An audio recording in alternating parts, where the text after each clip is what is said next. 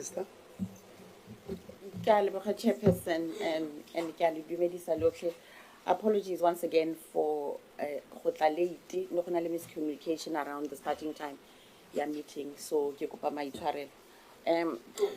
Honorable Chairperson, honorable members of the Portfolio Committee on Higher Education and Training, the senior management of the Department of Higher Education and Training, the leadership of Sefako Makgatho Health Sciences Universities, the representatives from the SRC of Sefako Makgatho Universities, representatives from Nehau, ladies and gentlemen, good morning. The Portfolio Committee on Higher Education and Training, as part of its oversight role, has requested the Sefako Makgatho Health Sciences University to appear before it and account on the state of its governance, administration, and related matters such as teaching and learning. The Department of Higher Education and Training welcomes this request by the Portfolio Committee as it aligns with our commitment to foster transparency, accountability, and the safeguarding of good governance practices within the post-school education and training sector. In terms of the outline of today's meeting, through you, Chairperson, the department will start by providing a broad or general overview, and thereafter the university will present on its states of affairs in relation to its governance, administration, and other related matters, and also touching on the staff complement issue you just raised, Chairperson. Chairperson, allow me to join you to start by congratulating SMU on the appointment of Professor Thandi Macha Erasmus as its new Vice Chancellor. Professor Macha Erasmus is a distinguished and seasoned academic and scholar who holds a PhD in medical biochemistry and brings with her over 27 years of executive leadership experience in academia and at research institutions. Her appointment was effective from 1 June 2025. That brings the Chairperson to 9, the number of female Vice Chancellors that we have, and we're very excited about her appointment. In getting into the nub or the essence of this meeting, Chairperson, I think it's important for me to start at this point. On 2 September 2024, the department received an anonymous letter for the attention of the Minister of Higher Education and Training, containing serious allegations against the Chairperson of Council, Ms. Rambauli, and the Chief Financial Officer, Mr. Manyawi. This letter was also sent to other individuals, including the SMU Chairperson of the Audit and Risk Committee, Mr. Sandile Masuku, and to yourself, Chairperson, of course, in your capacity as the Chairperson of the Portfolio Committee on Higher Education and Training. The anonymous letter first requested the Minister's intervention in instituting a forensic investigation into the allegations leveled against Ms. Rambauli and Mr. Manyawi. The letter further requested the immediate institution of disciplinary processes against Mr. Manyawi and Ms. Rambauli. Now, getting into some of the finer details of the anonymous letter, Chairperson, the letter alleges that both Mr. Manyawi and Ms. Rambauli have been siphoning money from the university and have essentially captured the institution, turning it into a criminal enterprise, through which they're able to facilitate corrupt tender deals and payments in a number of ways, which include some of the following. So I'm not going to get into all of them, Chairperson, for the sake of time, but they apparently misuse the critical positions that they hold by disregarding the law and the principles of good governance in selecting and appointing and paying service providers fraudulently in order to receive kickbacks, and in negotiating for 10% of the contractors' payments. Apparently, Ms. Rambauli has frustrated the 2,000-bed infrastructure project in that she meets contractors outside of the university to negotiate deals for her personal gain while misusing her title as chairperson of the council. The 2,000-bed project was allegedly negotiated by the CFO, the chairperson, and one former council member, and the contractor that received the tender was allegedly not qualified to be awarded the tender, given that DBSA also flagged this during the procurement stages of the tender. Chairperson, I said I will not get into all of the details, but I think it's also important for me to also mention that the anonymous letter also requested that Mr. Manyawi and Ms. Rambauli be suspended pending an investigation, that the university service providers also be investigated, that the various allegations leveled in the letter be reported under the Prevention and Combating of Corrupt Activities Act, that an audit be conducted of all tender procurement processes done through the Office of the CFO, and that a forensic investigation into the resignation of the former Director of Built Environment, Ms. Lengwasa, and other related matters be carried out. On the very same day that the department received the anonymous letter, Chairperson, the council wrote to the minister to appraise the minister of the letter. The council resolved that due to the seriousness of the allegations, the Audit and Risk Committee, supported by the Chairperson of the Human Resource Committee of Council, should investigate the allegations. And in response to the letter from the council, the minister wrote a letter dated 11 November 2024 requesting the council to submit the report once the investigation had been concluded. In a subsequent letter dated 27 May 2025, the university informed the department last month that it had commissioned an independent investigation into the anonymous letters. The university further informed the department that the report of the independent investigation will be tabled before council for its consideration on or before 10 June 2025. That is next week, Tuesday, Chairperson. Chairperson, it is also important for me to highlight that the Office of the Auditor General South Africa is also conducting its own investigation into the allegations related to the 2,000-bed infrastructure project, and we look forward to the outcome of that particular investigation. The Ministry Chairperson views and takes the allegations leveled in the letters in a very serious light, and the department is therefore closely monitoring developments around the above-mentioned investigations. In closing, Chairperson, the regulations for reporting by public institutions of higher education require each university to submit their annual report to the department, providing information on their performance for the preceding calendar and financial year. The due date set for the submission of the 2023 annual reports and annual financial statements, Chairperson, was 30 June 2024. 7 institutions requested an extension and submitted their annual reports and annual financial statements after the due date, and Sefako Makgatho University was among those 7 institutions. Non-compliance in this regard is unfortunately on the increase or rise, Chairperson. As such, we wish to urge Council to view the timely submission of annual financial statements and annual reports as a serious compliance requirement. Institutions of higher education, much like other entities, Chairperson, are subject to legislation and are also audited for compliance with the applicable legislation in respect of their finances, financial management, and other related matters. Chairperson, SMU was among one of the 8 institutions that received an unqualified audit opinion with findings for 3 years in a row or in succession, and has been identified as part of a group of universities that need to address their inadequate internal controls, non-compliance with key legislation, and the unreliability of the reported performance information. Regarding the issue of compliance with the applicable legislation, Chairperson, SMU was one of the 9 institutions which had material findings on compliance with specific matters in relation to key legislation. It is against this background, Chairperson, that a decision was taken by the department that SMU will be part of a group of universities that must be engaged on their improvement plans. With those not so few words, Chairperson, thank you. Well, it's not few, but yeah. TG?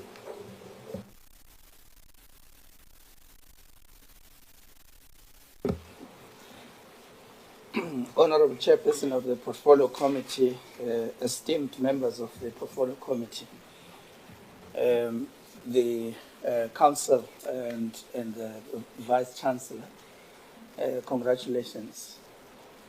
My esteemed colleagues, executives of the Department of Higher Education and Training, the Deputy Directors General that are present, I am very well covered by the remarks of the Minister. So allow me to skip all of those areas which have already been highlighted, because we anticipate that in the presentation by SMU, they will be able to lift those matters and clarify where the Minister has flagged issues. So I think it's only later in the conversation that we would like to come. But allow me to just make, firstly, 4 observations. Firstly, that allegations made are extremely serious. We have observed in the responses that we've received in the communication between us and the university that there are certain silences in the documents exchanged that we would like to see in the presentation today being lifted, so that we are able to assure the public out there that when we are alerted of any irregularities, we take action and we investigate those matters. That is my other task as the accounting officer of the post-school education and training system. But on the other, it is also to observe where there are positive developments, where the institution and its interventions continue to yield positive results. We want to support those and assure the public that whereas there are problems on the other hand, but there are also issues that show the signs of progress on the other hand. That is the balance that we would like to see. And I think, secondly, my point, Chair, is that it's necessary that we further engage, to establish, whether or not our instruments, because we are expecting a report by the end of June that is going to give us a sense of have we covered all the areas which have been lifted. Anyone can make allegations about any institutions at any time. We don't necessarily say because there are such allegations, the assumption is that they are all true. But we have a duty to interrogate them and make sure that we provide assurance to the public that we are on the task. And I think that is crucial. My last point, Chair, is that as a department we have invested almost 31 billion rands to 24 universities in the country. And in this particular university, the average allocation across the 6 cycles in the past has been about 1.3 billion rands. And I think it's important that I say this because this constitutes 6.63% of the total allocation. And I think it is important. The SIU allocation over the 6 cycles since 2007-8 financial year indicates that a total of 1.5 billion rands, 4.8%, has been allocated so far, and the university will be unveiling this infrastructure going forward. Further than this, Chair, the Sibusiso Pengo intervention seeks to close the gap between your elite, historically institutions, and those that are historically disadvantaged. It's important for us to see that gap closing, and that's how our transformation agenda for universities is going to be tested. When we invest resources, we want to see this gap closing. We don't want to hear that there are irregularities in the investments that we have made, because this slows down the pace of transformation that is the focus of our program as a department. The 2,000-bed student housing project is a focal point, and with the contract value of this particular program is 664.4 million rands. And phase 1 of the 1,000 beds is scheduled for completion this month.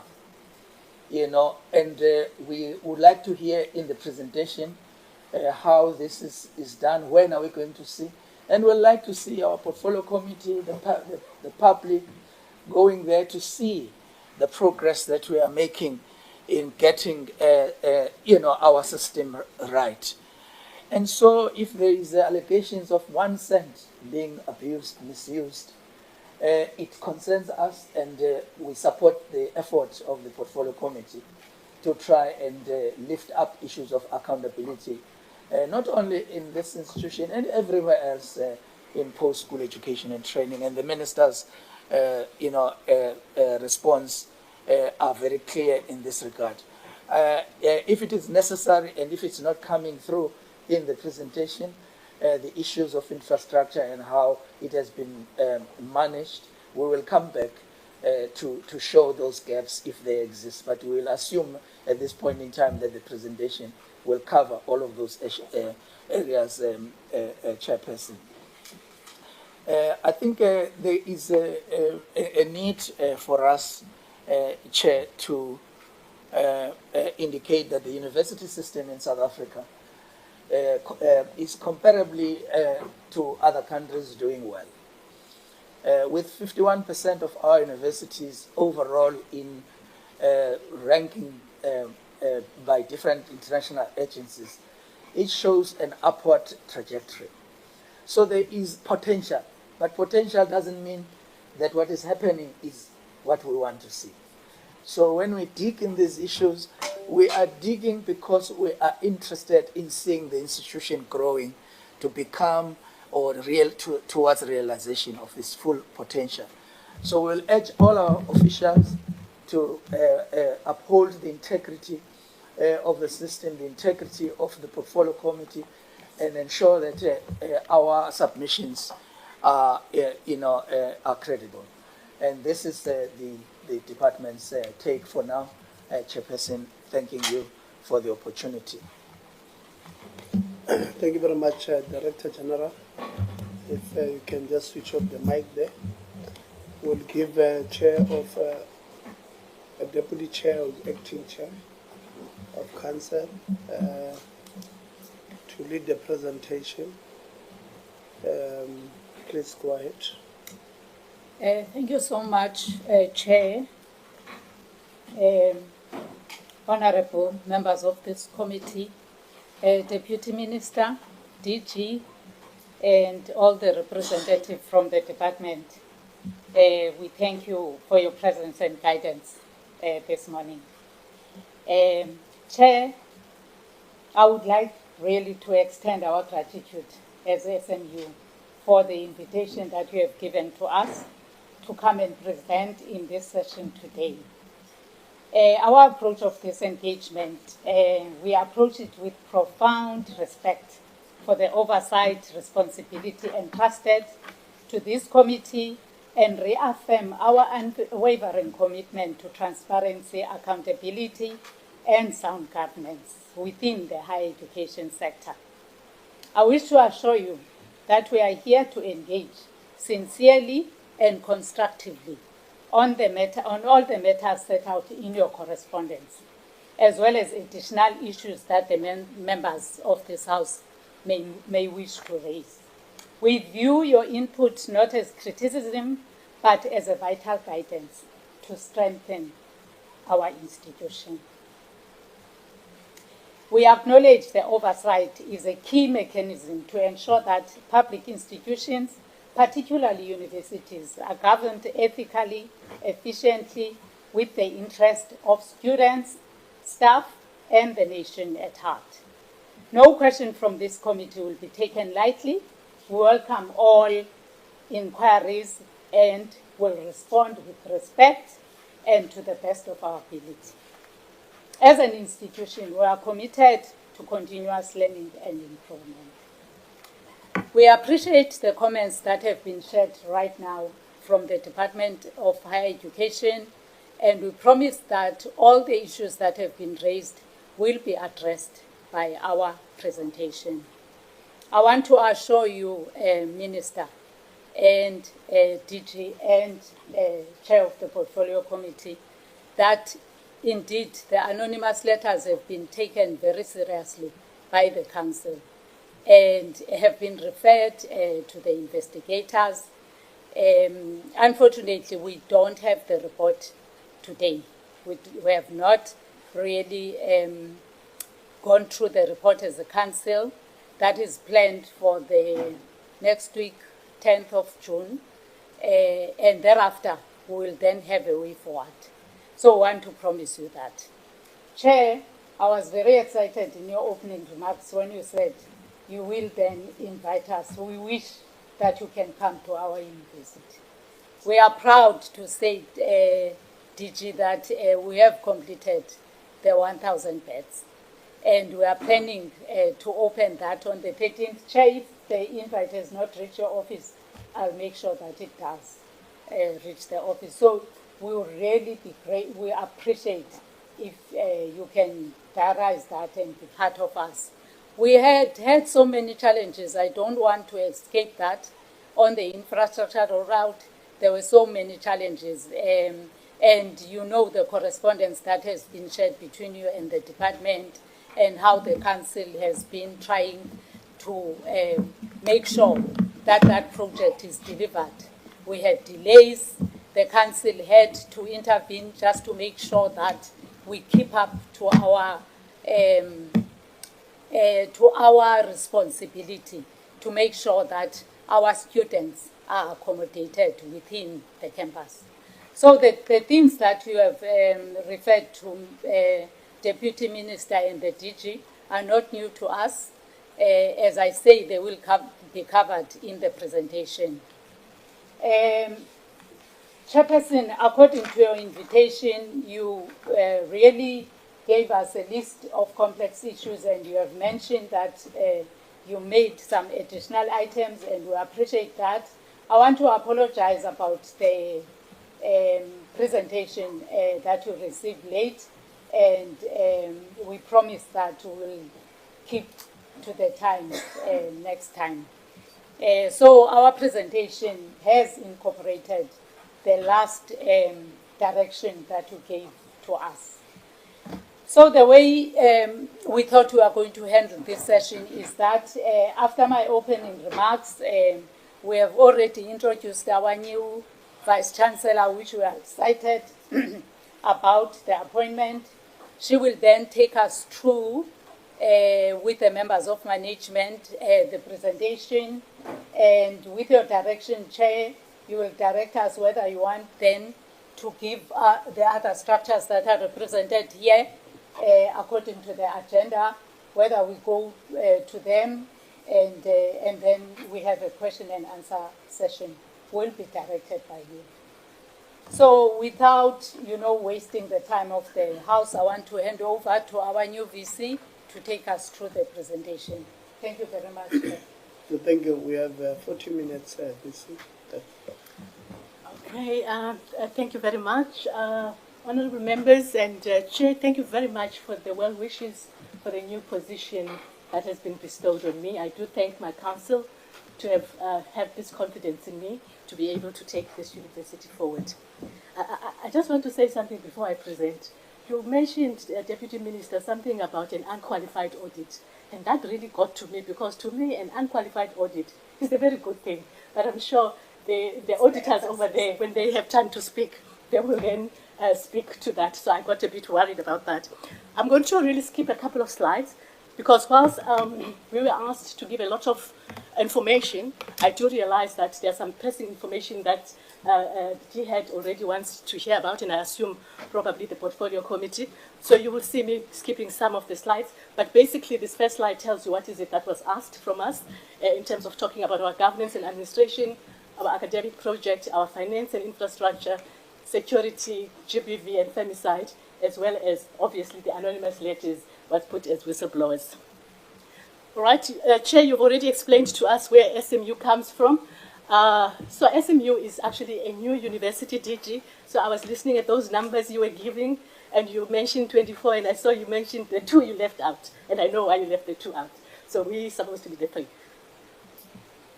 So I'm not going to go back, but I think what's important here is for us to understand. When SMU became a new university, practically in 2014, 2015, there were a lot of challenges that this university had. We were coming from a marriage with the University of Limpopo. We are a very small university. We're a university that offers a very expensive program to begin with, and a very program that is very controlled by also professional bodies. We offer health sciences universities.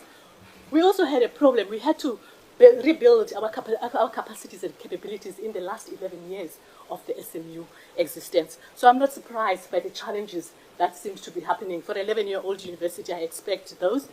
Most importantly, we had a very weak balance sheet with liabilities exceeding our assets.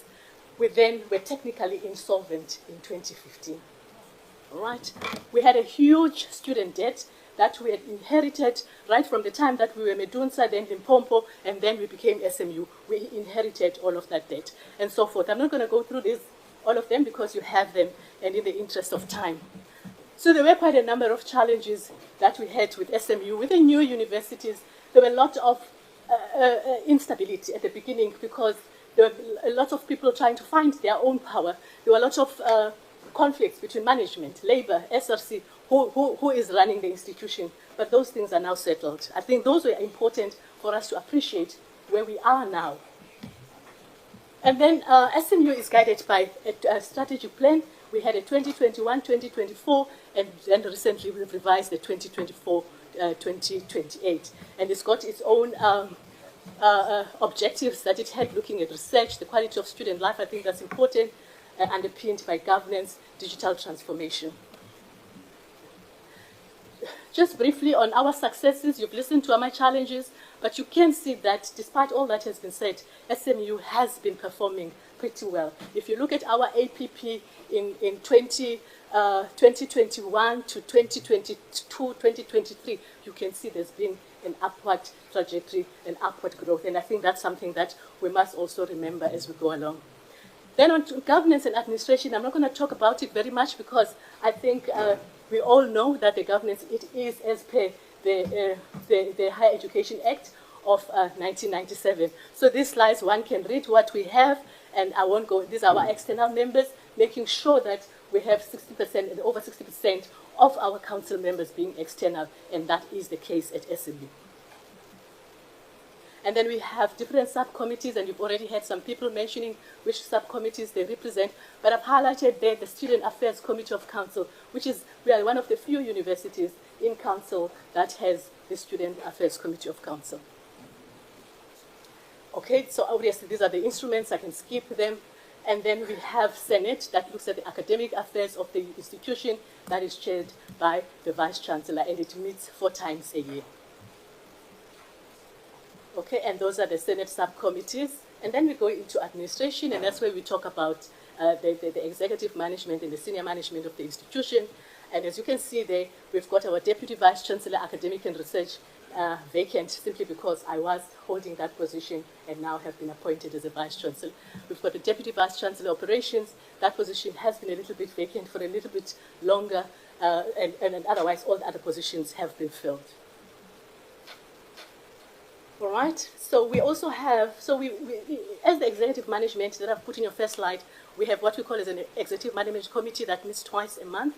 Then from that, we move into our senior management committees that also involve all the EMC members, the deans, and the directors. And this one meets at least once a quarter. And these meetings are really to look at the day-to-day management of the institution. We were asked about this, about our total staff, our racial breakdown. Specifically, that was the additional information that we received on Monday. On this slide, what you would then see is that we've divided it into academic and non-academic staff. And then you start to see that we mentioned joint appointees and D-head appointees. These appointees, joint appointees are the appointees that are appointed by the Department of Health, and they work at our hospital and they assist in the teaching of our students in the hospital. And then we have D-head, from time to time we get ad hoc appointments to manage for D-head, and those are also part. So if you look at our total complement of staff, it will take you to about 1,893. However, for today, I'm focusing purely on those that are SMU appointees. Right, when we look at those SMU appointees, I'm focusing mostly on the graph, but this is what was asked. We wanted to see what was the racial breakdown, and that I take it that you can see yourself. I'm not going to read it, and exactly where they are employed. I think my office does not have 207 staff members, so that I don't want that next time a portfolio committee asks me why I have 207 people under my office. Those numbers are correct, but I think we have not put them correctly in in the departments that they were in. But that is the spread of our staff members. Then if we go into our foreign nationals, we were asked what foreign nationals we have. We have divided our foreign nationals into those that have permanent residency and those that have work permit. And we have used the Home Affairs Act, and that describes what is a permanent residence. And as we understand it, it is someone who's got a permit from Home Affairs to work and stay in South Africa indefinitely. And therefore, it was very important for us to separate these two categories. Whereas your foreign nationals, as we've put them there, they only have a work permit to be in South Africa. On that graph, on that table, you can see that we have 10 foreign nationals. That is members with only a work permit and 40 permanent resident staff members at SMU. The rest is South African nationals. So when we look at those foreign nationals, as we were requested which faculties you would find them, you can see most of them, you find them in the research office, and you find them in the different schools that we have. So, and the reason for that is because all these 10 foreign nationals that we have are postdoctoral fellows. They are not staff members, as you will see. So they will be in South Africa, either on a staff, or on a working permit, or a student visa permit. And then, of course, there is the distribution of our foreign nationals within the different departments. Okay. So we just talked a little bit about our achievements, but I'm taking that you have read this. I'm going to move straight into our academic project. Our academic project is managed by 5 schools: the School of Healthcare Sciences, School of Medicine, Dentistry, Pharmacy, and Science and Technology. And those are the deans of the schools. Okay. And then here I've just thought, let me give you our enrollment figures, our 2025 enrollment figures. As you can see here, our student enrollment plan from DHET was that we should register about 7,916 students, and we were able to register 7,336 students in these programs. And we are also increasing our F10s in the registration. Our biggest problem, if you study this graph, you will see our biggest problem is the undergraduates, the returning students. And this is something that we are investigating as an institution. Are we too good that we are graduating too many students, therefore we don't have too many students returning, and other factors, of course. Then the other things that we asked was that we talk about our student success, and I'm not going through these other slides because I'm taking that you have read them. I'm trying to keep up more time for other presentations. But basically, if you look at our pass rate as an institution, these pass rates, you see them, these are N1, N plus 1, and N plus 2, right? And you can see that it goes up 55%, 85% as expected by those different ones. Right, and this one is the throughput rates, which are different. The throughput rates, we've put them as N plus 1, N plus 2, and we've put them per school. And you can see that the School of Medicine and the School of Pharmacy have one of the highest, including the School of Healthcare Sciences, have some high throughput rates. And the reason for that is that the School of Pharmacy uses a method that is called problem-based learning, where there's too much more time on a student, less student, because there's more contact with the lecturers. Otherwise, that is our throughut. 40% for SMU at N1, at N only, sorry. Then we compared what was our throughput as an institution versus 2023 versus 2024. So you can see that at 2024, we're sitting at 39.7. We were at 23, we were 42.2% in 2023. And that goes on again into N plus 1 and N plus 2. And then the dropout rates, those were the other things that were asked from us. And what was important, I thought, there is that we should just describe where our students come from. You can see that almost 60% of our students come from quintile 1 to 3, and around 58% of our students are funded by NSFAS, and first-generation students that are the first time to come to the university is about 31%. And what does that tell you? It tells you of the profile of the students that we deal with at SMU, at least the majority of the profile of those students. That is very important because it allows you to be able to support those students appropriately and accordingly. So these are interventions that we have done, and I'm taking again that you've got these reports that you can read to save on time. And then here we look at our retention rate, or what you would look at as a dropout rate. So we like to look at it. If I took a class of 2021, the first years, in the first year that I've registered 100 students, only 88.5 of those students remained. And by the second year of that year, only 73%, and so forth, up to the 54.1%. Okay. We've had successful achievements there. Then I go into the research and innovation. Am I going too fast? Not too fast? No, nobody is complaining. Okay. They're fine, VC, continue. No, I'm fine. So let's look at here. We have a plan for SMU, which is a 2024-2034 research plan. And that research plan basically is looking at research chairs or university research chairs, the number of NRF-rated researchers, postdoc fellows, honorary professors, and retired professors. And then one column shows you that is our plan for the next 10 years and where we are in 2025, 1 year later. And then this one shows our publications and our units. You can see that our publications have been going up throughout the years. We keep on improving. And this slide was just really to focus more on the Sustainable Development Goals that we are focusing on at the institution. And you can see that as a health science university, we focus on good health and well-being, as well as gender equality. And then obviously, what are the areas where our research comes from? The slide shows that. And then our number of NRF-rated researchers, you can see that we continue to improve all the time. And then we looked at our postdoctoral fellows and what we get from them, what is the importance of them. You can see that we have increased our number of postdoctoral fellows, and we see that they continue to publish as well.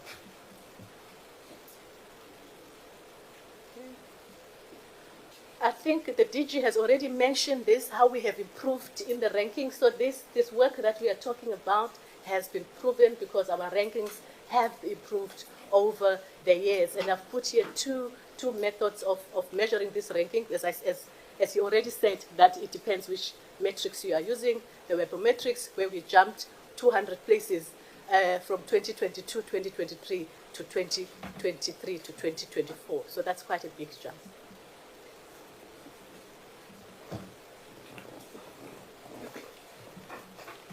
Once again, good morning to you, Chair and honorable members.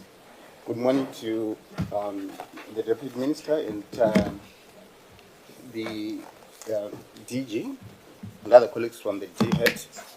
My name is Dr. Emino Spanyawi. I will take you through the section on finance and infrastructure. Chairperson, I should just give you a background in terms of where we're coming from as a university. In 2017, Chairperson, the university incurred a loss of 170 million.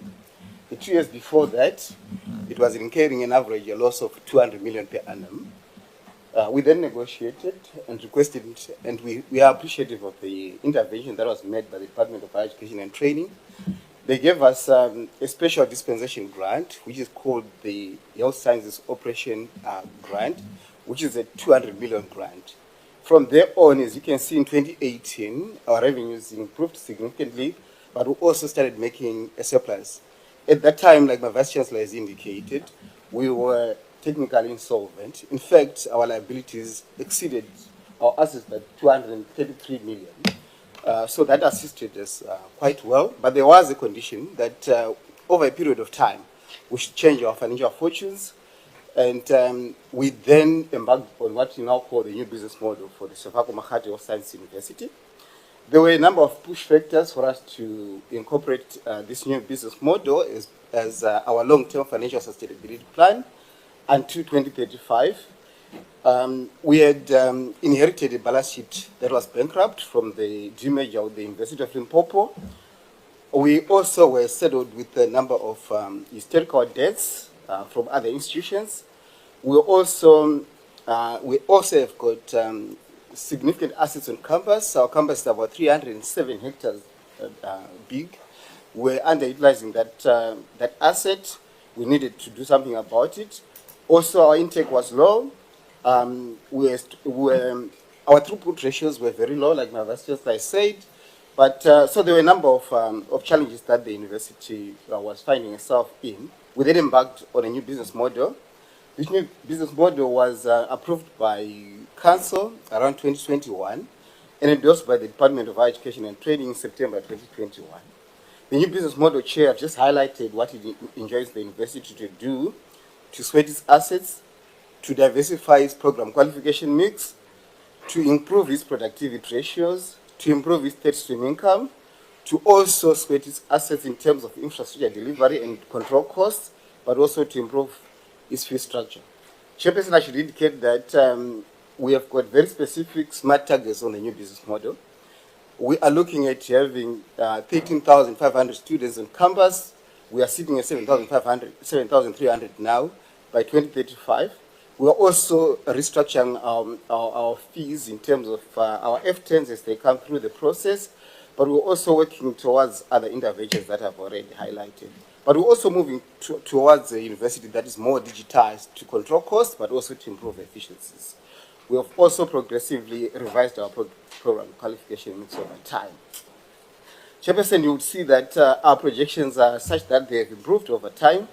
In 2025, we are looking to have a surplus of 58 million. We believe that in line with this new business model, we'll be able to win ourselves from the special dispensation grant that we're getting from the department by 2028 as a result of that. Chair, I should indicate there are a lot of improvements within the Sefako Makgatho VC University. I've already alluded to the new business model. We've had 7 straight unqualified audit opinions at SMU. I want to give a context that we had a disclaimer of opinion earlier on, then we had a qualified audit opinion. Since then, we've had and maintained 7 unqualified audit opinions. Our working structure has been quite significant and has improved and is stable. We're improving our third stream income strategy. I'll come to this. We've got an approved commercialization strategy. We have also been introducing short learning programs to diversify our income stream, but also to increase the number of our enrollments, but also to increase our productivity, as I indicated earlier on. We have got a cost containment strategy that is approved by Council. We've got a procurement protocol to address the challenges that we have got. We are a university based in a peri-urban area, so we do collaborate with the Harangwa community on the basis of that platform. And we have, as a HDI, just established a small endowment fund that is growing right now, but also have managed to secure a funding or loan from the DBSA to improve our infrastructure. That speaks to our credit worthiness as a university. The chair on that table, I've just done some color coding there to indicate the improvements in our fortunes.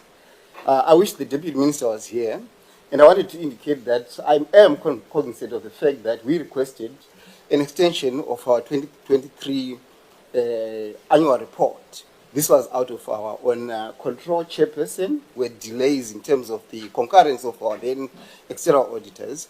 So we requested for a month's extension. It was duly approved by the Department of Higher Education and Training.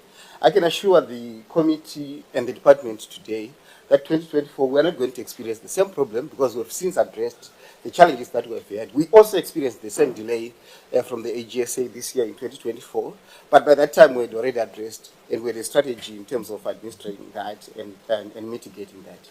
Chair, to improve our working capital, we've been looking at strategies to increase or to reduce our student debt numbers, thus reducing student debt. We've got a number of interventions that we've put in place. We've approached the private sector. We've got a number of private sector players who are funding our students on an annual basis. We've got quasi-government institutions, NGOs that are funding our students on an annual basis as well. So that has helped to reduce the number of student debt. In the sector, I will tell you, Chair, the average is about 300 days. We are sitting right now at 233 days in 2024, and we're projecting that by 2025, we will be reducing them to 210.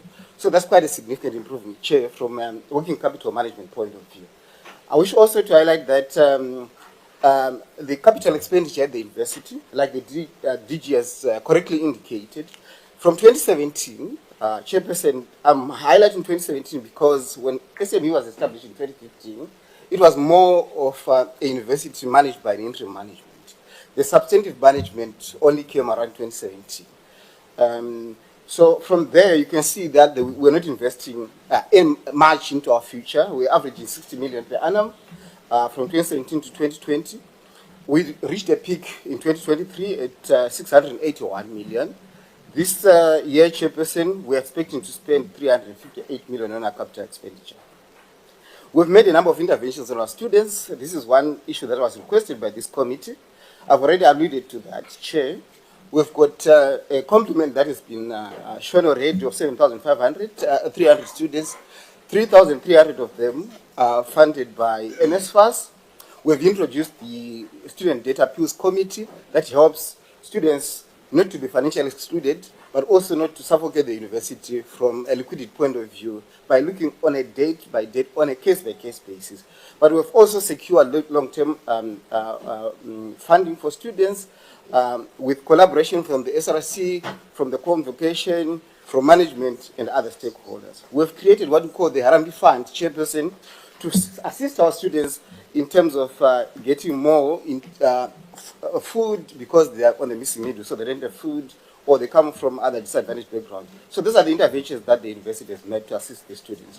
I'm not going to detail about what the Student Debt Appeals Committee does because it is an internal committee, but I've highlighted in total, like this year, that it has looked at 154 cases. So this is our strategy, Chairperson, financially. We are looking at increasing our third stream income, increasing our second stream income, which is income that comes from the students themselves in terms of fees, in terms of accommodation and other things. We use what we call the user pay principle, but whilst at the same time still relying on the government, but reducing that reliance to be aligned with the university norms. In South Africa, an average university gets 47 to 49% of its fees from the fiscus. We are as high as 50-something%. We want to reduce that. Chairperson, on the finances, I just want to highlight the changes and the interventions that we have made. We are a going concern now. We're not as far back as 2017. The supply chain management function has been turned around. It has been effective since 2022. The function of gatekeeping finance has been strengthened. The credit risk of the university has improved. The asset base from 2015, when we were established, has increased threefold. We're university worth 3 billion. Now we're sitting at close to 7 billion. So that has also improved, Chairperson. I want to go now to infrastructure matters, Chair. I think these were highlighted by the DG, and I want to address them in the following fashion. I need to admit upfront, Chairperson, that we had a serious problem in terms of our infrastructure management at SNU. We started off in 2016 and 2019. We realized that we had no capacity to manage our infrastructure. We outsourced that service to DBSL from between 2016 and 2019. There are perceptions of corruption within the function, which we are dealing with, and we are addressing them. There is also high turnover within the infrastructure built environment, which is a concern to management. There is generally a lack of capacity in that area, and I'll indicate how we are addressing them. We've also got challenges with deferred maintenance share. We are considered to be a new university on one hand, but we were established in 1976. Our infrastructure is as old as 1976. So we have got a lot of breakdowns on our infrastructure. We've got lower funding that we would have wanted, Chairperson. But the department, we are grateful that it has allocated quite significant amounts of funding in terms of the projects that we are looking at. We have completed the library right now, which is to be commissioned on the 13th of June. The 2,000 beds, the first 1,000 beds will be ready by 13th of June. In fact, they are ready as we speak. We've got other projects that are ongoing. There is a long story to the 2,000 beds as to why they delayed, but I can assure you, Chair, Council has taken a decision and he has instituted corrective measures to address those. That's why we are able to deliver those by 13th of June. We've got 2,300 students that are based on campus. That's how limited we are in terms of student accommodation. What it means is that 3,500 of those students are based off campus, but they pay their own fees through their sponsors, so we use the user pay principle. Another 200 beds are projected to be available by end of this month. So by end of this month, DDG would have 1,200 students on campus, Chairperson. The other 800 beds of those 2,000 beds will be available by May 2026, according to our projections. Chairperson, I just want to shortly and quickly highlight the infrastructure challenges and the interventions that we have made. There is a regime of low funding, so we've leveraged on loans, DED funding. We've also improved our ICT, but also the new business model that I've indicated. We are setting up a project management office within the built environment function that will turn around the functions of that function. We have got town planning challenges. We have appointed, or the City of Tshwane has appointed members from the council to help us to unblock those blockages. Lack of skills, I've already spoken to Chair. There was also an inadequacy in terms of the policy regime. We've just had the council that approved an infrastructure procurement and delivery management policy. So those are some of the interventions that we're making. Chair, in terms of pictures, I just thought maybe let's show you where we are. Those are the 2,000 beds that we're referring to. We are showing the infrastructure there in terms of security. There is security installations. They are the beds there, and there's a third road there that has been completed now. These pictures were taken a few weeks back. And that's the interior of the 2,000 beds, Chair. Those are the 2,000 beds. I can assure you that the mattresses have now been installed. That's the library that I referred to. That's the other major project that is going to be commissioned on the 18th of June. Chairperson, I should also indicate that there are also road infrastructure networks that we are building around campus, and that's the work that is currently ongoing. We have had Residence 1C, which houses about 200 of our students, and that's the residence that has been commissioned. Chairperson, I want to conclude on infrastructure by indicating that there is an ICT refresher project that costed us to the tune of 390 million at a budget of 420 million. That will also be launched by the Minister on the 13th of June. That has been completed. And those are the other projects that we have completed. Chair, I need to close this by saying, in the last 6 months, this university has turned around its fortunes in terms of infrastructure delivery. There was a stoppage and no program delivery in the last 2 years. And we did accept that, but we have made interventions to ensure that there is delivery. Thank you, Chair. Okay. We have How about many minutes do we 6 have? minutes. How many minutes do We we have have? about 6 minutes. 6 minutes. That I will make 6 minutes. We were then asked also to talk about gender-based violence at the institution. We have, we are very much commitment to GBV. We maintain a zero-tolerance policy towards gender-based violence and femicide. We have a GBV office that is situated within the HR and serves as a coordinating structure for prevention, case management, and advocacy. It is aligned to the DHET policy framework to address GBV in post-school education and training. So these are the policy frameworks that we have used, and we have certain response mechanisms to it. We have what is formal and informal processes. We have safe reporting channels where we have confidential, either through emails or call or walk-in services. We have a 24-hour security hotline as well for all students and employees, and also case management facilities where we offer psychosocial support, safety, planning, and reasonable accommodation, and as well as investigation, and so forth. I am trying to save the 6 minutes that we have. And then we also have some safety and security systems at the institution. We have biometric and facial recognition access control. We have over 250 smart surveillance cameras installed across strategic areas. And we also use drones in our institution, as it has just been mentioned, that we have such a big land, so we do need these drones to cover some of the securities. And of course, we have trained staff, over 200 of them, that patrol the institution. And then on residences, we also have 24/7 designated security officers in residences. I'm smiling because my students are here. And we have also offices that are fitted with secure door locks with an on-site locksmith responsible for key management within the institution. So when we look at our GBV statistics over the years from 2022 to 2024, we can see that the report cases have sort of remained more or less the same. We are at the beginning of 2025, so we've still got only 2 cases. And all of these cases have been investigated in 2022, and then the number that have been resolved and those that have been referred to the South African Police Services. Then the last part, I think we have time. It is about the anonymous letters that we were asked to talk about.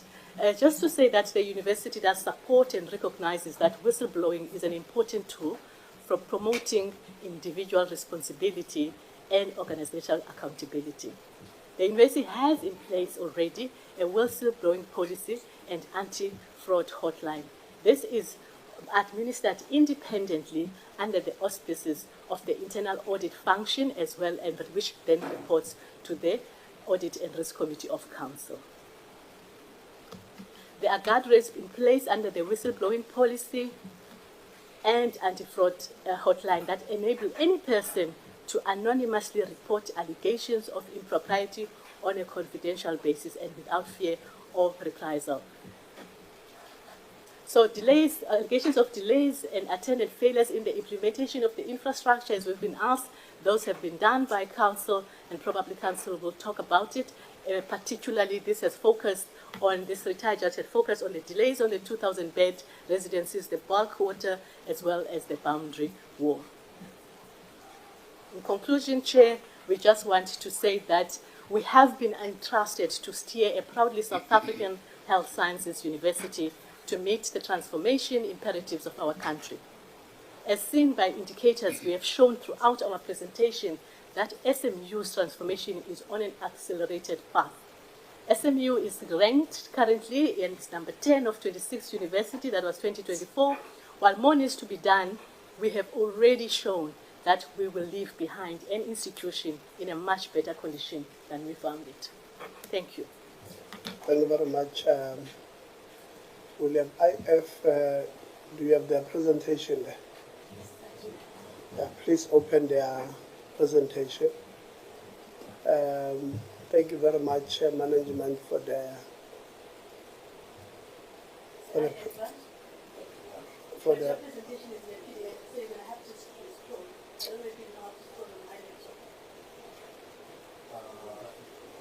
will request you to yeah, you'll open your mic, you'll present from there. Yeah. IF, how much do we allocate that?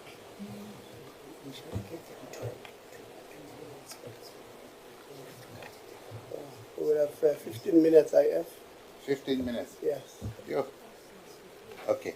Okay, so I just want to make it clear for you. Okay. Just make it bigger without speaking VC. Let's allow the IF to be the ones who are speaking. Are there IF in the meantime? Thank you, Chairperson. Thank you, honorables of the House and my colleagues. IF is the institutional forum of the university, which is formed by about 8 structures.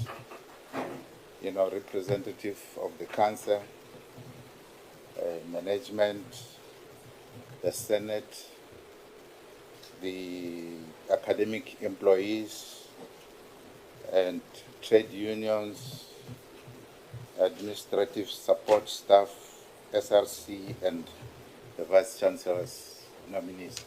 And those are the names as reflected on the screen there. Next slide, please. The functions of the institutional forum, as outlined and provided by the Act, Section 31(1) of the Act, the institutional forum must advise the Council on the following matters affecting the university. Number 1 is the implementation of the Act itself and the National Policy on Higher Education, and the formulation of race and gender equity policies that has been outlined by the VC when she presented, the suitability of appointment of candidates for executive management positions, the code of conduct of the whole, staff, particularly, the whole community, mediation and dispute resolution procedures, and the formulation of a policy fostering institutional culture and characterized by moving fast. The functioning of the institutional forum, what we do, number one, to advice given by the institutional forum must be submitted in writing to the council chairperson of the institutional forum. If we advise them, when they respond, of course, they must write to us. The council must consider the advice given by the institutional forum and provide written reasons if advice is not considered. If they have got a different view, they must respond in writing. That is very, very important. The institutional forum must perform such additional advisory functions as the council may delegate or award to it. When it functions, if the council decide that they want to add something to the institutional forum to do, we have to do it. The council may, after consultation with the institutional forum, revoke or amend the extended advisory mandate of the institutional forum and determine in paragraph 4 above.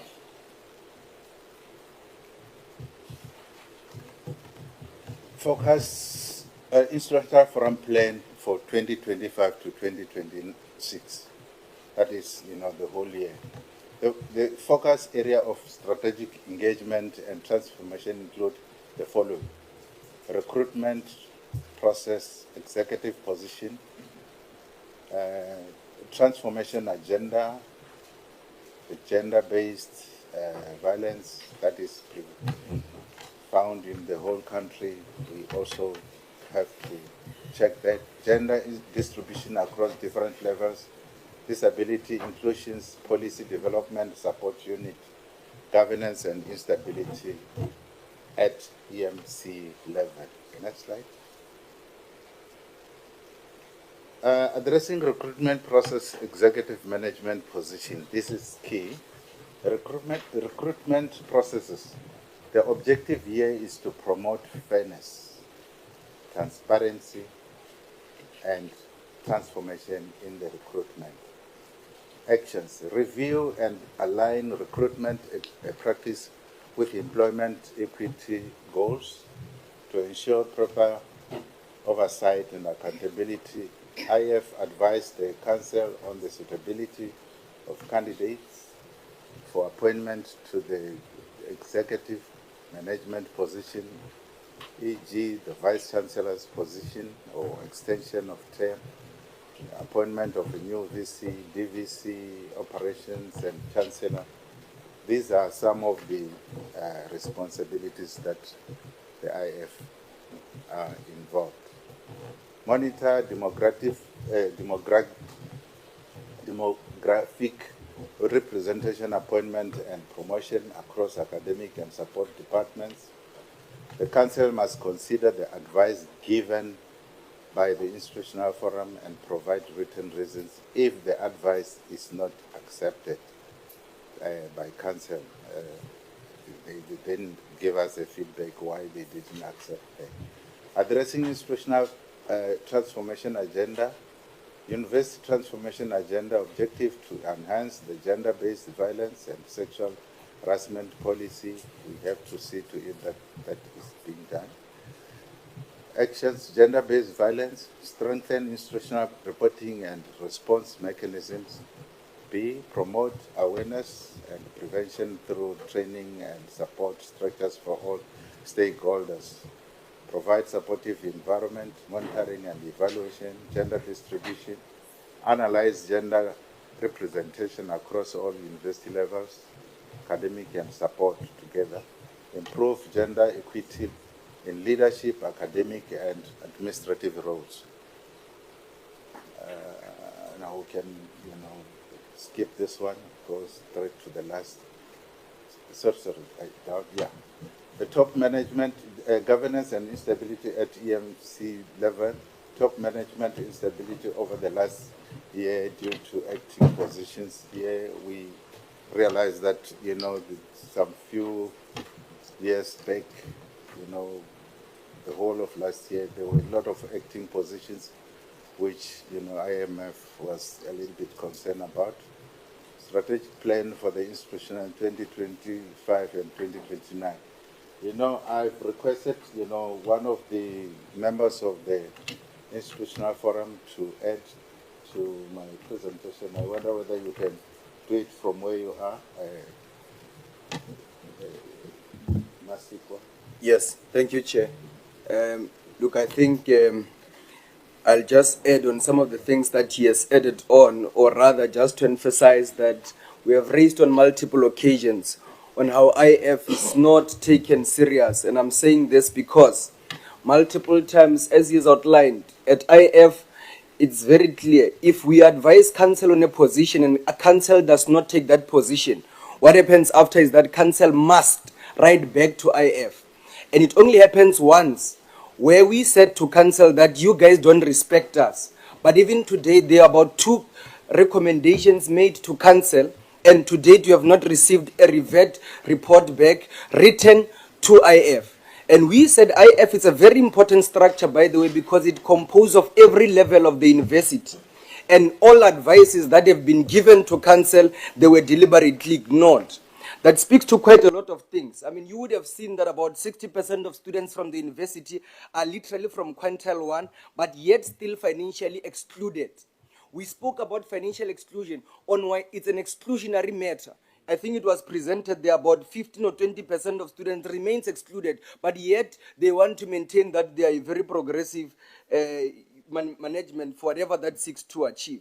On another point that equally was mentioned, we are very aggrieved, by the way, I must say.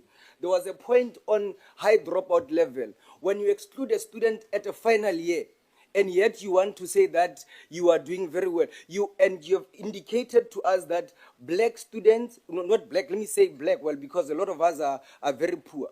A lot of students who are poor from the underprivileged families, you exclude them on a final year. It cannot be that is acceptable. And equally, there is an increased high rate of unilateral decision by management to increase residential fees. Residencies at Harangua, which is a location, cost about 51,000. It means that you are encouraging students to equally go to stay in the location. Because if you compare a 52,000 rent, you can equally go and stay at a back door for as good as 12,000. So that is equally one of the point of concerns that I think we are having there. You know, there's fundis that they charge students 18 rand, and while they are doing that, students get to have less, arrangements. And another thing that I think we must make it very clear is that there seems to be deliberate ignorance of this particular transformative structure called institutional forum, and in particular as it relates to advising on particular measures that we have time and again have raised in the committee. All members of the committee say we have become a tick box.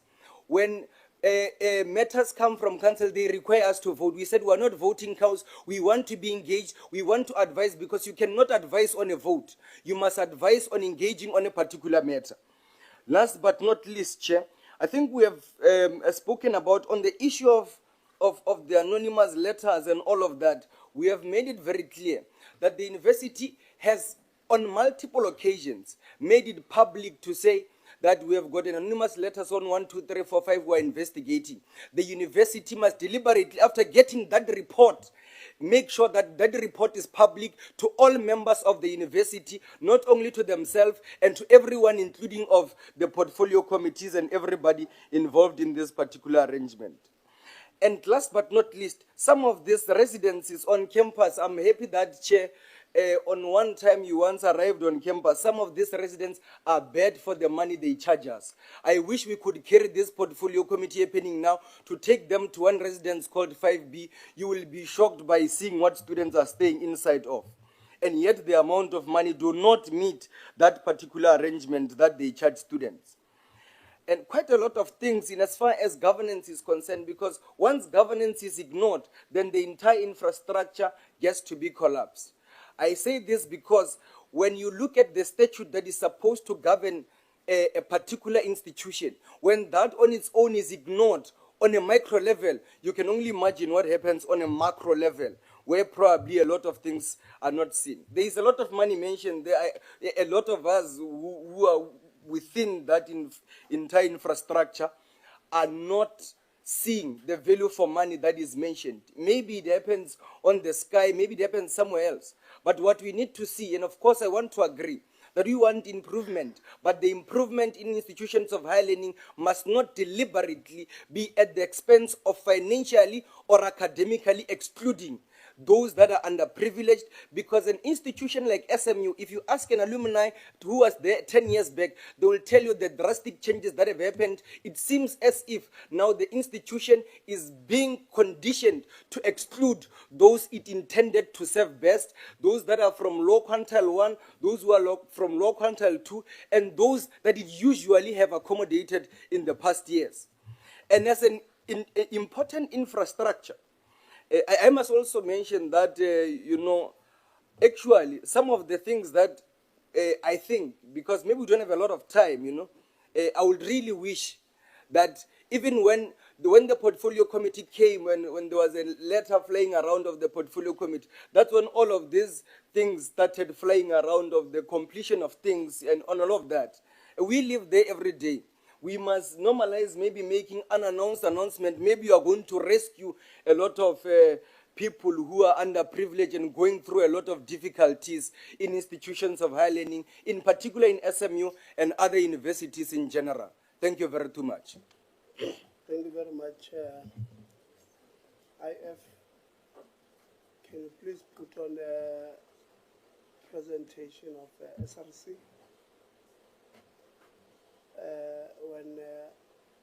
When the latter speaker was speaking, I almost said, thank you very much, President. So when I visited, the portfolio committee visited SMU, he was president of the SRC at the time. So I almost said President, and I saw how the current president looked at me.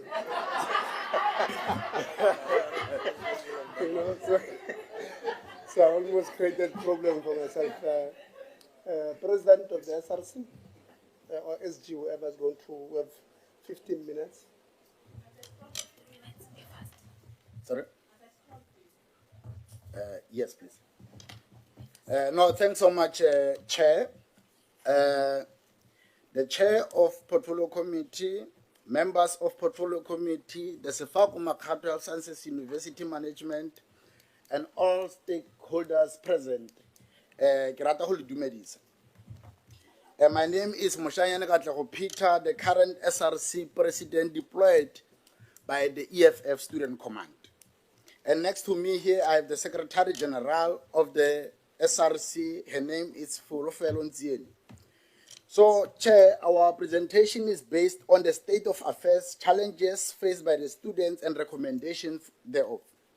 And this is the outline of our presentation, Chair, that will look largely on the challenges faced by our students, of which encompasses the financial challenges, residential challenges, infrastructural challenges, academic challenges, sports-related challenges, restrictive policies and governance issues, and recommendations.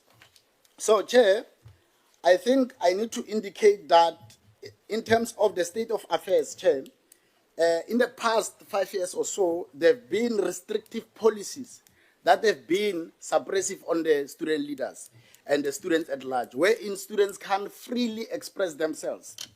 And then in the process of that, Chair, our students have found to be financially excluded. Our students were academically excluded on the basis of such suppressive and restrictive policies. And in the middle of that, Chair, I need to indicate that there's never been a library whereas students are expected to do well academically in the absence of a library. So if you can check on the next slide, Chair, on the financial challenges, that is where we led the financial exclusion protest. So what we did, Chair, immediately after we got elected, because there in SMU, to understand that you must apply for a protest. So it doesn't make sense. I was asking this, so if I want to protest against the chair, and then I give you an application, are you going to process it, Chairman? Yeah, So I told no. I hear where you're coming from. Yes, yes, yes. You're No. making a wrong example. Oh, okay, okay. Say you are marching against Uganda. Okay, let me say the management. I apologize. The management, Chair. So I said the SG, let's go, right? Our students can't be financially excluded and we can't do anything like this. And then we call an SBM, that's why we were given a mandate to say that down financial exclusion, right? And then, Chair, it's very important to indicate that after we fought our management so hard, from this process, we have managed to raise 4.6 million as a part of a compromise. And then our student, we have managed to block financial exclusion. So, Chair, we have an issue of NSFAS, whereas you'd find that our academic project starts early in January, and then NSFAS gets to pay our students late March, April. How do you expect students to concentrate on an empty stomach? How do you expect students to do well academically on an empty stomach? So these guys are not doing well, Chair. And another thing that is really concerning with regard to NSFAS is that they have a tendency of defunding students in the middle of the year. And whereas that actually translates negatively into our students as far as academic proliferation is concerned. Chair, I think I need to indicate that the off-campus residence fees are so bad and so high and so crazy. As a result, Chair, you'd find that some of them are even exceeding the NSFAS accommodation cap. Obviously, that will translate into the issue of financial exclusion, that which we are fighting against. On the issue of residences, Chair, you'd find that on-campus residences some of them don't have basic things like stoves. Stoves are not working, washing machines are, whereas students are paying. And then we have a problem of poor fumigation process, Chair, and I'm going to elaborate on that. Early this year, whereas, by the way, we are the medical institution, our students have been suffering from bed bugs infestation. That's our students, right? And we don't understand the logic behind that because these are basic things, right? We have dilapidated infrastructures and all that, and then this needs to be corrected. So another thing that we need to look into really is the issue of a library. So, Chair, what we did as leaders is that after we have been elected, we said that there is no way that we want to say our students must do well academically without library. So our library must be completed. And then we are being promised that on the 13th of June is going to be open. And we are very clear and sober to say that we are not going to take that until we see it come into manifestation. All right? And then we have the issue of projects that are taking long to complete and all that. So in terms of sports-related issues, Chair, we have an issue of swimming pool.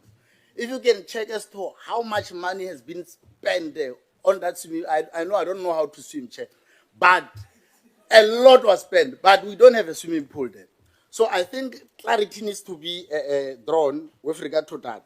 And also, our students are not being supported properly in terms of the USAs, because you find that others are being excluded and all that, and that is not fair. Our students must be empowered. So with regard to academic-related issues, Chair, back in 2022, when I was the chairperson of the School of Oral Health, what I did is that I led a march to the Department of Health to say that our oral health and general workers must be employed, Chair. And today I'm disappointed to come here to say that there is an issue of unemployment of healthcare workers. I'm very disappointed, right? Like, if I can give you a practical example, in the school of dentistry and maybe the school of medicine, you find that because there is an issue of overtime cuts off, so that impact negatively on the practical education and the teaching and learning process, right? And we have an issue, Chair, whereas you find that our laboratories are not being properly maintained, and then also in the School of Dentistry, Chair, you find that the chairs are not being properly maintained. There is lack of material and all that, right?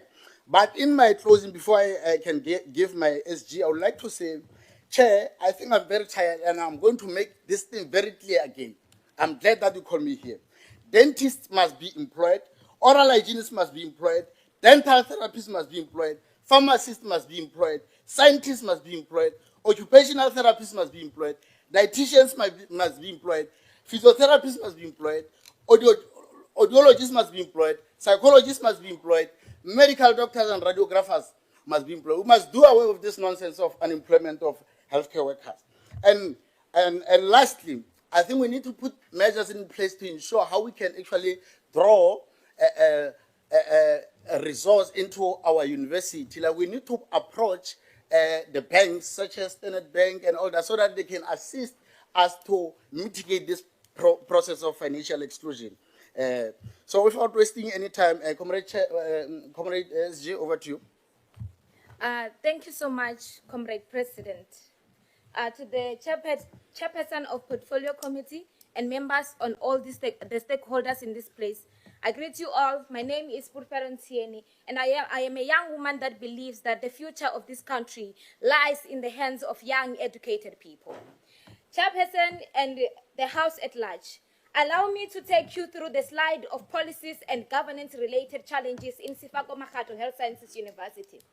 As SRC, we are tired of how the policies in our university are approved because they actually utilize the procedure that we call in consultation with, wherein they ask for our opinions in some of the policies while the policy is already binding and affecting our students.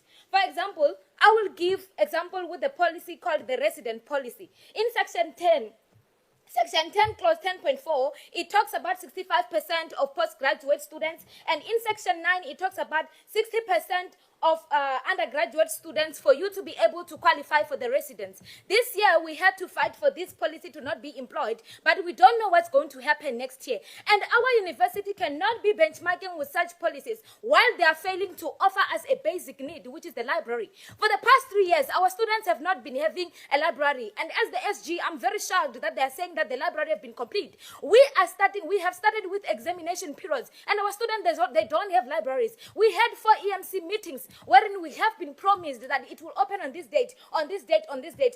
And before the meeting of portfolio meeting, that's where they are letters that is spreading that it might open on the 13th of June. We have got a policy that is called resident segregation policy. This policy is adding into financial exclusions because our students are placed in different residences, which some of them they don't even afford. And when I question the rationale behind this policy, they say that it is in order to prevent GBV. But we are a health science university that has to train male professionals that will see females naked in hospitals. But yet the universities is teaching them that for a man to have sexual control, you must be segregated from a woman. That is wrong. In SMU, we believe in diversity, and our students are happy with staying with their males in the residences. We have another policy that is called Policy on the Management of Student Protest Action. It is the policy that requires you to apply for the strike. How can the person that I'm striking against approve my strike? We have to tell them the date, the location, the people will be there, and all those sort of things. That is the policy that is suppressing the student revolution. We have been silenced at the SRC because we know that the moment to stand up and say you are defending students, they will send you a very fast, immediate suspension that you must go home. We also have a policy wherein it talks about that in order for you to be a leader in Sefako Makgatho Health Sciences University, you must actually have a 100% pass rate and full load. That is suppression to the student leadership. Because if you fail one module, you cannot lead. And leadership is not only dictated by you passing 100%. You can be a good leader and not pass every modules. There are leaders in the parliament who didn't even have PhD. I'm not suppressing academic excellence, but that's wrong. And also, as the SRC, we have got recommendation that we have to make to the management. For example, we have got financial crisis in our institution. And to NSFAS, I am saying that our university commences with academics in early January. We are pleading with you that please, may our students be funded as early as possible. We are tired of always protesting and boycotting instead of us having to be able to study. There are some of the sponsors that we have been briefed that they delay to pay our students. For example, NSF, they're saying that it have not been paying university and our students are suffering. We are urging all the sponsors to pay our students.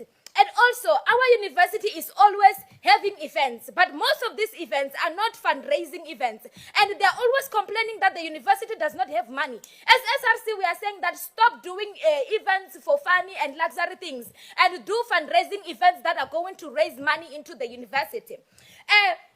As SRC, as the president have alluded, we have raised 4.3 million in collaboration with management and members of convocation. So as this SRC, we are saying that this initiative must not die with us. We must have a Save a Student Foundation wherein each and every month the workers of university willingly so they can contribute 5 francs towards this initiative, and from SRC levy annually they can take 200 from each and every student to actually help those who cannot be able to fund themselves.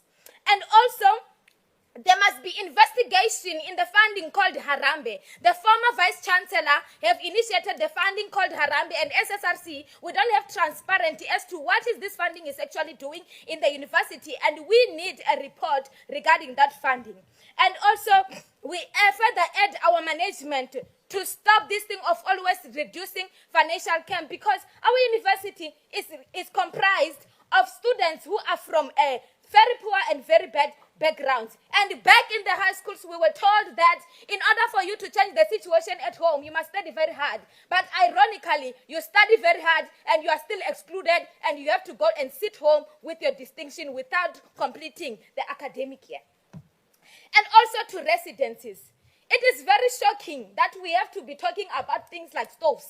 Our residences, they do not have adequate stoves, they do not have generators, microwaves, and other essential appliances. And SRC, we are saying that to the management. By the end of this week, we need to see functional stoves in those residences. And also, it is also imperative that our residences, they must comply with the national electricity compliance, because there are some incidences wherein our students, the residents 1B, nearly burned with our students inside of it because of these things of plugs, leakages and stuff.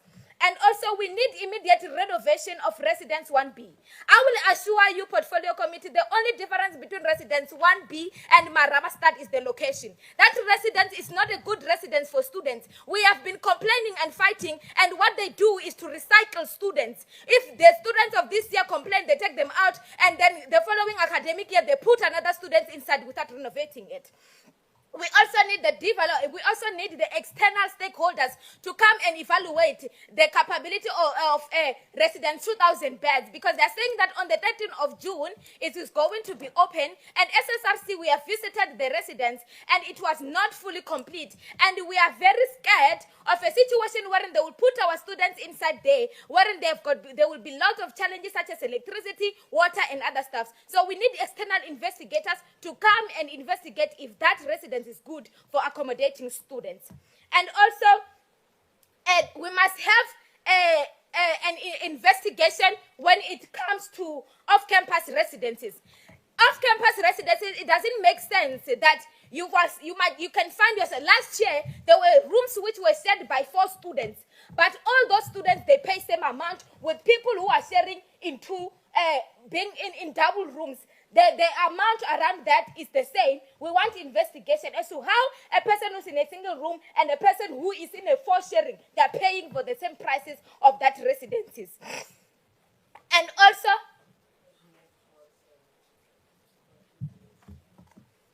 all right. Also, in order to save time, I will also touch in the issues of sports infrastructures. The disparity in our sports facilities compared to other universities is very staggering. We need improvement in terms of sports. We need improvement in terms of lab. We need improvement in terms of innovation hubs and other stuff. And also in terms of academics, the fees, most especially in the School of Medicine, it's very high. We need investigation there. CUTL must be also empowered to hire more mentors and tutors in order to enhance our academic activities.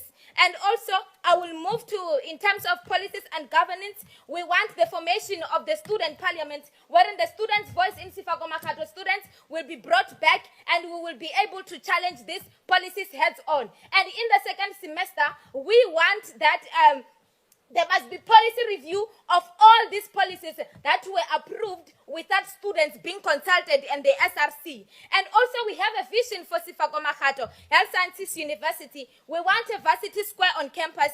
We want a hospital on campus in order to enhance clinicals. And indeed we need proper sporting facilities. And in conclusion, I would like to say that as the SRC, we are for the student liberation, and we believe that as education is the key to success, resources and opportunities to enhance it must not be a privilege, but it must be a priority. And done with the inculpability of management, done with financial exclusion, and forward with the students' liberation and the voices of students of Sefako Makgatho Health Sciences University. Thank you.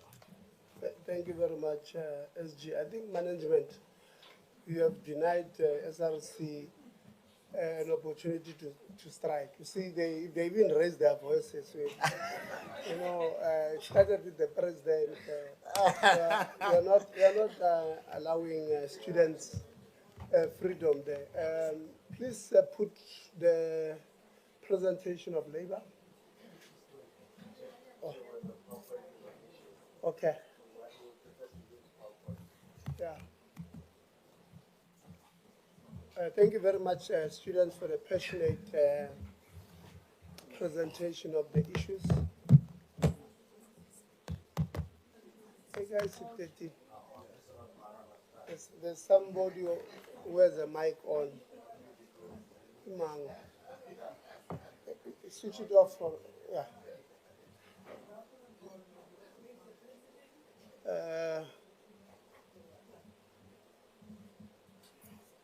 President organizer rally I think the voices alone no, thank you very much, student leadership. You have represented your students very well. Labor, we have 15 minutes, so it's 1:30 at Korat. Chair, thank you very much. Chair, you can actually see that our title of the presentation in itself, we have written our title to be a failed university. That is after an extensive consultation with the workers whom we are here to represent. And we'll further in our presentation, Chair, maybe before we get to the presentation, indicate that I'm Dr. Chipiwa Mrauzi. I'm the chairperson of NEAO at SMU branch. With myself, the one who's rendering the slides there in terms of pressing next is Dr. Bele Abungile, who's NEAO branch secretary at SMU. Joined by my side is the chairperson of APSA, Chairman Mukwape, Kabelo Mukwape. Next to him, it's in fact Chairman Lekabe, who's the chairman of SAPTO. Chair, our overview, we looked into the entire university, when the university was in fact incepted, when we had to demerger from the University of Limpopo to who we are now as the Sefako Makgatho Health Sciences University. We reflected extensively on the report that was done by the joint technical team, which envisaged how the university should look like. We looked into the vision of that was envisaged then. We went on to reflect on the governance collapse. After that, Chair, we then looked into executive management and perhaps the interference of council or the collusion, however, Chair, of council together with our university management. We'll then also dive extensively on issues of project. We appreciate the fact that they presented on project. However, we want to give a detailed presentation in as far as how does that affect our employees at SMU. Workers at SMU are grieved by the privatization of employment within SMU. This is now being done through issues of insourcing. Not insourcing, outsourcing, Chair. Thank you. We'll then conclude and also present issues of recommendation. Chair, you have also presented in your preambles that the university started operating in 2015. It was aimed at being a specialized health sciences university. It had key targets in as far as issues of enrollment, in as far as issues of its infrastructure, and also issues of staffing. What we can present to yourselves, Chair, in the JTT report, there was an envisaged that by 2024, we'll already be enrolling around about 10,000 students. The project that would have underwent to complete would also be able to in-house both teaching, learning, and research together with residences within the university. We can equally indicate that when we present, we're also going to show yourselves how this management and council has failed to meet those targets. We're also now going to recommend in our recommendations the urgent interventions that are needed to avoid an institutional collapse at SMU. While we go to the next slide, Chair, we then indicate that we envisage to be an innovative university which is integrated and also offering socially accountable program. Our head count was 7,000. It was envisaged to be 7,000 within 5 years. Chair, we need to indicate that we only met this target of 7,000 students this year. Before this year, we were registering less than 7,000 students. And that indicates to the failure of management together with council in achieving just this bare minimum target that was set when we envisaged that by 2019, we should already be registering 7,000 students. As we sit right now, our university is denying an extra of 3,000 students who are supposed to be enrolled within our health sciences and social programs that we are supposed to be offering. There were different schools that were also proposed that those schools must already be established and functioning. Those schools are some veterinary as well, should already be established. However, it's still a dream that we are envisaging to achieving because of the collapse of the management that we are having together with the council of the university. I think I just touched on the last part where we are talking about expansion of specialized schools, veterinary as well, Chair. As we proceed to the next slide. Chair, our collapse of governance, we have looked into the material that some of them we have submitted in a bundle when we make a submission to yourself last week, that council within our university, Sefako Makgatho VC, is in fact operating within or below the capacity that is actually required. The laws of the country, the statute as well prescribe that we should not be a maximum of 30. However, at campus, at our university, internal members who are supposed to be part and parcel of this committee are actually, in fact, not included in the committee. We've highlighted this issue to the then register, who's now the acting DVC, research and teaching. And since then, we were just told that there's going to be a revision that's still yet to come. Employees at the university are deprived of, in fact, expressing their voices at council because of issues that we're also going to raise in terms of the inconsistency of council at SMU. This inconsistency, Chair, continues to as far as issues of decision leaderships that are not transparent. We'll give you a typical example as to what then had happened in the appointment of the VC. We are aware, we have read that the VC has been congratulated, but you will be surprised that we are equally as organized labor, who is an important stakeholder at SMU, are just now finding out now that there's an appointment of a VC. We'll get to that in detail when we present, and that is what we mean when we say there's no transparency. Because we have since written to management, to council, in 2024, somewhere around March, on the inclusion of ourselves to be part and parcel of the recruitment processes in 2024. There's a serious breakdown of governance in as far as Sefako Makgatho Health Sciences University. In the opening remarks, it was mentioned that there are several letters that were received which are anonymous. We want to find out, can council itself, if council members are pointed out to be involved in activities that are not at the best interest of the university, continues to be part and parcel of a university council, and can they investigate themselves? We just want to know as organized labor, because we have asked those questions, we have still not received any answer in as far as that is concerned. Council of the university has continued to interfere significantly with projects within the university. In fact, in the bundle that we have submitted to yourselves, we have demonstrated that the former Vice-Chancellor, whose term ended on the 31st of May, midnight of Saturday, had fingered some of the issues that these people In his report, he has fingered that the CFO and the chair of council were somehow at the behest of some of the council members, making sure that there's delays at the projects within the university, and there's still no accountability as far as that is concerned. We believe that this program should have been completed earlier, as we have presented as well in this report, when the project started and when the project were anticipated to start. Chair, I should indicate how this affects workers because of the following. In as far as the completion of 2,000 beds is concerned, I'll give you a typical example.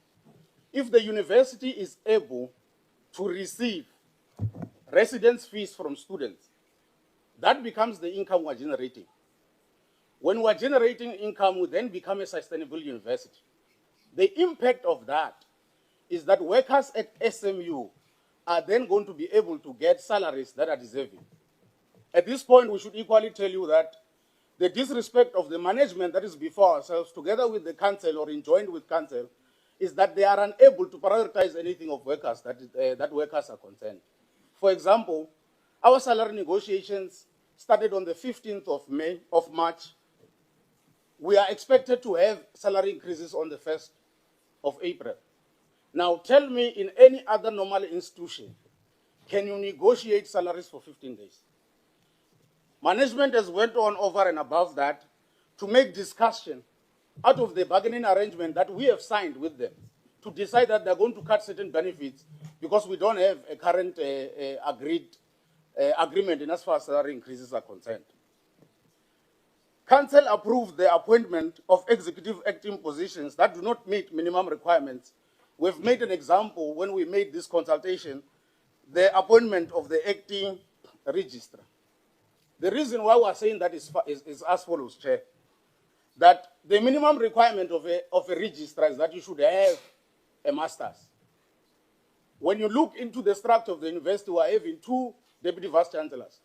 We want to find out as organized labor if they are transparent enough to tell us how did they go and pick somebody else while they're already individuals who are senior enough, who are deputy vice registrars. Chair, while we proceed with our presentations, the university has failed in its capacity, Chair, together with management or enabled by management, to hold accountable individuals who are fingered within the management together with the council to be put aside. Practice will dictate, in as far as labor is concerned, that you can't be investigated while you are on duty.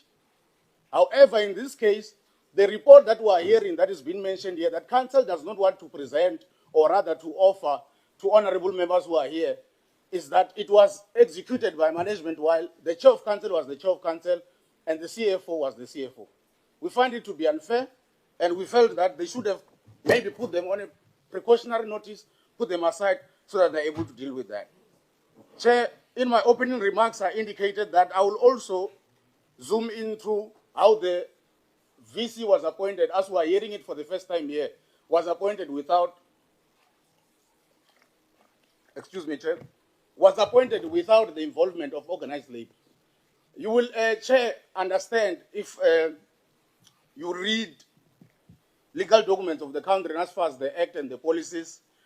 Section 16 of the Labor Relations Act of 1995, Chair, enjoined, in fact, and also dictate to employers that they cannot employ outside the consultation of organized labor.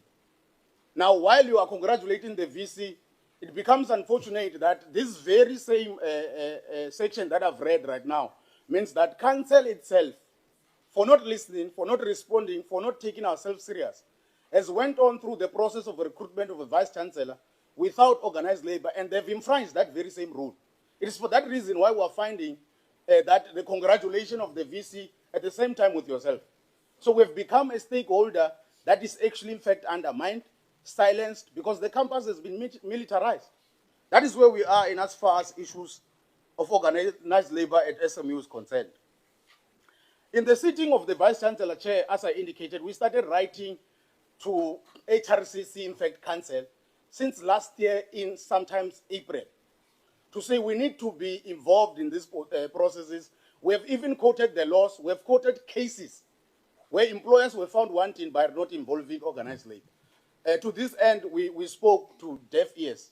because there's no any other response that came back to our favor, or did they in fact disregarded the law and the constitution of the country. Chair, on the 7th of March, we got a letter from the same management of the university to indicate that they've shortlisted 5 candidates.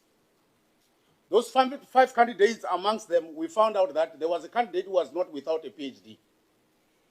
The requirement indicates that a candidate must then have PhD. So we're asking ourselves, was there any sober decisions that were taken in this whole entire process up until where we are? As organized labor of SMU, in fact, we're convinced, Chair, and we should tell you, that we feel that the Chair of Council who's outgoing, who did not manage to make it here, Ms. Maria Ramauri, is then picking individuals who are either agreeing with her so that when her term comes to an end this June, she's still able to interfere and handle the processes of the university. And that is disheartening if you are sitting as labor, because we should somehow be accountable to one of our own.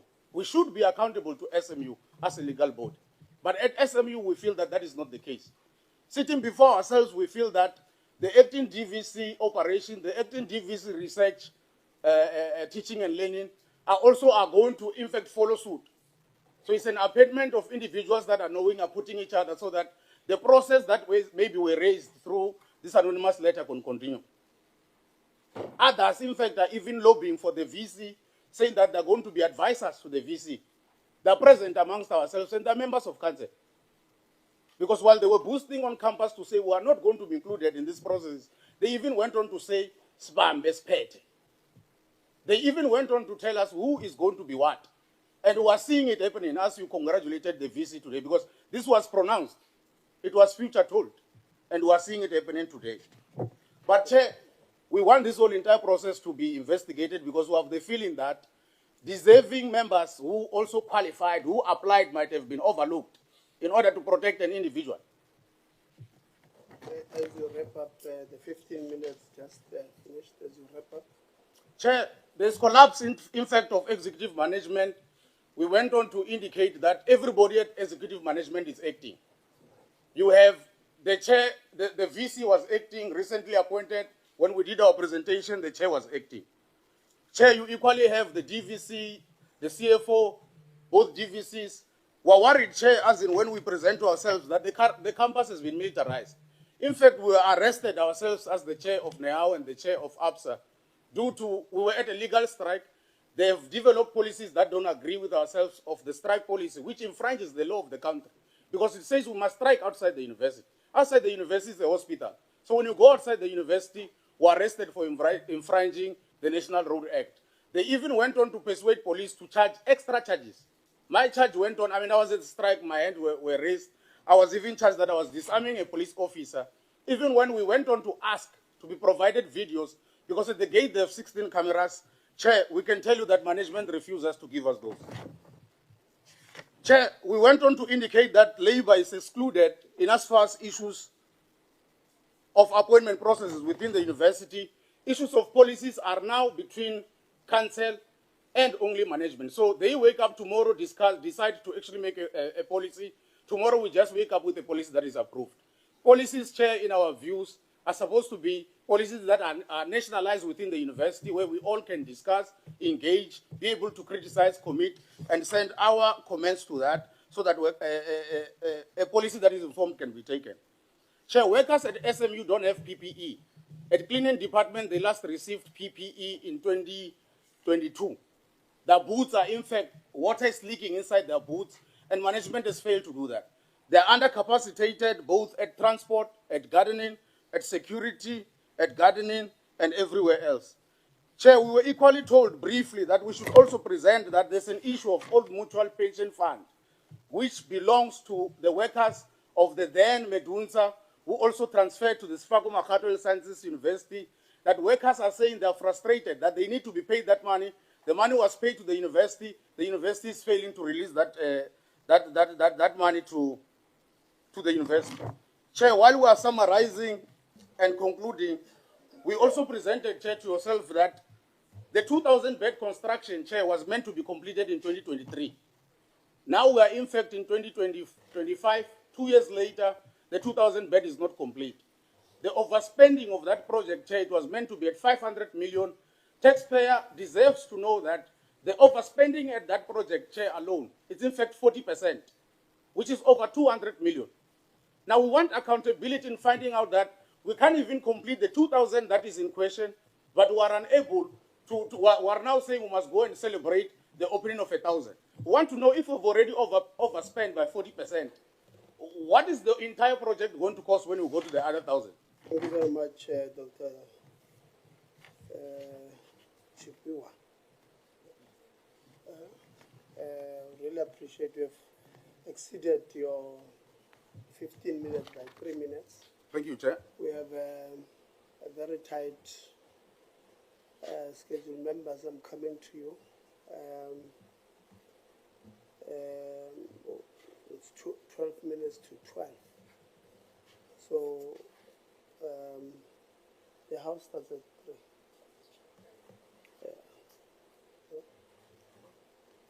So scheduled to finish at 1. We have a house sitting. So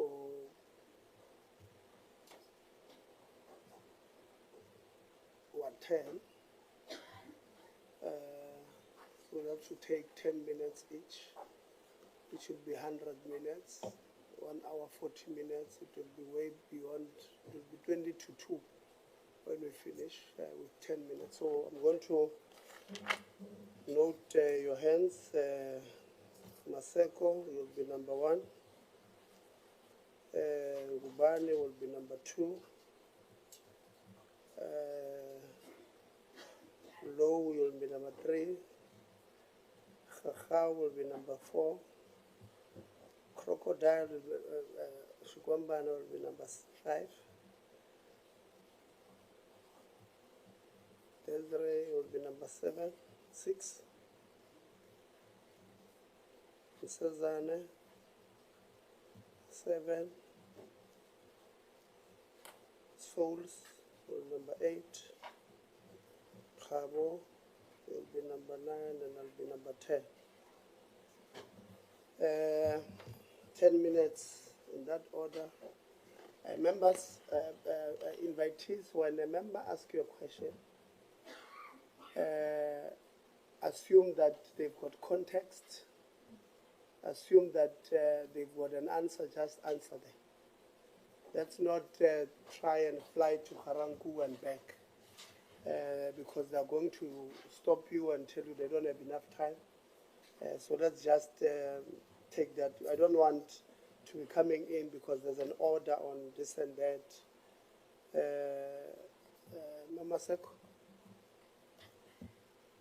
Thank you very much, Chair, and again, thank you for the presentations. But before, Chair, you can start with my time, I just need to request...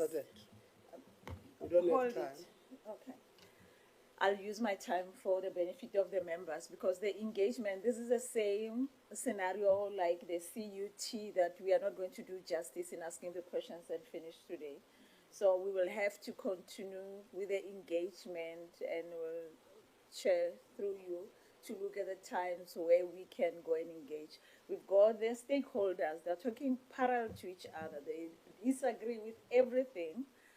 And the fortunate part is that I come from that side. I know what the students and the unions are saying is the reality. And fortunately enough, one of your professors that have retired is my mom. So I know what is happening also in there. So the stories that we are hearing here from the management is totally different from what I used to hear all the time. So let's, Chair, I would request that we continue, but I'm going to ask my questions now. Starting with the issue of the suitability of appointments of candidates for executive positions. If maybe I can get the clarity, what does it mean? Unpack it for me. When you say the suitability, it's one of the issues. We are going to interact, so answer me. Who's going to take it? Okay. You must press the mic. Thanks, Honorable Chair. Suitability of candidates. to be appointed at executive levels is guided by qualification. It is guided by the criteria that is set for that specific role. So for the VC role, you've got a non-negotiable criteria, like we had a PhD as a criteria for the VC. So that is guided by that, and also the portfolio itself, what it entails. So, thank you very much. I'm stingy with the time. So if we engage again and then we request the qualification of the people that we have appointed and versus the suitability, as you mentioned, we are going to get it that way. Okay, so we are going to do that. It's one of the things when we continue to engage that we will request that. The other question that I want to find out, you said that you are done with the library. The union is saying that it's not done. The SRC also is saying it's not done. What is the real story behind the library of the university? Almost 98% complete. We are definite that on the 13th of June, the library will be commissioned, will be handed over, and will be in use from that day onwards. Okay. I know English is not my first language. Presentation is a library. And then, I can't. Okay. Your presentation, you said you are done with the library. It's done. You didn't say 80%. So why is 80% changing to you? When you were initially you were saying you are done with the library, but now it's 80%. What is the reason for you to tell us that? Okay, I didn't say 80%. I said 98%. Like you probably know, with most buildings, when you complete them, you literally complete them, you move them in, and there may be still one or two things that you may find that you still need to repair in that building. So that's why I'm using 98% instead of using 100%, because once people move in and use it, they may say this is not working or this is, and then you still have to fix that. It happens with every buildings that you do. Okay, you would thank always you. have those snags. Thank you very much. The union rep, if you can help us out here, is the library 98%? So the library is not complete. It's not inhabitable, it does not have a book, does not have anything. In fact, we should indicate that last week on Friday, we had undertook to actually walk there. It's not complete. VC, what is 98%? Well, 98% for me, it means that there are still some snags. For example, as far as I know, the books are being moved into the library so that by the 13th it is finished. But the actual renovation itself is complete. See, that's what I meant, that we are hearing the total difference. The books are in there, the books are not there, and we are not there to can see what is happening in there. Students, are there books in the library? No. On our last visit, there is no books. They were just cleaning and trying to finish some things, but there is no any equipment. Okay, thank you very much. From all the presentation you told us, what is right and what is not happening, because now it seems like we are going to ask the question, we'll find that you are lying to us with some information. So from the presentation, you said it's perfect with the bill, with the accommodation, perfect with the library, but we are hearing the total different story. So take us into confidence. What is it that we can ask you the question that it's really happening, like you are saying, it's not going to be parallel to what the union and the students are saying? Okay, what is not parallel to what the students and us are saying is that the library is complete, the library was to be renovated. In that renovation, you had to move your books. From there, you had to move your furniture there. It is for this reason, whilst I'm saying to you, the Ma'am, library... I'm not talking about the library. Can I just finish then, please? No, don't. I'm it's talking my about the library. time. Can I have my time? Okay. Yeah. You answered me. Okay. So I'm saying from the whole presentation, I'm done with the library. From the whole presentation, what information is correct that you can say to me, this one I can ask you the questions, is the true version of what's happening? To my knowledge, the information that I've given you, it is true, and that is why I've presented it as such. Okay. CFO, on the issue of the accommodation, the project started with share and it was supposed to be finished by when? Thank you, Chair. Maybe I'll take a bit of time there. I'm sorry, don't take time. Okay. Tell me the project. You had to start this time and finish The project this time. was handed over to the contractor in 2013, August 2013, and it was supposed to be completed by August 2021. It was supposed to be completed by August 2023, which was a 24 months construction of the project. However, there were a number of challenges that were then encountered during the construction project. I don't know if I should go through there, but it was supposed originally to have been completed by August 2023. Okay, thank you very much. And the cost to the project, was there an increase in amount from the project itself implementation to how much difference was there that you had to increase for the project? Chairperson, the contractor's cost increased by 49 million.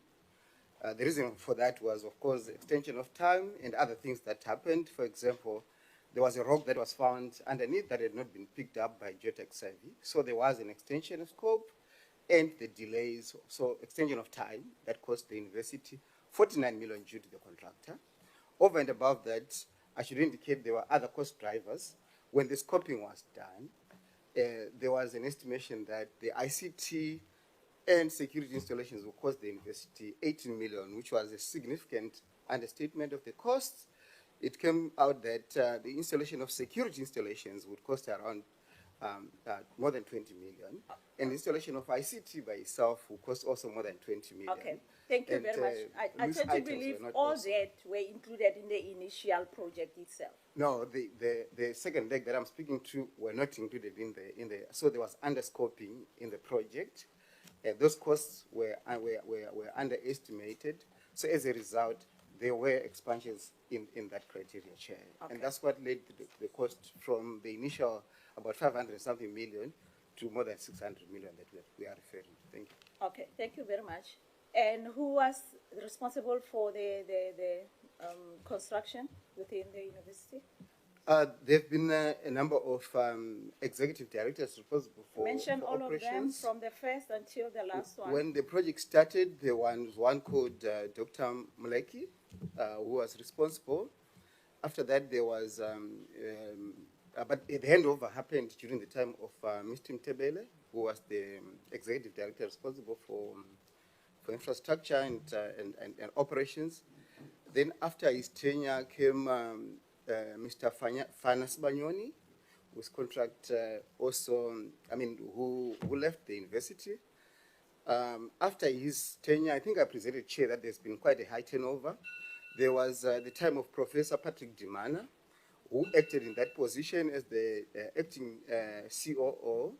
And I should indicate that during that time, Chairperson, that was the period of 2023 and 2024, the project had been moved. And it was only that I have taken over now that the project has moved and nearing completion. Thank you. Okay. Sure. I'm sorry, just to finish on this question. When I started, I asked about the suitability of appointments of candidates in their responsibilities. So you mentioned how many people? During the construction phase, there was Mr. Mtebele. Just give me number. 4. There were 4. There were 3. I'm the 4th. Okay. You are the 4th. Yeah. Were you all suitable for the construction? Can I proceed, Chair? The Deputy Vice Chancellor Operations, or COO as it was called then, is an executive member. In my understanding, they are all qualified to be executives in those positions. They met all the minimum requirements, including myself. I meet the minimum requirements for that position, or as much as by profession, I'm a chartered accountant. I'm sorry, I mean for the construction responsibility that has cost extra 49 million. The suitability of all of you, including you, for the construction. Do you have that? Because it's in your policy that you give responsibility based on the suitability. The person who is responsible for that, overseeing that, is the Director of Built Environment. And I can indicate that, to my recollection, all the people that were appointed in those positions were suitable for that job. Okay. Thank you. Like I said earlier when we started, will not have enough time with Sefako Makgatho. That's why I indicated when the meeting started that we'll come back for them. CFO, the question she was asking, you did not answer. Let me tell you why. The answer you should have done, because the university had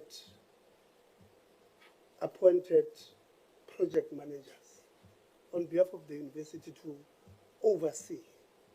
And the ones that you appointed was Royal as colleagues, that you had appointed for this particular project. So the question she's asking, we are overpaying by 49 million. Who is responsible? You pay because the people you have given the responsibility, it's your project management, project managers. So the answer you should have given to her is that don't give us the DVC operations, what are they signing? They're not signing. In fact, you as a CFO, you don't sign because DVC operation said sign here. So your answer is not right, and I don't want to assume that it's deliberate, because if it is, it's going to give us problems. The answer that you should have given to her is that we had project managers, here they are. We had these problems, here they are. And you are, towards the end, and I'm going to give you Mbombu now. You are saying all the people who have given these responsibilities are suitable. And I will go to, when I come, you don't have to answer, I'm going to give Honorable Ngubane. When I come, I'm just preparing you. That there's the person who's, I don't know whether they're acting or not in the built environment. I want you to tell me if they're engineers. You said everybody you put there, they are suitable. So I would want you to really think about, before you answer the next set of questions, because don't assume we don't have this information. I told you we have. Assume I showed you the file that I have. I'm just on page 1, rectifying what we are doing there. Honorable Ngubane. Thank you very much, Chair. I think it's clear again, Chair, that we having an executive that is not in touch with the reality of what's happening on the institution that they are running. If they are in touch, then it's clear they are running the institution at the pilot on paper at a high level, but they are not into grips with the real issues that are happening at the labor level and at the student level.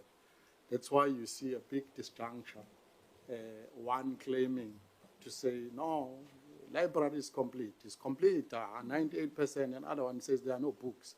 It's because the other one, Chair, received the report, a paper, that had pictures of library with books and everything, and they were signed off, Chair.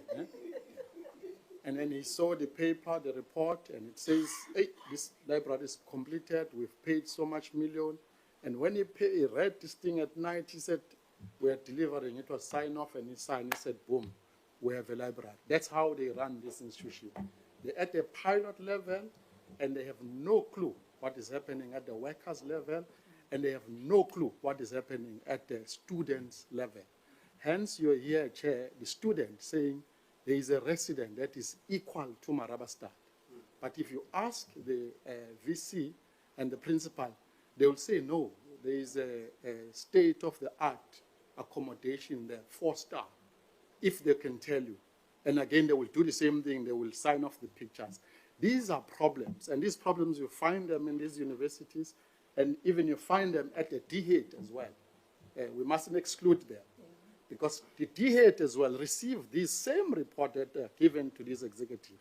And even the DHET as well, they think that universities are being run smoothly and everything is correct, because they are busy with papers and they are not on the ground on inspection. Even if they are not on the ground, they don't have tools. You don't need to be on the ground.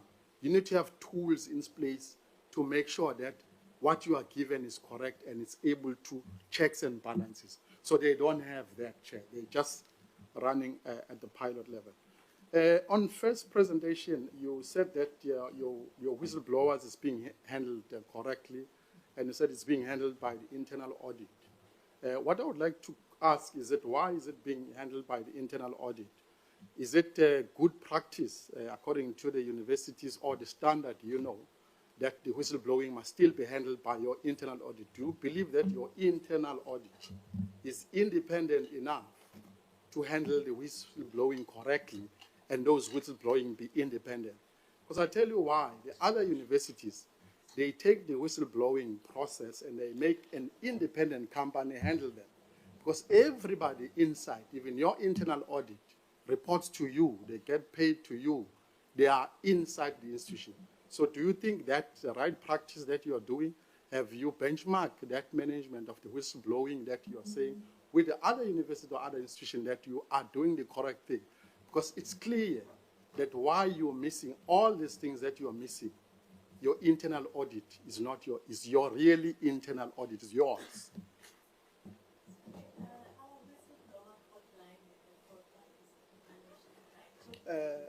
You respond afresh. Okay, our whistleblower and the hotline is managed by an independent company completely. What I was talking about today, I was talking about the anonymous letters that we received. Those anonymous letters were then handled by the internal audit and the Audit and Risk Committee of Council. And for the reasons, there are many reasons for that. One, there were a number of people in management that were also mentioned today. There were also some people that were mentioned in council, and hence, because the ARC chair is also an independent person, an external independent person, that's the person who then handles that. Not handling the report itself, but say, for example, what do we do? Who do we appoint? Those kind of things, not necessarily the actual investigation, if I'm clear. Okay, so the report is being handled by a company outside. The report is being handled by a company. So there are two processes I'm talking about here. We have a hotline, a whistleblowing policy, and a hotline that people can phone, and that is handled by an independent company. Then we got anonymous letters that we needed to deal with it because they didn't come through that process of the hotline and whistleblowing. So that is when then the ARC is then responsible for that, for appointing the investigators and others. Okay, so when the first independent whistleblowing report comes, or any, No. it comes straight to you or to the internal audit? No. If you and I go to SMU hotline and we make a phone call, we report that person X is doing this, that is handled by a total different company. Remember, an anonymous letter does not come to that hotline. It was sent to the portfolio committee, it was sent to the minister, it was sent to the media. So that's a totally different line of reporting, which then got handled differently. It's clear, I get you. I'm asking again. When whoever, here's me, I whistleblow about SMU, and then they receive the report. Okay. Who receives it first at the university? Because that hotline is not meant by the university, it's meant by the independent company. They receive that. And where does it go once they've received it? Now, there is this whistleblowing or complaint. Okay. Where does it go after All right, that? maybe you're bringing up another question here as well. Remember, when you do a whistleblowing and I say you have done something X about you, and I call this line, it doesn't come to the university. It goes to this independent company that deals with it. They may ask me certain things. There is a process in our policy how that works. They may ask me certain things. For example, I can't just be saying, you have done this, and that is enough for everybody to just saying that we must have an investigation about this. So they would ask you, do you have any evidence of this? If it's worth for them to go on and pay, investigators and all of that, they handle all of that process. We get to the reports only as a university. Okay. We don't get involved in that process. All right, it's fine. And then the other things that are coming out as well is the issue of NSFAS as well. It looked like the integration and collaboration with the NSFAS. Is your institution have that seamlessly being handled correctly? Because we know these issues that they've raised, Chair. Some of them you find that we've received them at NSFAS, the defunding of students in the middle of the year. But as an institution, how do we handle that? Because somewhere, somehow, as I said, If you don't have, because stakeholder engagement, management in the institution as well, is at the lowest level. Hence, you'll find that they complain to you about the defunding of the student, whereas some of the issues is the issue of an NSFAS. Then how is the university handling that communication, NSFAS and student and university seamlessly? I'll ask the former CFO to add as well. But I must just say that we are having a meeting with the NSFAS. But I think what we are talking about, what the students are talking about, is what happens between, because your financial year runs from the 1st of April to the 1st of March. Our year runs from January, say the 6th to December. So what then happens, the students come in. This is something that we might have to, as we are going to meet the CEO of NSFAS, we may have to discuss. Then what happens is that NSFAS, when they give us the money, all universities for that matter, they give it on their own financial year. This happens as well with our subsidy. We have to wait for the subsidy before we get it because there's a difference in our financial years. However, I think SMU has, that's why I showed that data to you to say where our students come from. I know that we have, when it's possible for us to be able to support students. Of course, I can't give them the entire amount that they're going to get from NSFAS, but we've been able to support them to say, okay, for these 3 months. But the communication between the university and the student, where is it handled correctly? How is it being handled? We normally meet with the SRC, we meet with them quarterly to be able to discuss, but usually at the beginning of the year, I think they can also confirm our meetings can almost be like almost weekly, because as the year begins, there's a lot of issues that are taking place. For example, the NSFAS, some students that can't afford. So during that period, our meetings are much more than our normal meetings that we normally have them quarterly. Yeah, so we do communicate. Oh, okay, all right. And then one of the things, Chair, that they presented, which is not a true reflection, again, I'm going to provide you with facts here. The foreign employment in the institution is not a true reflection. They've just lowered down all the executive. They didn't reflect the real employment of their executive of foreigners. And somewhere, somehow, it was cleaned out, but I'm going to give you that there is an element of executive foreigner employment in this university, but they didn't reflect it on their presentation. And then the SRC, the student, they presented, you presented that we must do away with these things of unemploying all the medical workers. What I would like that to come out clear, are you talking about employing of all those health workers in the university or generally in the country? Sorry, if you can repeat that. You said, you mentioned all the health workers fields that people need to get employed, that they are not employed. Were you specifically mentioning them that they need to be employed at the university or in the country after their graduation, the product of the university? Yes, no, this is inclusive of everyone. Yes, oh, okay. Because we have a problem as healthcare professionals. The prospective and the ones who are currently working.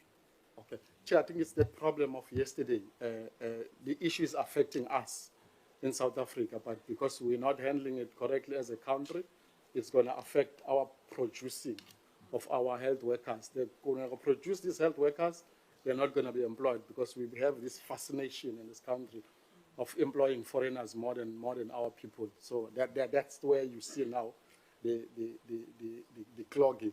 Yeah. I think the other question, Chair, because my time was a little, I'll then submit them to you. Thank you very much. Honorable Law. Please switch off. No, thank you very much, Chair. CFO, I saw when we were busy with critical things of students, I can tell you now students do not have water in some parts of the campuses and are expected to attend school, classes. 2, I'm told, and I can tell you that 4% of increase on transportation of students is quite concerning because the majority of the students are the motive forces. They are benefiting from NSFAS. And I want to ask you a personal question. Are you corrupt? I'm not, Chair.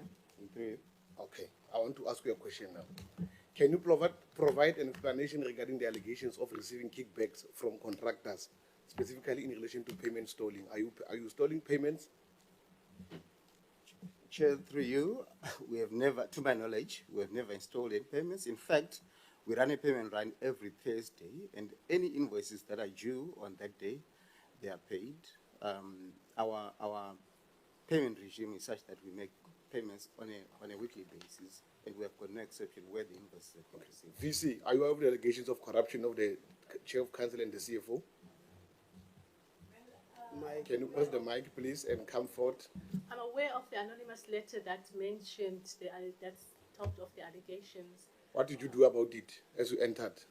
Well, that investigation is within the council. It is within the council is doing with it. And But you said to us that you said to us that everything is fine. No, wait. You asked me what have I done. Ma'am, wait. I'm going to assist you. You said to us that everything is fine. You never raised this issue of allegations of corruptions when you're making presentations. Hence, I'm asking to you, what did you do immediately? The first thing you're supposed to do was to come and tell us about those allegations and what you're going to do with them. You said to us everything is fine, isn't it? When you presented, you said to us everything is fine. Am I lying?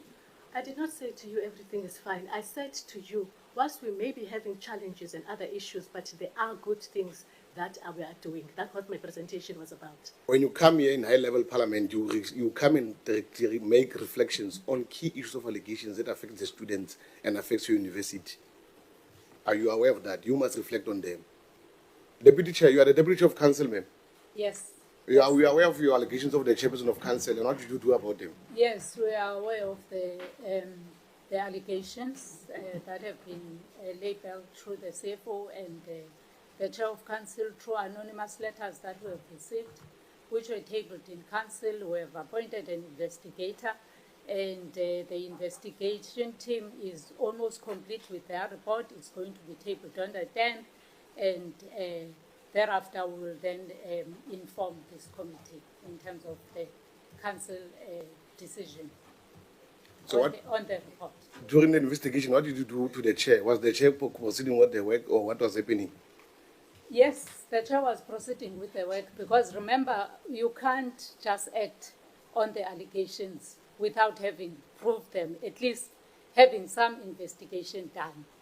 Because the anonymous person, you see, the difficulty with the anonymous report is that the anonymous person doesn't come forward to actually give you more information of what is in the letter. Hence, we had to appoint an investigator then. So once then we receive the report of the investigator, that's when we are going to act. How will you prohibit that they don't interfere because they have been alleged that they're interfering? What measures have you put in place? Come again, sorry. How will you make sure that they don't interfere in investigations? And what measures have you put in place to mitigate the fact that these are the allegations that are very serious, dealing with finances of the institution, team up with the CFO, and these are the issues that day and day they are stealing payments, and students don't have water, students don't have access to the university. And I can tell you today, even the library, there are no shelves. The library has been half painted and it's not yet complete. I wanted to understand, how are you making sure that these allegations are going to make sure that there's no interference in between the two CFO and the Chair of Council? The allegations, Honourable Member, are being done by an independent person. And on those allegations, currently, we are sure that the university is running properly until we get that report. Our hands are tied. Until we get that report, then we'll act. What mitigating factors do you ensure us that they will not interfere in the process of that, on top of the allegations? There are alleged of serious financial corruptions. There are alleged of meeting projects by contractors. And students don't have water. The library is not yet done for most 3 years, 4 years. I want to pose a question to the CFO. I want to get a surety that indeed as a council we are independent, because I can see there's a serious jolly relationship. And this is very wholly in between management and council. That's why you can't play your oversight role. No, that's not correct, Honourable Member. That's not correct. We do not interfere in the operations of management. We just had to interfere when there were delays in the projects. Hence, today, we have been able to fast-track the projects, and we are having 1,000 beds opened on the 13th of June. Okay. On top of that, why didn't you involve Labour in the appointment of the VC? Unfortunately, that one is guided by policies of the university. It has been communicated to management through the Secretary of Council, which is the registrar, that unfortunately the policies didn't allow. It's not that we cannot review the policies, but unfortunately we cannot do anything outside the policy because again we'll come to this committee and be blamed. So there's a process that is now started by the chairperson of Secretary of Council to say, let's look at the policies, benchmark with other universities, see what they are doing, and review our policies. As a conscious citizen of South Africa, appointed to spearhead council, do you think it's important to exclude such an important stakeholder called the labor unions, who are workers, who are an integral part of the institution, in a critical part of appointing a VC? Do you think it's fair for you to say that it's because they're an integral part of this institution? In any country, who are expected labor to take part of the decision in terms of a management decision, and you as council, you preside over to do what? To make sure that there's unity in between the two, and they can work together so they're able to take the university forward. Do you think it's fair if labor is not involved? Honorable Chair, I'm not going to say it's fair or unfair. All I'm going to say is that we are reviewing our policies to accommodate that. Okay, can I ask you again, before the VC was appointed, what was her position in the institution? She was a DVC academic and research. Okay. Is it true that for the past 3 years, she hasn't been went to the institution? How true is it? Come again? Is it true that for the past 3 years, she hasn't been doing duties as a DVC, albeit that she was appointed as a VC? How true is it? Well, I'm not aware she has not been doing her duties. Okay, we'll furnish you with proof. Thank you. Okay, thank you very much. Let's get to you, CFO. What is the name of the company that constructed the 200 beds? The 2,000 beds? The 2,000 beds, yes. They firstly appointed is called CCB. They went into financial difficulties. I just wanted to know the company. What was the view of the DBSA on the procurement process? The DBSA raised concerns around, for example, the advert not having been registered with CIDB.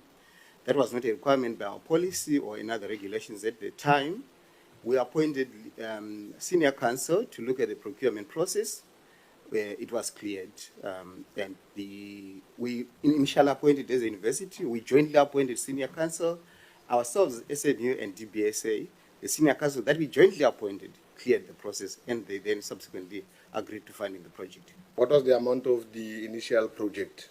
The initial project was supposed to be 533 million from a construction point of view. That 533 million was then reduced to 498 million because after consulting with the Department of Higher Education and Training at the time, we realized that the room sizes were bigger than the minimum norms of the DHEAD. So we reduced the size. Then the contractor was also forced to reduce the amount to 498 million from 533. If the amount went up or it went down? Initially, it went down because of the appointment and the sizes of the rooms. But subsequent, during construction, like I indicated, the rocks that were found, I'm not telling the truth. Was the escalation of 49 million from the contractor only. But I haven't gone to other escalations. When the contractor's costs go up, the principal agent that Royal Asconi has been referred to, who was responsible for the project management. Did it go up or down? Your initial appointment was 600 million. It ballooned to 700 million. The Clear Choice Builders that was appointed. Am I lying? No, that may not be accurate through you, Chair. The initial appointment of Clear Choice was 533 million. We can provide evidence to that effect. Thank you. Can you provide evidence? Can you provide evidence? My last question, Chair, before I go down. Can you tell me about Sunset Africa Coach Lines? What is the initial budget of that tender? And why, if you've got that amount, why are the students paying 4% increasingly, whereas they are from the poor background and they are multi-forces? Thank you, Chair. It is an inaccurate assessment, Chair. I should indicate, I'm afraid. CCB, when they were the Sunset Africa, the bus provider, when they were appointed, the budget per annum is between 33 million and 40 million per annum. And in the last 2 years, their rates have not gone up. They have been kept stagnant. What is transpired through each year, which is the correct position, is that the university 2 years ago was subsidizing students to the tune, initially, in fact, 3 years ago was subsidizing the transport fees. Enough time. And then we Have you appointed had to them for catch 100 up. million? Have you appointed them for 100 million, yes or no? If you look at it over a 3-year period, Chairperson, I said the appointment was for 33 million. Cumulatively, it becomes yes, you must know the CFO. Is it 100 million? If the outer years over a period of 3 years. Yes, I agree. We got the first year and the outer, which is 3. Is it 100 million? I want you to confirm. That's correct, Chair. All right. The last one. Why are you excluding more students when you are chairing a committee or that committee that you have formed? Because it is putting more pressure and stress to students. Thank you. Chairperson, factually, it's only 12 students that were excluded in our student data pools committee. Only 12 out of 154 that were considered. The reason for that is mainly they were academically not progressing, and some of them were foreign students who, by law, should not have debt owing to the university. Thank you, Chair. No. There was a question asked there which I just need clarity, Deputy Chair. You are saying what is the report that is coming on the 10th? What is that report? Is the investigation report, Chair, on the anonymous letters that were received by your office in July, just forgot the date, and in September. Who was doing the report? The investigators that were appointed. Yes. It's Sekati Incorporated. What? Sekati. Sekati. Yeah. Okay. And what is the terms of reference there? Honorable Chair, yeah, it's quite a long document. You'll give it to us? Yeah. Okay. And I. Honorable Thanks. Fakha. Yeah, we are at number 4 now.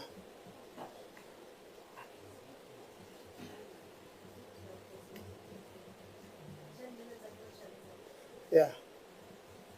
Chairperson, Vice Chancellor, I want us to engage on your GBV stats.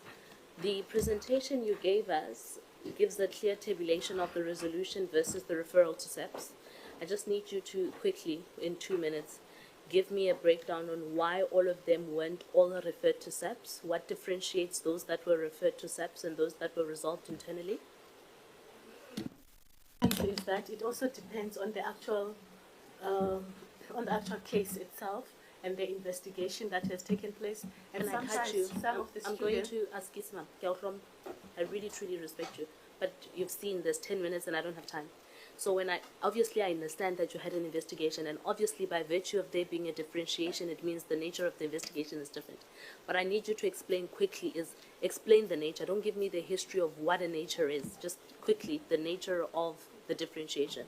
So in case 1, the person withdrew what? Give me that. I cannot be able to do that to you now because I've given you full numbers. Also, I would now need to go back and say this out of these 16 cases in 2024. What happened to each one and why each one was referred to SAPS. I wouldn't know that off by heart.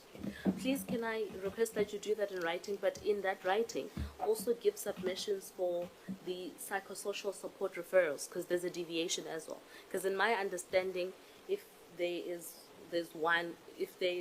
16 cases in 2022, then it means there must be 16 psychosocial supports unless people died or unless people just didn't want to go to therapy or what. So please explain that. You've just answered it.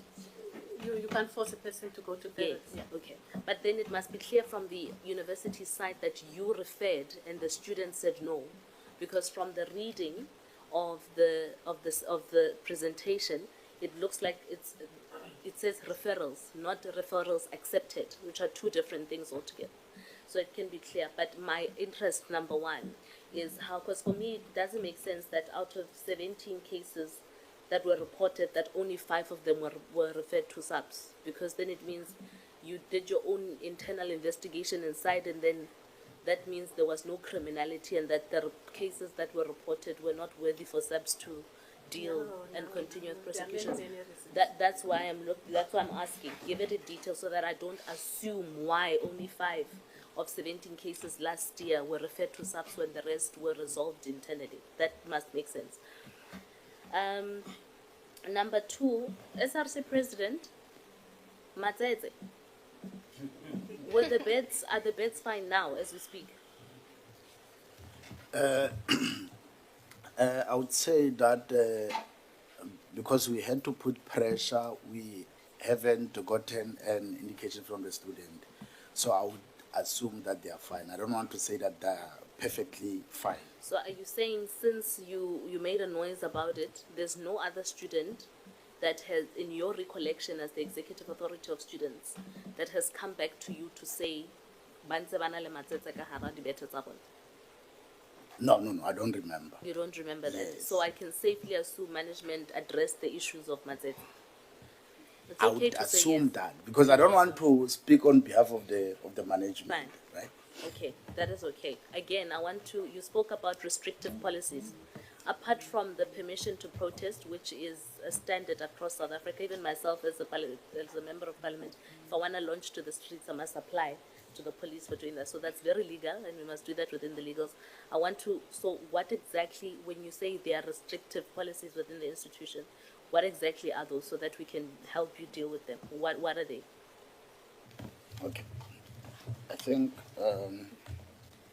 okay, because... Let me answer. Can the SG answer it, because she dealt with it into them? Yes. Yeah. Thank you so much for the question. So, when we are talking about the restriction policy, we understand that the one of protest, that we understand that you are saying that it is the standard policy, but we have got the main concern when it comes to policy is that as students we are not even consulted. You will just see, for example, let me give you an example with the thing of online voting. They just called an SRC and say that you must have an online meeting, for example. Then after that meeting, we did indicate that we are not sure about this thing, if it's going to be good enough for students.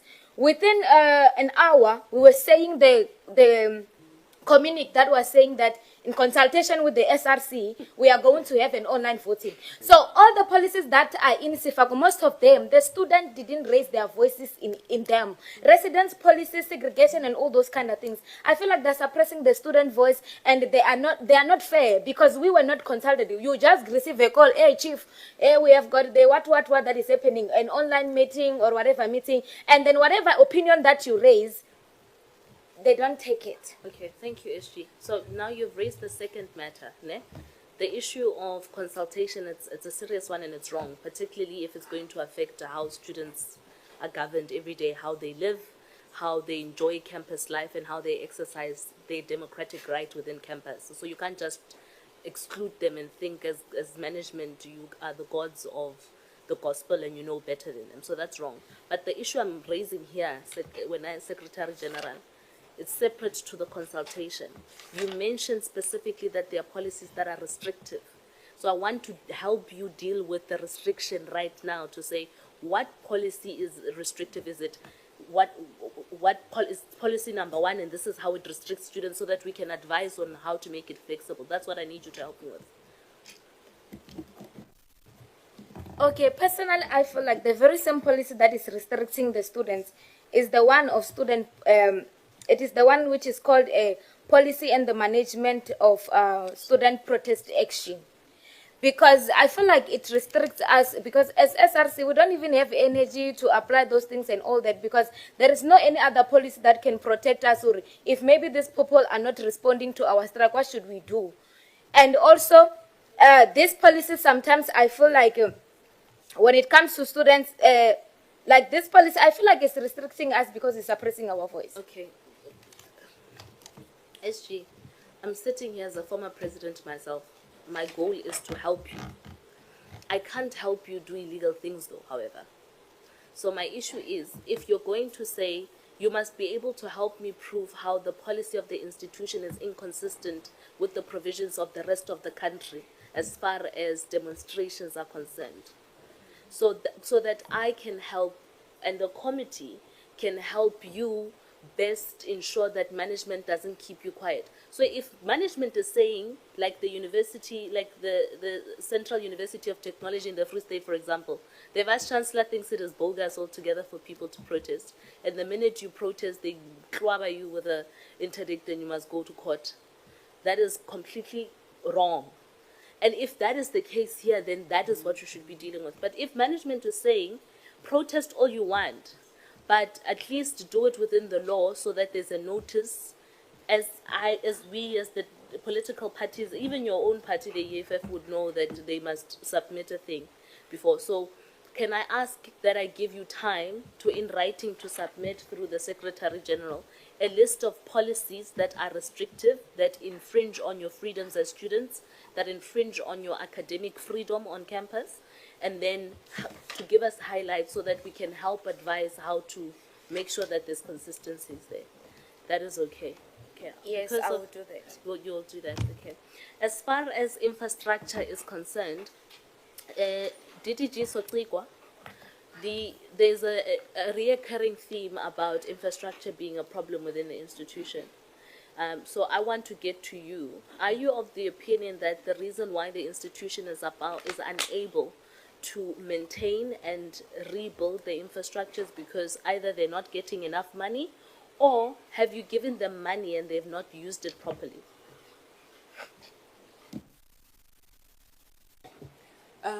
Oh, she's out of the meeting. Is the mic on there? Yes, it is. Oh. Honourable Member, the infrastructure problems at SMU in particular are a product of many issues. One of them, from where we are sitting, is poor project management, poor procurement management, poor contract management, and poor oversight. So that's what we've observed. We've engaged extensively. I have an internal project team inside DHEAD. Myself and DDG Gaza work around infrastructure matters. And you would give SMU deadlines, for example, on the library or the 2,000 bed project. And every time you meet them, so every quarter, every time you meet them, the deadline is extended. Ultimately, we said to our project team they must go and babysit the SMU staff. Then they would have a revolving door around the directors appointed to oversee infrastructure. So every year, there's a new person appointed to oversee the same project. GDG, my worry then is, I can't be sitting in this meeting hearing the department complaining about their kids, because you are responsible for reprimanding and holding this institution to account. If you are of the opinion that you have had multiple engagements with the institution to try to ensure that there's compliance, make sure that the coffers of this country are protected and used respectfully. So you are supposed to come back to us and tell us, how have you held them accountable? You can't come and complain that they are ungovernable, because when that complaint to me, Chairperson, means you don't have the teeth to bite. That all the department does is to bark, but ultimately you don't have the capacity internally within the department to deal with delinquents. Chair, I wouldn't say universities are delinquents. I really wouldn't say that. I would say they struggle, and we have intervened. We have project managers who went and literally guided them, but ultimately, universities are autonomous unless the Act gives us the powers to take over the roles of all these executives that sit here. We don't have those powers. We withhold funding, we curtail funding. Sometimes we withhold it to a point we see project updates. More than that, we cannot do. Just one final one, Chair, I'm just done. Just my 10 conclusion. seconds. Yes, 10 seconds. I think this again takes us back to the drawing board.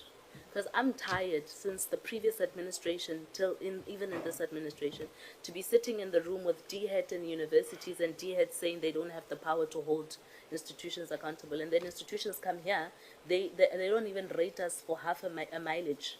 That's why they don't even respect how they engage with us in honesty, because they know they can't be held accountable. So yeah. Thank you. We will make our remarks there, because I don't think DDG,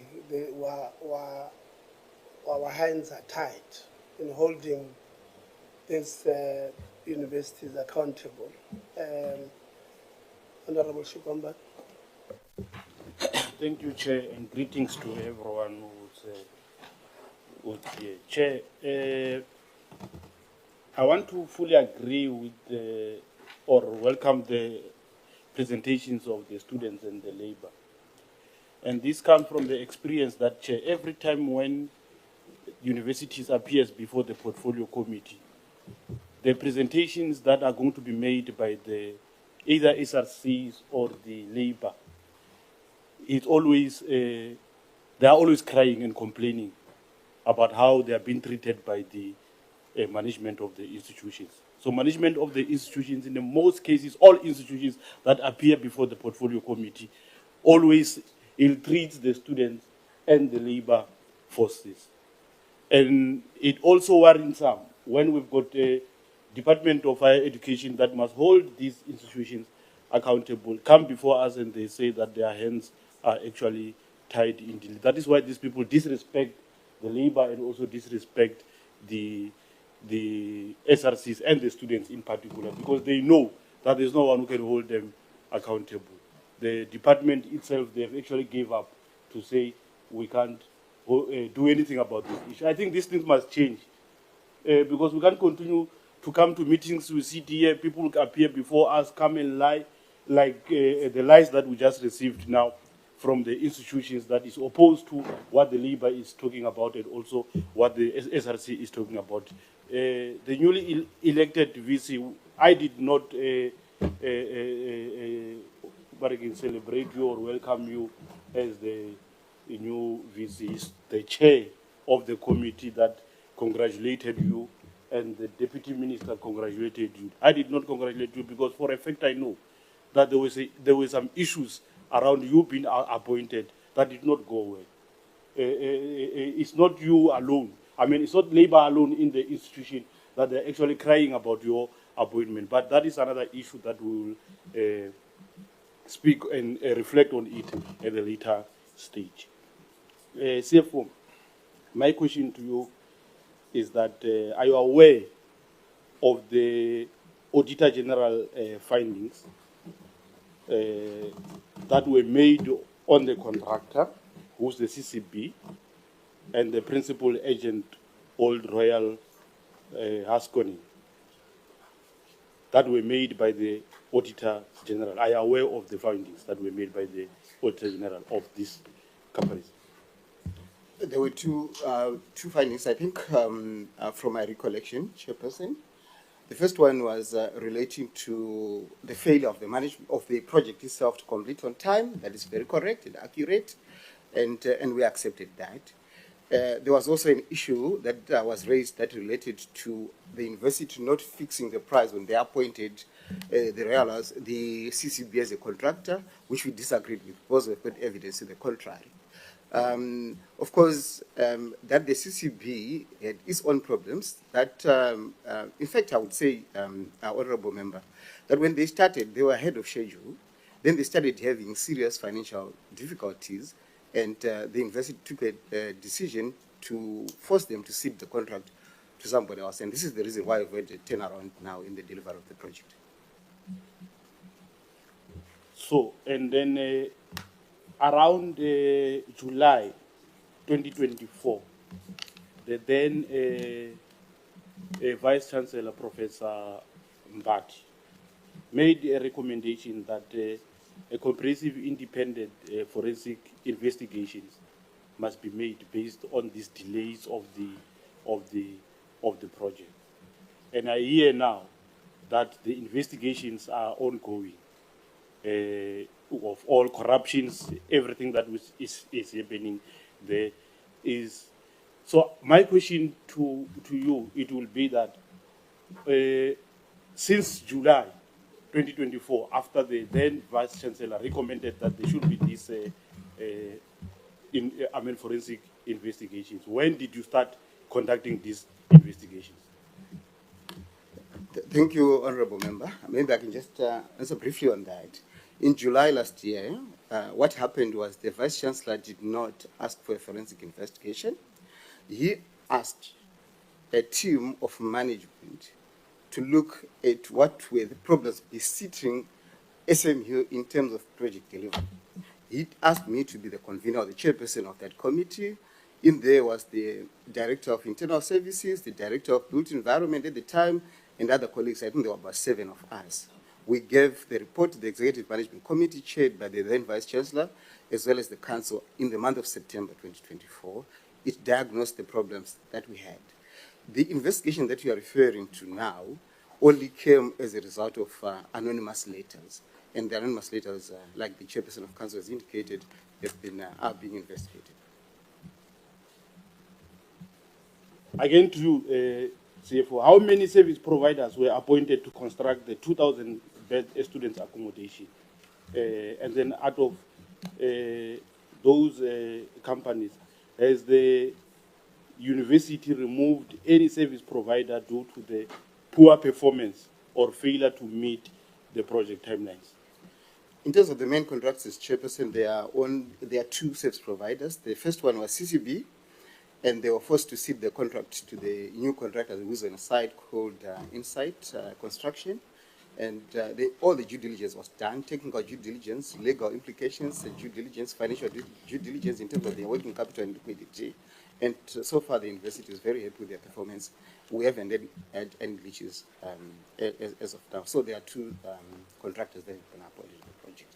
But of course, there are other ancillary service providers that are working on the project. Do we have any company that was actually held accountable due to the delays or the poor performance in terms of their appointment to construct these beds?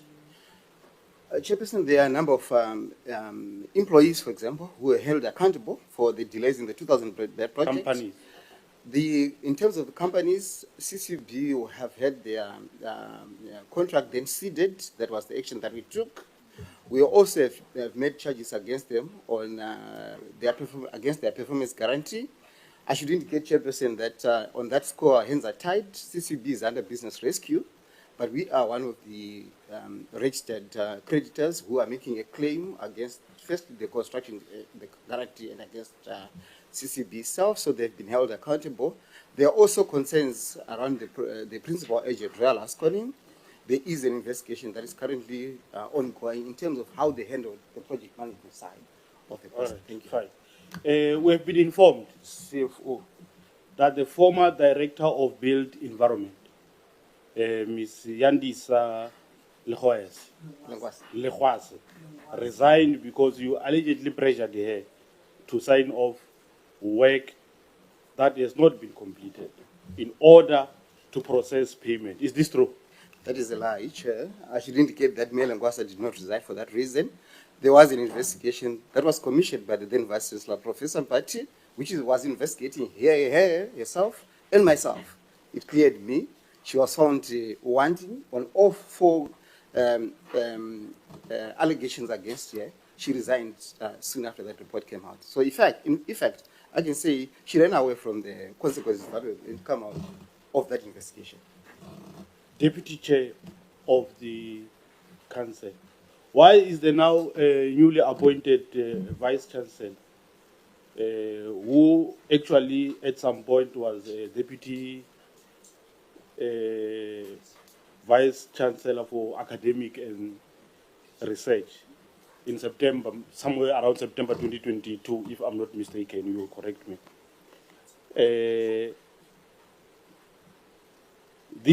this newly appointed VC, she was once a deputy, right?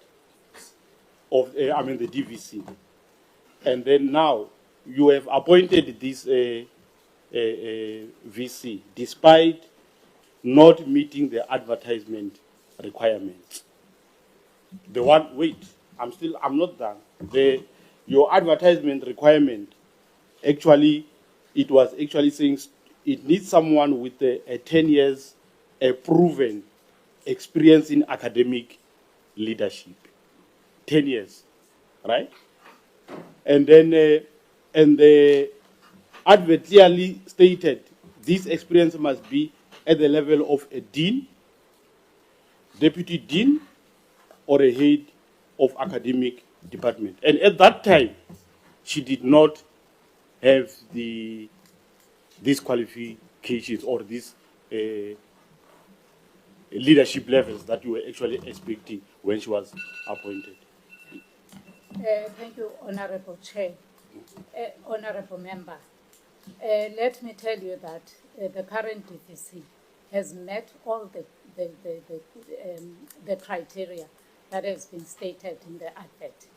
It is not the first time that she is employed by the university. She came to Sefako Makgatho from Cape CPUT. She has 27 years of leadership experience in the academic field. So we scrutinized her. She met the and for your information, the advert was widely advertised in the newspapers. It's not that we just looked at her CV only.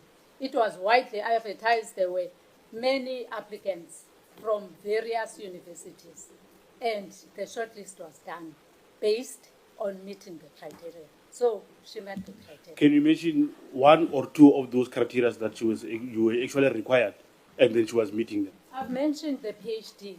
I've mentioned the 10 years that we are talking about in academic experience. She met those criteria. These 10 years, she was within your institution or outside your? It doesn't have to be in our institution. It has to be in the academic field. Not in our institution, because other candidates didn't even come from our institution. Thank you, Crocodile. There's a CFO, you said there's a report that cleared you and did not clear Ms. Yandi Salengwa. So what was it called? So the first report that the honourable member referred to, that was commissioned, or that was requested by the then Vice Chancellor. It was presented to Council in September 2023. What was it called? What is the name? It was just looking at the reasons why. Who was conducting it? At that time, it was an internal report. I was chairing it as a convener. Then the rest of the colleagues. You cleared yourself? No. No, I'm going there, Chair. The second report I think that you're referring to was done by Maponya attorneys. That's the one that cleared me. The first one was not to indicate. So the Maponya one? Yes, the Maponya one. It cleared me. Took information from the one that you checked? No, there was no relationship. So this one is called Maponya attorneys? Yeah, they were independent from the university. Okay. And then what was, you'll send it to us with the terms of reference of what is it that it was looking at. Honorable van der Walt? No, I have a surname.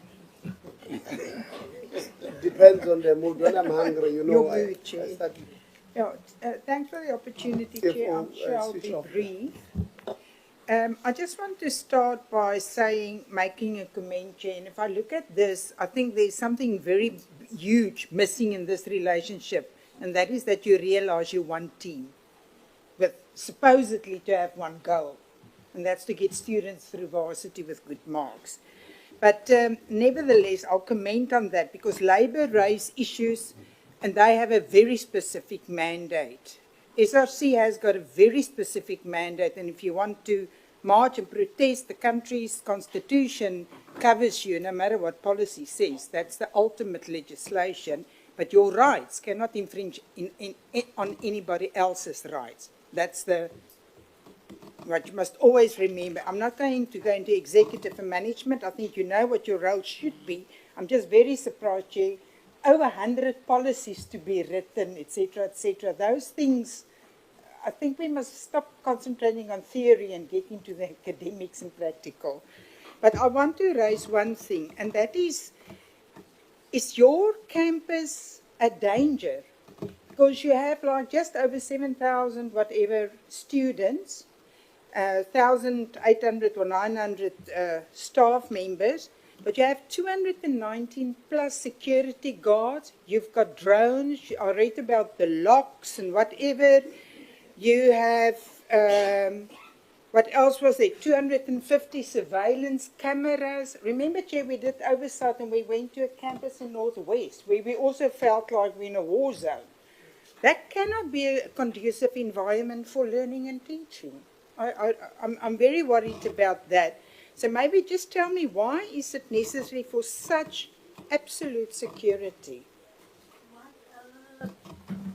For us, we take the safety of the students very importantly, because we also know if anything happened to one of our students, it is just one too many.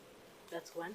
Secondly, we live in an area where we have our community just next door, next to the fence, and you've got, there's a, sometimes they come inside the campus, either to strike, for example. It's one of the things that's never mentioned here with our infrastructure, where, for example, when we started the library, this community comes there with guns and everything, and they'll be looking for my office, for example, and why they haven't got the job. That is the truth of what is happening, where SMU is situated. So there's a lot that is happening that it's not easy for you to explain in one sitting like this. In fact, it's so important that you come and visit yourself. Then maybe what we're telling you will make a lot more sense. So you have to have that security for our students that stay on campus. On top of it, we have this vast piece of land. So you don't know. I mean, we've got land that has already been occupied by the community of Garankuwa. That was SMU land. So you've got to keep on protecting. How far are they going to come inside the campus? We don't know. Okay, Chair, thanks for that. I know Garankuwa, I lived in Pretoria for quite a long time and in Joburg, but I take your word that it is necessary. But surely there must be a SAPS office or can beg for safety to be mobile, close by, whatever, in cases of need, and panic buttons or whatever. We must talk about that because that is serious. The other issues, I'm not going to talk about the construction companies, but one thing that bothers me, CFO, is that surely there must be penalty clauses in every single contract you sign for construction, that if you don't deliver by that time, I've said it in the past, if you build a house and you submit your plans to the municipality or to the bank who finance you, once you've done the foundation, it gets inspected, you get an amount. When the walls go up, they come and inspect, they get an amount. But there's a tendency with government money especially that we just, until they finish, whenever that might be, the quality, etc. And I think DDG, you've got one thing, and that was maintenance. In that list that you gave, that's not happening on the infrastructure. Maintenance is crucial in any development. But I'm very concerned that about the penalty clause, because surely you can get rid of poor quality contractors by law if there are penalty clauses, or don't pay them if they don't perform. I don't know what your comment on that. We do. In fact, all our contractors are based, our contractual preference is that they're on a JBCC contract, and it enjoins us to charge penalties. We have charged penalties on CCB, as an example, that contractor that we then later took away the contract from. But as you might understand, this is a comment that has gone past, financially speaking, and for that reason, we only seek recourse from the guarantee that they've deposited with an insurance company, but also we have also sought recourse with the business rescue practitioner. That's all we could do under the circumstances. They may go through liquidation, as an example, or they might survive. We don't know what the outcome will be. But we do exercise those rights. Further to that, I should indicate, Chairperson, that we have also calculated the opportunity costs that we have incurred as a university.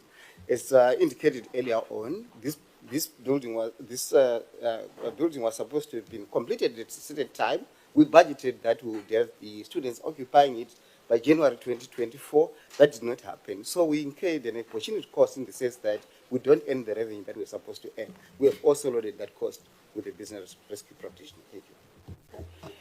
Chair, my other question is the issue about your GBV cases. There are several slides. I start there by slide 77 up to 81, 82. And that is always something that concerns us. Can you just tell me, without going into detail of each case, where is it happening the most? Amongst staff and students, students to students? Where is it happening? Because I come from basic education, so does the chair, and we know it happens at all levels. Just explain to us, where is your challenge? Mike. Over 80% of those cases are students to students, or sometimes students' friends that they bring to residence, or sometimes they're okay outside of campus, because remember, our students also study in clinical platforms, so where they then meet other people in those clinical platforms, but majority of them affect students. Thank you, Chairperson. And then I want to say, let me leave it at that, Chair. It's fine. I'm fine with that. I'll go back to the policies and all those things. I think the one slide said your aim to do 100 policies by somewhere in 2024. Oh yeah, no, it was because remember when we moved from Medunsa, Limpopo, then SMU, when we became SMU, we didn't have not even one policy. So for quite a number of years, remember we are only 11 years old. So for probably 5-6 years, we've been using policies from University of Limpopo, not sometimes always speaking to ourselves. So we've needed to create those policies and have them as an institution. They are standard policies that an institution must have. So we just needed to create them. So we were just proud that we were able to do it within that time, because, you know, creating a policy is not easy. No, I was just scared you're writing 100 new ones. I was going to get a fit right here where I'm seated. Chairperson, I think that's all. I'm just very concerned about the safety of anybody. It doesn't matter whether you're a student or an executive member or so. We know that area a little bit, but surely there must be more help from the authorities that deal with crime-related matters. But I'm very worried about the maintenance infrastructure projects in general.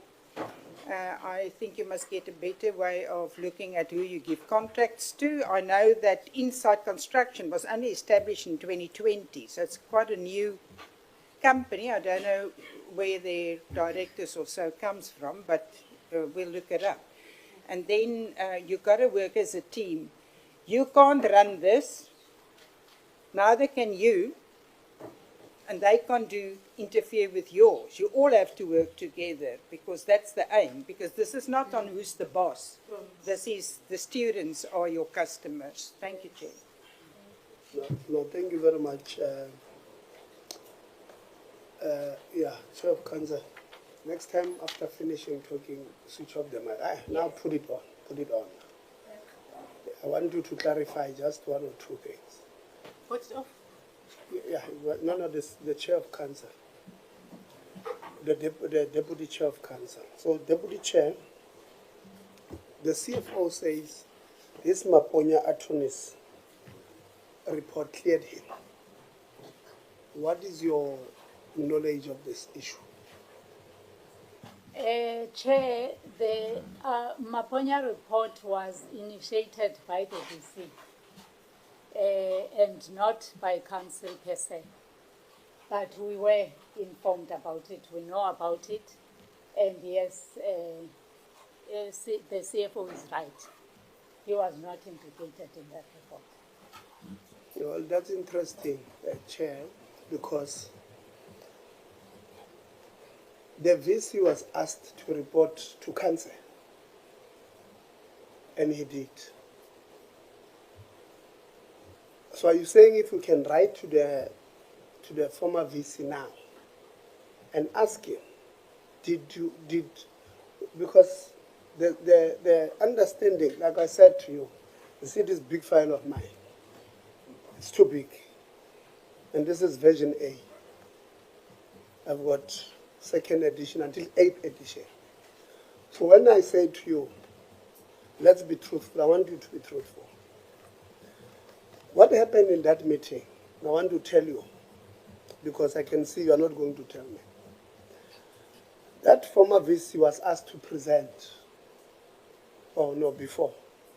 The CFO in that meeting indicated that the report cleared him. And the former VC said, no, it did not.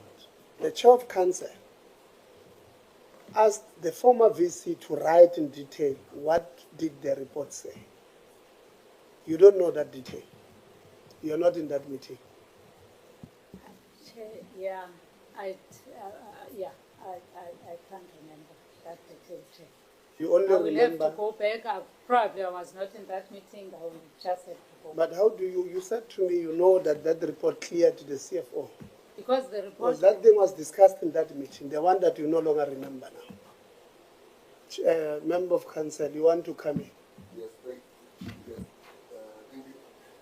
Just to have the picture, I was part of the meeting. Yeah.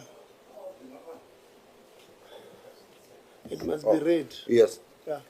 I was part of that meeting, and the former VC did refuse to give us the report. We've never seen the report. We were informed by Mr. Manyawu that he was clear, but we've never seen such a report. So that meeting did not say to the former VC, write to the chair with the details of that report. That's what you are saying. The meeting requested the report itself from the VC, not to write to the chair to give us their conclusion regards to the report. We requested the report from Amponya, which we never received. Okay. And how did you conclude as council that it cleared the CFO? We did not necessarily conclude as council that it cleared or uncleared the CFO. As Deputy Chairperson has raised that, the matter that was raised, it was really, firstly, that report was, the investigation was initiated by the VC because it was a matter that was seen by VC as an operational matter that is not meant to be dealt with by council, which is the reason why the VC eventually never ended up giving us that report on that. And then the other person that was implicated left the organization. Yeah, you see how we choose our words. It's extremely interesting. So you don't have the report. I've never seen the report. But you know there was somebody implicated. Yes. How do you know? I mean, if you say to me, allegedly, then it's something else. But if you say to me there was somebody that Yandisa Lengwasa was, if you say, you're saying it with confidence, this one was implicated. You have not seen the report. How do you conclude as council that this one was implicated? Chairperson, it must be English that threw me away there, as I was supposed to say allegedly. And you guys were not charging that person who resigned? No. Okay. I'll come back to this. You see, because you see how we use our language. We are able to detect alignments, and which are, you know, this is our job. We are politicians. Our job is to read between the lines. And how you colleagues put these things, you are making me very uncomfortable where I'm seated. Honorable Mr. Zan. No, thanks, Chairperson.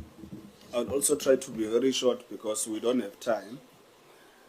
Hopefully we can get a full day of or something very soon so that we can deal with these matters and actually do justice to them. In fact, before I even get to my questions and remarks, Chairperson, the CFO was very confident when he was saying it was actually that person that ran away. It wasn't me, I was cleared in speaking about the report that the council and management cannot account for. So it's very disturbing. But I want to start by this point, Chairperson, before I get to my questions. I hope I can cover quite a few out of a lot of questions that I have.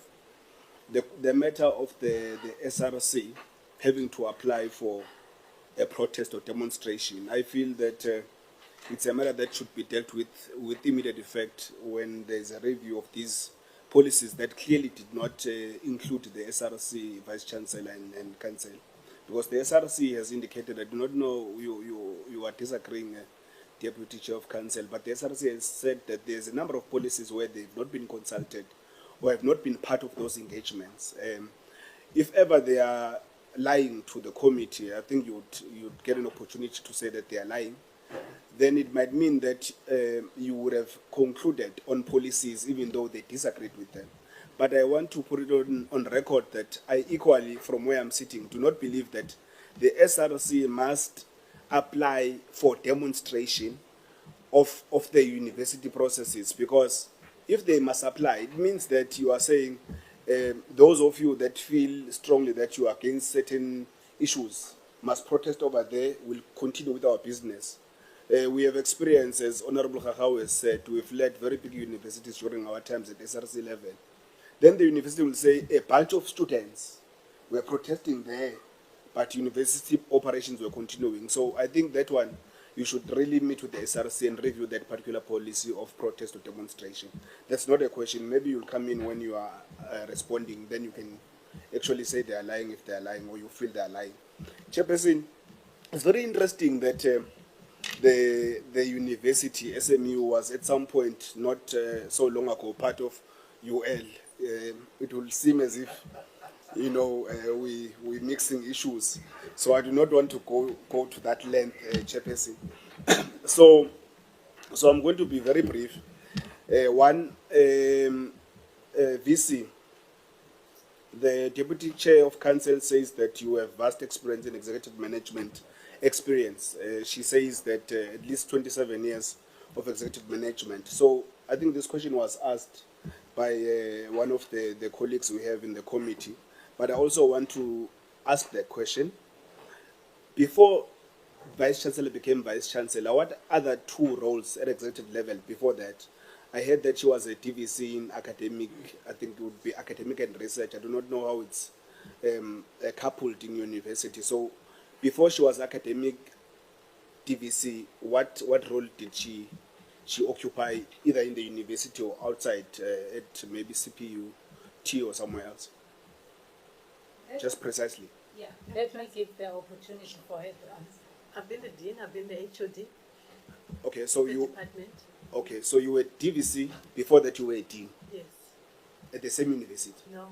Okay, so you were DVC at the university, though, academic. Yes. But remember, the experience is not being asked that you must have 10 years experience in this No, university. VC. I'm just asking Yes, so that I know. At SMU, I've been a DVC. Yeah, even if you've never been an executive there, you can still be a VC there. So Yes. I'm just trying to understand, because it's going to filter into my next question. That's why I'm asking. Yes. So academic is coupled with research, or is only academic DVC? At academic, we consider it is both. Academic, we consider it both teaching and learning and research. Oh, I'm saying, is it coupled together? Yes. Okay. Now, there in the presentation, there is indication that you have 3 foreign officials in the research component. It says 3. Is that true? Foreign nationals in research. Those 3 foreign nationals that were put there, they were put under the postdoctoral fellows that were employed. So that 3 is correct. There's 3 in research. No. The Can I presentation. open the table, because I'm not sure how we are looking at the table together. Because you are looking, maybe you are looking at something else, or maybe I'm answering something else. Let me assist you. This is page 21. Okay, I'll just Yeah, answer. it says research office, 3 foreign nationals. I'm just going to go quickly to it, if you don't mind. Is that slide? 21.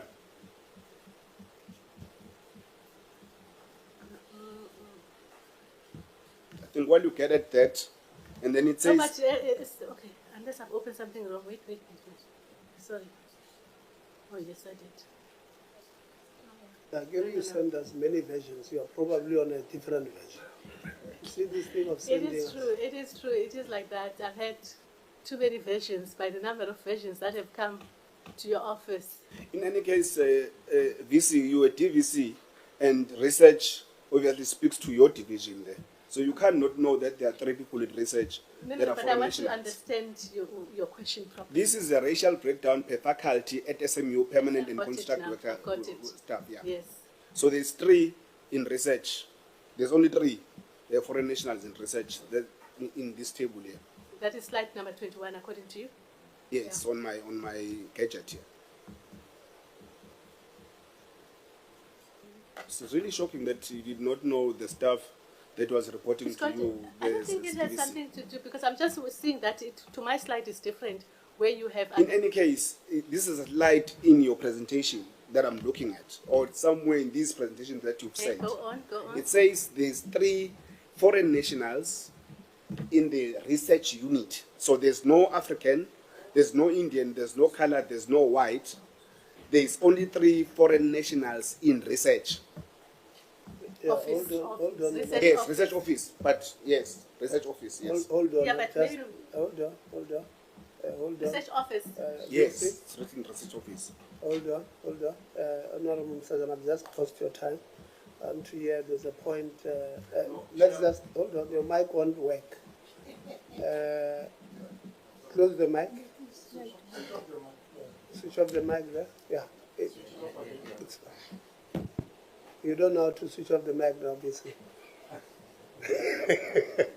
Chair, I'm sorry, Chair. I'm sorry, Honorable Susan. Can I request that the VC relax IKK and be able to respond so that she's able to assist the management? I'm worried she's rushing, and the last time when we had such a problem, we could not even deal with it in the house. I'm a Marona.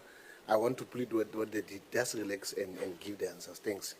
All right. The advice, Vice Chancellor, is that let's relax. We're not, like we always say, we're all stakeholders here.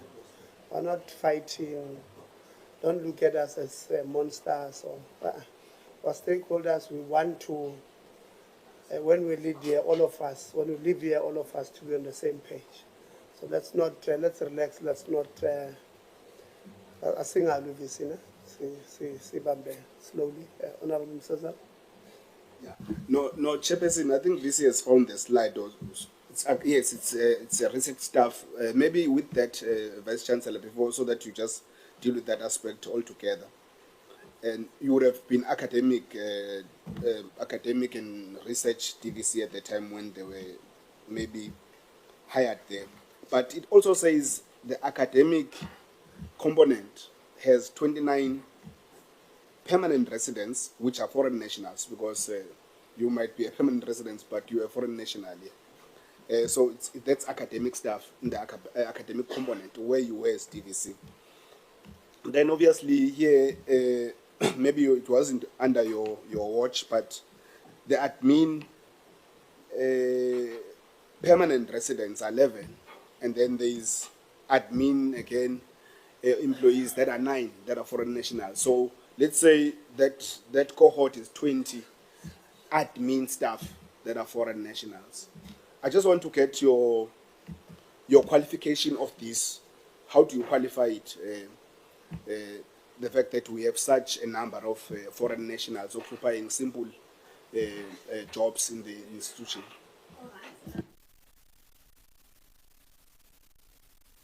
That's why I separated them into foreign nationals and the permanent residents.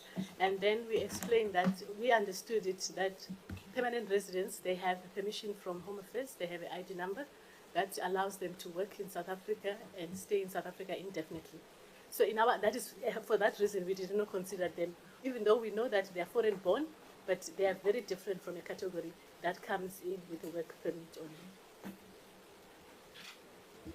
So you're not answering all that I've asked Vice Chancellor, but I want you, so you are qualifying the fact that you would overlook at Africans because they hold a status that says they are permanent in South Africa. we separated them. But what we probably would need to do for you is to find out, is to say that did they become permanent residents after they were employed at SMU? No, that's not the case, Vice Chancellor. You see, this research office, for instance, you'd find that even students that are doing their masters or even their PhD candidates can work at the research unit or research office, for that matter. You have only, in that particular office, the space allows for 3 officials, and there are all three of them are foreign nationals.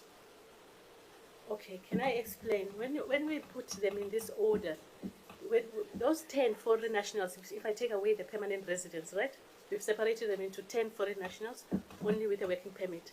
All of them are postdoctoral fellows. So when you see them in a department, like in a research office, could be that those postdoctoral doctors are being paid from the research office, not necessarily that they are there. So they are postdoctoral fellows, not. So you are saying there's no South Africans that can actually do this job? Are you implying that there are no South Africans that can do this job and also that can be admin? Was at admin level you have about 20. 11 are permanent. No, I'm talking about all together. You see, academic staff, there are 29 academic staff here. There are foreign nationals, but they are permanent residents, but they are foreign nationals, right? Then I haven't even started. Then there are 20 foreign nationals. 11 of them are permanent residents, 9 of them are foreign nationals at the admin department. So are you implying that all of these, there are no South Africans that could have done this job? Well, maybe let's go to the other slide that shows them exactly which departments they are and what they are. These are precise, VC. You're not responding to the precise ones, because I captured it precisely. To say admin, there's 9 foreign, there's 11 foreign, but are permanent residents. That's admin. Then I speak about academics. There's 29 that are academics at the academic cohort. And they are foreign nationals, but obviously you term them because you separated because they are permanent residents. Yes. But they are foreign nationals doing academic work, which perhaps if you knew my qualifications, you might find that I can even do that as well. So are you saying that there are no South Africans that can do that job of academic support or lecturing, 29 at that level, and then 20 at admin? Are you implying that there are no South Africans that could be suitable for that particular job alone? Well, most likely they are, and what probably was at the time of the interviews and the time of the selection at that time, I wouldn't say that because I wasn't part of that at that time, but I can only say that normally if you have an interview and you have a selection, normally people will take the best candidate or the most qualifying candidate. So I would just assume now that maybe at that time of selection they were not there. Yeah, the last one. Don't worry, the theme won't be lost. Immediately after its honorable also, it will be the same theme. No, thanks, Chair, for just giving me that opportunity. You see, Chair, I have like 10 pages here, but I'll just speak to one point that I think is very important. Yeah. The SRC, Labour, and IF spoke so loudly about financial exclusion. And there's a new policy that you have proposed here, and you even said that this new business model in the institution, that you say it's been approved by the department. It speaks about increasing tuition. Then again, it says increase of contribution of tuition to revenue. So it speaks about 2 increases. But you have a problem of financial exclusion that at least the other stakeholders are speaking of. I would have wanted to touch as well on the issue of academic exclusion. Don't touch so I would want your comment, Vice Chancellor and CFO, on those matters, those 2 in particular. Thank you. Academic exclusion and financial exclusion. Yeah. We considered 154 cases this year, and the year before that we considered 181 cases. We excluded 12 out of the 154. As I indicated earlier, Chairperson, we are very cognizant of the background of our students. We consider each case on its own merits. The students that were excluded were either international students who had not met the legal requirement of them paying fees as is required, as a condition of the study permit. Or our own students who would not have been progressing anywhere academically. So they were supposed to do a program for 3 years, as an example. They are still on campus for 7, 8, 9 years. Then they have accumulated so much debt because now NSFAS has taken them off because they didn't qualify to the NSFAS criteria. No other sponsor was to come. So the exclusion maybe needs to be very clear in terms of under what circumstances. I think we are one of the most lenient universities when it comes to exclusions of students financially.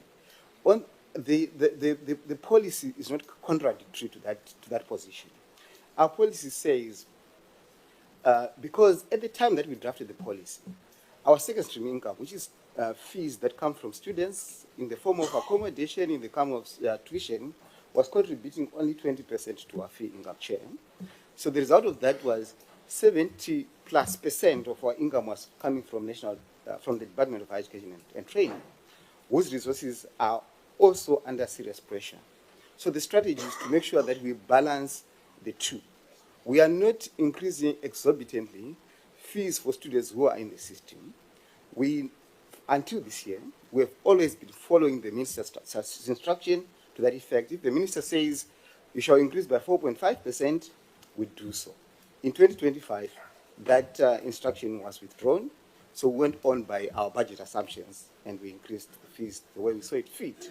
So our fee increases are only targeted as the students that are first-time entering students. Chair, I can indicate to you that our fees are not comparable to other universities that render the same kind of services and qualifications that we do render.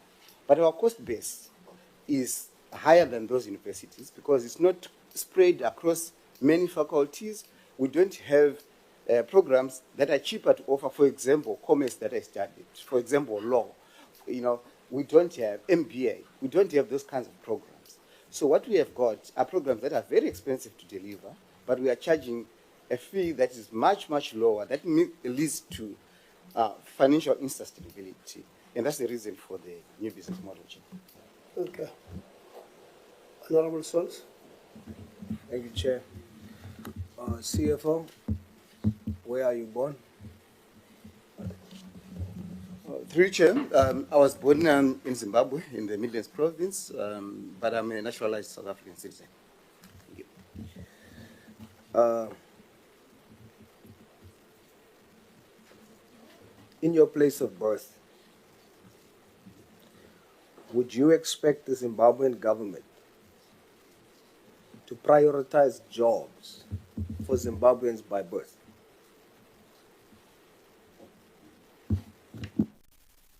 I don't know if it's fair for me to answer that question. I thought probably I'm conflicted. I do not to answer you, but I thought maybe that question would have been directed. Why would you be conflicted? You are born in Zimbabwe. I'm sure you are proud to be born in Zimbabwe. I'm naturalized as a South African, Chair. But you are born in Zimbabwe? Yes. And as someone born in Zimbabwe, would you expect the government in Zimbabwe to ensure that Zimbabwean citizens by birth are prioritized for jobs? That's not a conflicting question. What do you think, honestly? I'm not sure if I should answer the question because I feel I'm conflicted, Chairperson.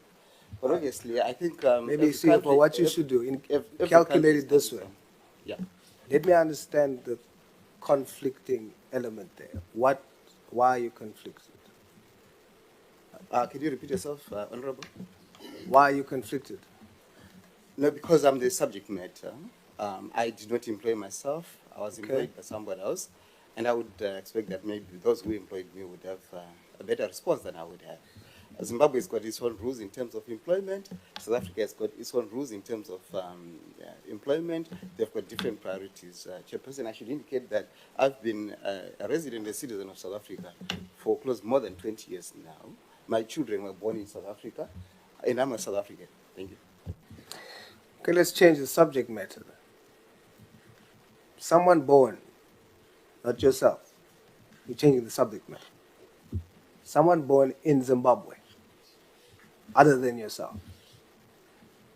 Is it correct for him or her to feel that the Zimbabwean government must prioritize them, not you, them, for jobs in their country? It depends on their circumstances. If they have grown up, worked the entire life of themselves, whether they were born in the DRC, and they worked the entire life in Zimbabwe, or their children were born there. CFO, now you're changing the subject matter. That's wrong. What you're doing now is wrong. I indulged you. I changed the subject matter upon your request. Now let's talk about based on the question. Please answer the question. Is it correct for not you, a Zimbabwean that is in Zimbabwe now, is it correct for that Zimbabwean to expect the government of Zimbabwe to prioritize jobs for them? Zimbabweans. Yes. It's correct. It's correct. It's correct for the Zimbabwean government to prioritize jobs for Zimbabweans. It's correct. Do you consider yourself South African or Zimbabwean? Should I consider myself to be South African? I travel on a South African passport. Thank you. You're no longer Zimbabwean. The Zimbabwean constitution does allow for dual citizenship, so does South African. So I still hold my Zimbabwean ID. That's correct. So are you still Zimbabwean? Yes, I'm Zimbabwean by birth. So why do you say you are no longer you South African? I said I'm South African because you should say I've paid allegiance to South Africa when I naturalized as a South African. All my children were born here except for one. They have studied here, so I consider myself to be South African. All my adult life, my working life, was spent in South Africa. What you should say, CFO, is that I am Zimbabwean, because it sounds like you are denying that you're Zimbabwean. You must be proud to say I am Zimbabwean, and I'm a naturalized citizen of South Africa. As such, I'm Zimbabwean and hold dual citizenship in South Africa and Zimbabwe.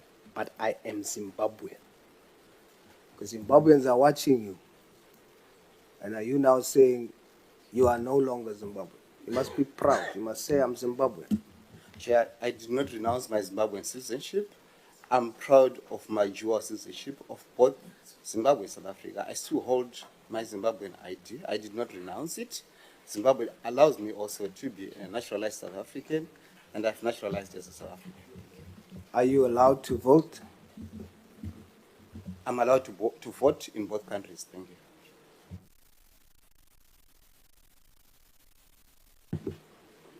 How do you view South African citizens that are saying that jobs that they vote for is occupied by foreign nationals or permanent residents? How do you feel about that? Honorable Member, I take it that the context is now different. It has moved from my situation to that of foreign nationals and naturalized and permanent residents. Am I getting it correctly? You're correct. So you can repeat your question. You're saying the question is, how do I view? How do you view it? How do you feel? As a naturalized citizen, you consider yourself South African. Now, other South Africans feeling that jobs that they voted for government to prioritize for them as South Africans. Now you must speak. I want to hear, do you have the patriotic South African vibe? Or will the Zimbabwean by birth creep in there somewhere? So as a South African, naturalized citizen, do you think that fellow South Africans is correct in saying that jobs should be prioritized for South African citizens? I think the answer should be contextualized. I do agree with that sentiment. However, the context is we are a university. When we employ people at a university, we may also, from an internationalization perspective, consider foreign students, which is something that universities must strive to build, and also the international flavor in terms of the employees that they I have to interject you just because of time. And we're gonna now deal with contextuality. You say you agree, right? Now we're gonna deal with context. Chairperson of Human Resource in the council, right? That's the committee. Chairperson? That's correct, Honorable Member. Chairperson, what's your nationality? I'm a South African, Honorable Member. How are you classified? You're dealing with human resource. How are you classified? I'm born South African. If it comes to classification per race, classified as white. You're white South African. I'm very happy that out of 1,893 total staff, 1,732 is black South Africans. I'm very happy about that. Are you happy that out of 1,893, only 111 is white South Africans? Honorable Member, I'm happy that the statistics accurately reflect the demographics primarily of the country and that of the region. So you're happy? Yes, I am. Honorable Member. Director, what is your nationality? Director, Human Resource, did I hear correctly? Is that Director? Senior Director, Human Resource. Director, what's your nationality? I'm classified as a colored South African. A colored South African. Now, to the both of you, out of 1,893 total, there are only 7 colored South Africans employed. What is the reason for this? Well, our employment equity plan works on the basis of natural attrition. So it's not working on the basis that we basically get rid of people in order to get the representation figures right. It works on the basis of natural attrition, and you will know natural attrition, especially in a South African university sector, where our turnover is something like 2.7%. You just don't get the opportunity to very robustly and aggressively increase the numbers where they may be lacking. That's the situation. Are you saying that that's the reason why you only have 7 coloreds out of 1,893 total staff? The principle we work on is natural attrition. Our other aspect is how do we attract people to apply for positions at our university. We have a number of impediments. The most significant one, to my observation, is the location of our Okay, let me put it to you this way. Natural attrition. Let me put it to you this way. Foreign nationals, not permanent residents, foreign nationals are 10 in total. 10 foreign nationals, which the law says you should not employ unless it is a scarce skill. It's not permanent residents. I don't have time, but this would be my last question. It has to be. There's 10 foreign nationals. They are more than coloreds in total at the university. Agreed. How does your reason justify that? Okay, because that category of employee is based on a contract. They're not permanent employees. Are you listening to yourself now? Yes, I am listening to myself. You have 7 colored South Africans in total. You have on contract, it's still employment. Somebody's going home with money. You have 10 foreign nationals, more than colored South Africans born here. Foreign nationals, based on the conversation we're having here, there's permanent residents, there's naturalized citizens. Now you have foreign nationals that doesn't have permanent residence. They don't have naturalized citizenship. You have more of them employed at the university and less colored South Africans born here. How do you justify that? Do you understand what I'm saying? colored South Africans are being marginalized in this country. There is no justification. I overlooked the whole permanent resident thing. I overlooked the whole naturalized citizen thing. You cannot explain away now where the law says you cannot employ a foreign national, whether on contract, casual, or whatever. And what you guys are doing, you take 7 colored South Africans that are born here. You take 10 foreign nationals, and that's supposed to be okay? Can I respond? Is that okay? No, it's not okay, and I'll tell you why it's not okay. Can I? Please. Yeah. So, you know, we've spoken earlier about the whole issue of contextualizing issues. So I think the better question or the better evidence to give you is in terms of how many coloreds have applied for particular positions at the university. And I think against that background, we can then talk about whether employing only 7 is correct or not. I'm going to close with this. And I'm going to close with this. My time is up, but I must tell you, I'm extremely disappointed. Because you're choosing to justify this. You are basically saying more foreign national supplies than coloreds. Your stat says. Yes, Your stat says. I'm saying that. It's impossible. I will show you the statistics anytime. And I'm going to challenge that officially.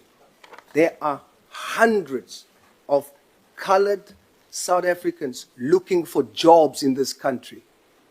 And for you to employ more foreign nationals and the law doesn't allow you to do so, and you are justifying it, and you from the race group, I'm extremely disappointed. Yeah, no, thank you very much, Honorable Sons. Just close the mic there. You know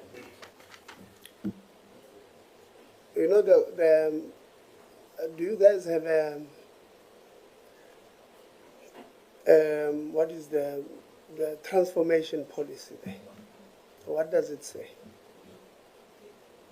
Basically have an EE plan, which was reviewed last year.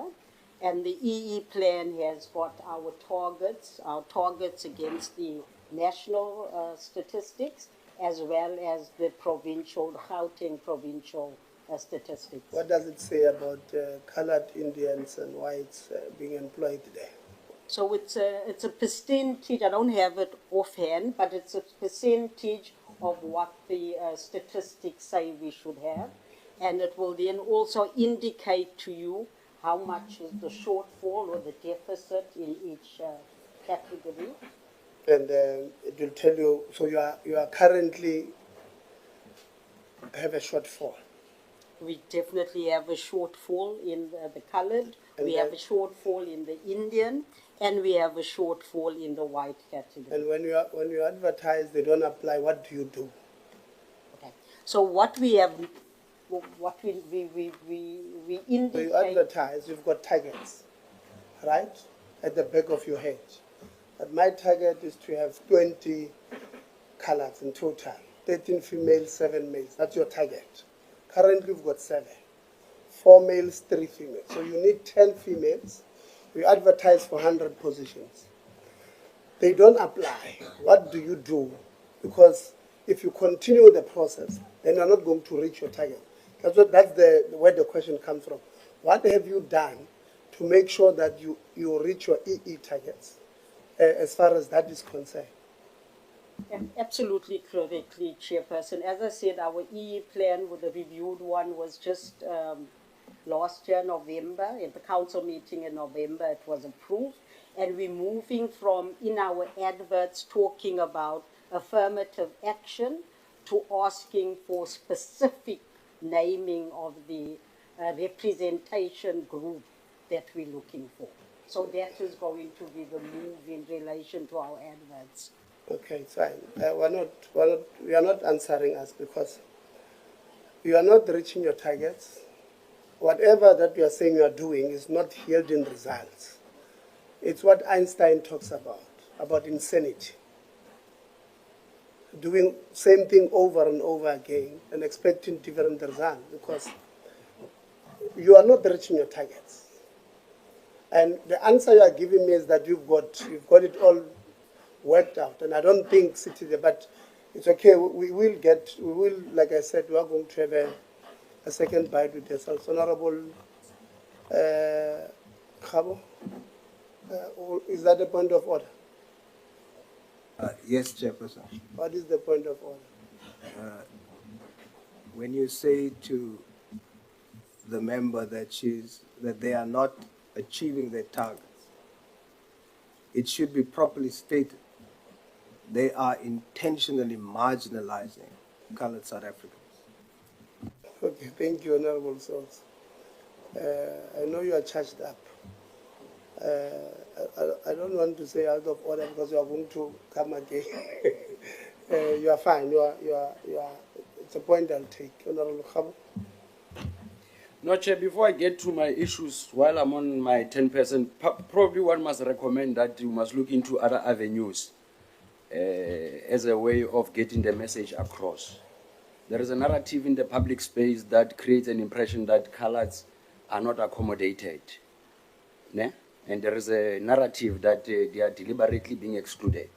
When in actual fact, the reality of the matter is that there is a lack of information getting across to them. So you probably must look into your other ways of communicating the issue of inclusion of other races so that we are able to strike a balance, so that tomorrow when we engage on this matter, you are at least able to demonstrate that the university is willing to deal with this issue of transformation.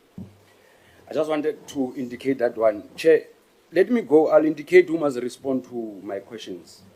CFO, I think one of the members has indicated that you are a committee of parliament. When you appear before parliament, expectation is that you should be honest. And anything that you say that contradicts honesty or the truth will then be taken to task. And I'm going to plead with you, Chairperson, that at some point we'll have to do example. Because most of these universities are presenting before us and typically they are lying to us. I'm going to plead with you not to lie to me. I see you have put on a rosary there. Expectation is that you are a Christian, but we are going to put that to test. You said you are, when you were introducing yourself, you said that you are an acting DVC and a CFO. Did I hear you correctly? The CFO position is my substantive position. Currently, I'm occupying only the position of Deputy Vice Chancellor Operations. So you are acting as a Vice Chancellor? Sorry, Deputy Vice Chancellor Operations. Deputy Vice Chancellor Operations. Yes. Thank you very much. So in which capacity are you here in? As a DVC or as a CFO? I was tasked to address both the areas of finance and of infrastructure as was requested. My colleague, who is the acting chief financial officer, would not be here with us. Honourable Member, I'm addressing both. Okay, thank you very much. CFO, how long have you been the CFO at the university? Shy of 8 years now. It's 8 years. Yeah. Thank you very much. 8 years, 8 years. No, let us not go to town unnecessarily. What is your highest qualification, CFO? I've got a PhD in finance, if you consider that to be the highest. Okay. Where did you acquire your qualifications?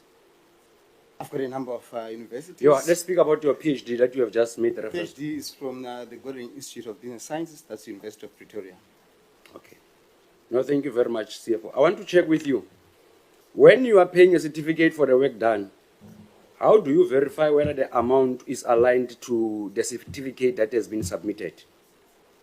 I'll give you an example. For example, the 2,000 beds that we have spoken about, there is a principal agent who verifies the work. He's an engineer. The company doing that is Royal Asconi.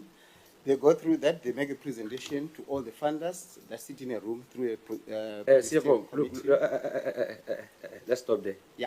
That attitude of prolonging your responses with an intention of confusing me, it's a Christmas you'll never see from me.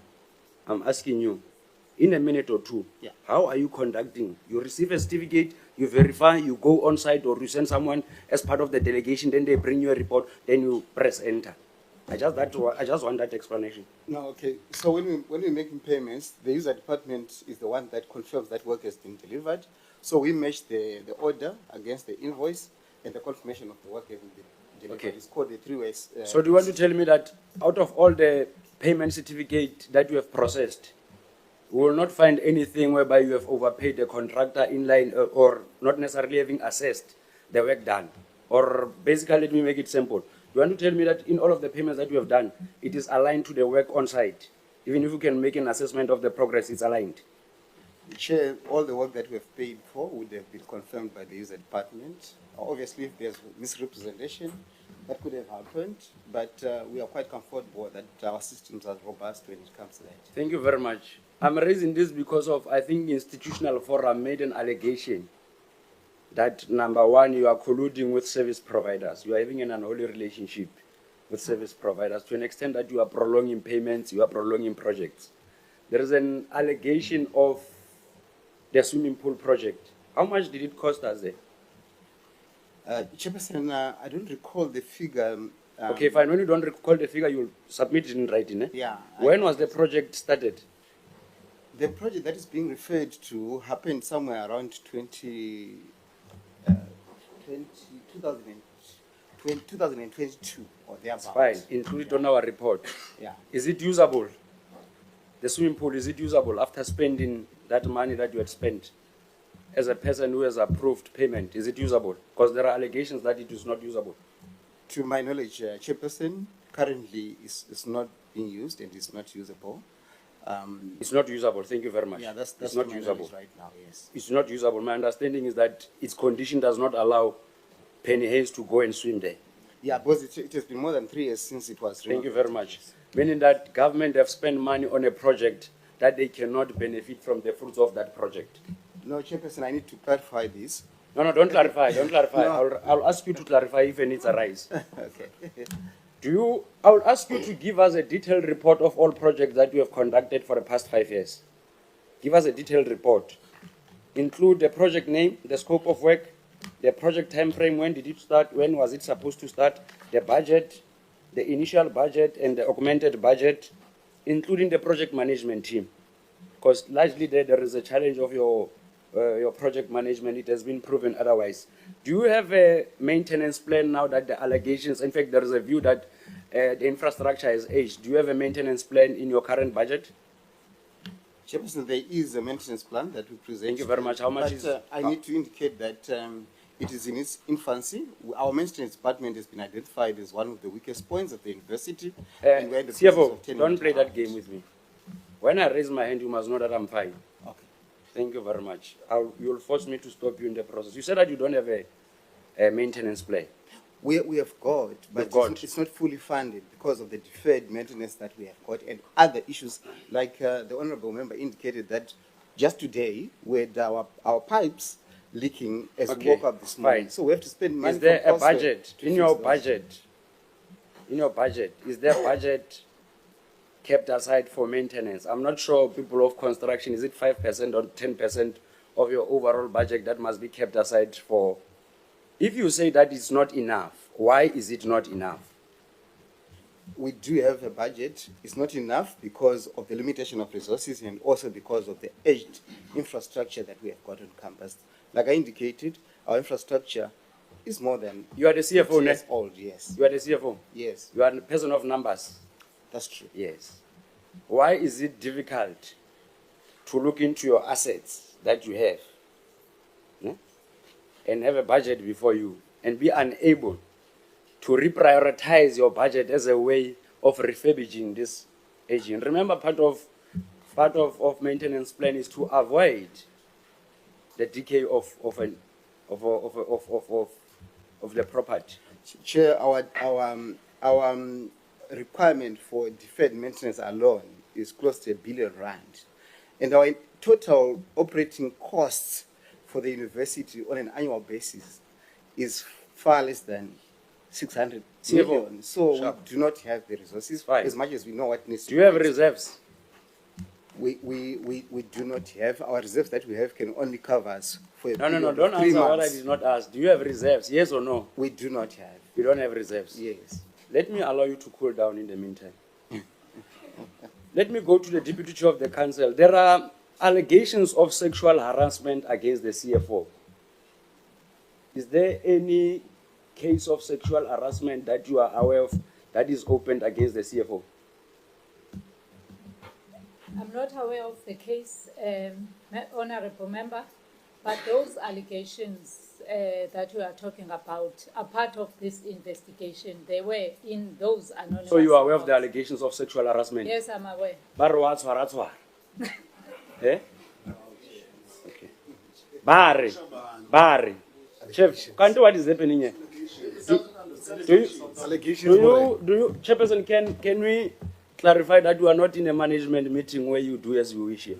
Yeah, you are in Parliament. You are going to be held accountable in line with the accountability framework that is there. I'm going to plead with you to conduct yourself in a professional manner. Are you aware of the allegations of sexual harassment? I'm going to repeat myself. Are you aware of those allegations? Honorable Yes or Member, no? I've said yes. Oh, from thank the- you very much. from I the could not get anonymous you. letters. I could not get you because Oh, I'm the sorry. CFO wanted to misbehave here. Okay. And we'll attend to him decisively in no time. The appointment process of the Vice Chancellor is questioned. Why was in fact, the organized labor is arguing that in 2024, they have sent a request to form part of the labor recruitment processes in 2024. Is it in 2024 labor? Correct, Chair. Thank you very much. 2024 first term. 2024, and you are saying that the reason why they could not be accommodated in the recent process that included the appointment of the VCs because of the current policy does not allow their inclusion in the process. Between 2024 and 2025, what is it that you have done as a council to resolve the inclusion of the labor in the process? Can I request the Secretary of Council, who is now the acting DVC, because I think this matter was before him, can he assist on the matter? You are a deputy, eh? And you said that you are standing here on behalf of the chair. Now, my question is directed to the council. Let me qualify my statement. Both the Labour and Institutional Forum have said that you have unholy, you know, one day I'll unpack this unholy. There are allegations of corruption in this relationship of yours. They are arguing that you are sidelining them. They are not included in anything as council. Now, my question is to you, as a deputy chair of council. What is it that you have done to include the organized labor in the process of recruitment? Are you the deputy chair? Are you the deputy chair? My question was specific. Can I then answer, Honorable Member? I think I did answer this matter. That's why probably I wanted a different voice on the matter. 2024 is not too long. We are in 2025 now. To review a policy, Honorable Member, doesn't take 6 months. How long does it take Takes a you? process. Okay, ma. How long does it take you? I understand the interpretation or meaning of process. How long does it take you to review a policy? Well, Honorable Chair, it depends on the parties that are involved. All right, you are unable Because to respond that. How long does it take? 3 months, 2 months, 3 months, 4 months, a year? You said that a year is not enough. How long does it take you? No, I will give you an example. For the policy that the students were referring to, it was back and forth. In fact, that policy that they are talking about, it was sent to them as the SRC. It took 3 months for them, and there's been change in SRC. The new SRC wants to have their own say in the policy. So it depends from policy to policy. That policy took more than a year. Thank you very much. Ke a go kopa gore ba o kry-le metsi o iketle ke a bona ka re o tsega ke maikutlo ebile o tshimola o oketsa lentswe. I want to understand with you, Chairperson, this is my last one, I'm wrapping up. Just this one of policy reviewer, and I'll just submit my proposal. I want to understand with you, there are allegations that you are running or you are refusing to accept the advices of the institutional forum, as it has been alleged today. Second to that, it is alleged that you do not take into consideration the views or the role that key stakeholders like your labor and students must have in any process that speaks to the day-to-day running of the institution. I want to check with you, how do you conduct your policy review process? Agropalotso, you failed to respond to me on how long does it take you as an institution to review a policy. That one you have failed to respond. Which process do you embark on when reviewing a policy? And second to that, which stakeholders are left? Chairperson, I'm just left with one question, if you can allow me. I wanted to squeeze this one of the investigation, if you would allow me. You can respond in the meantime. I was talking to the chair. Honorable Member, please know that the review of policy is in the remnant of management. It's not a council prerogative. It then comes to council to approve.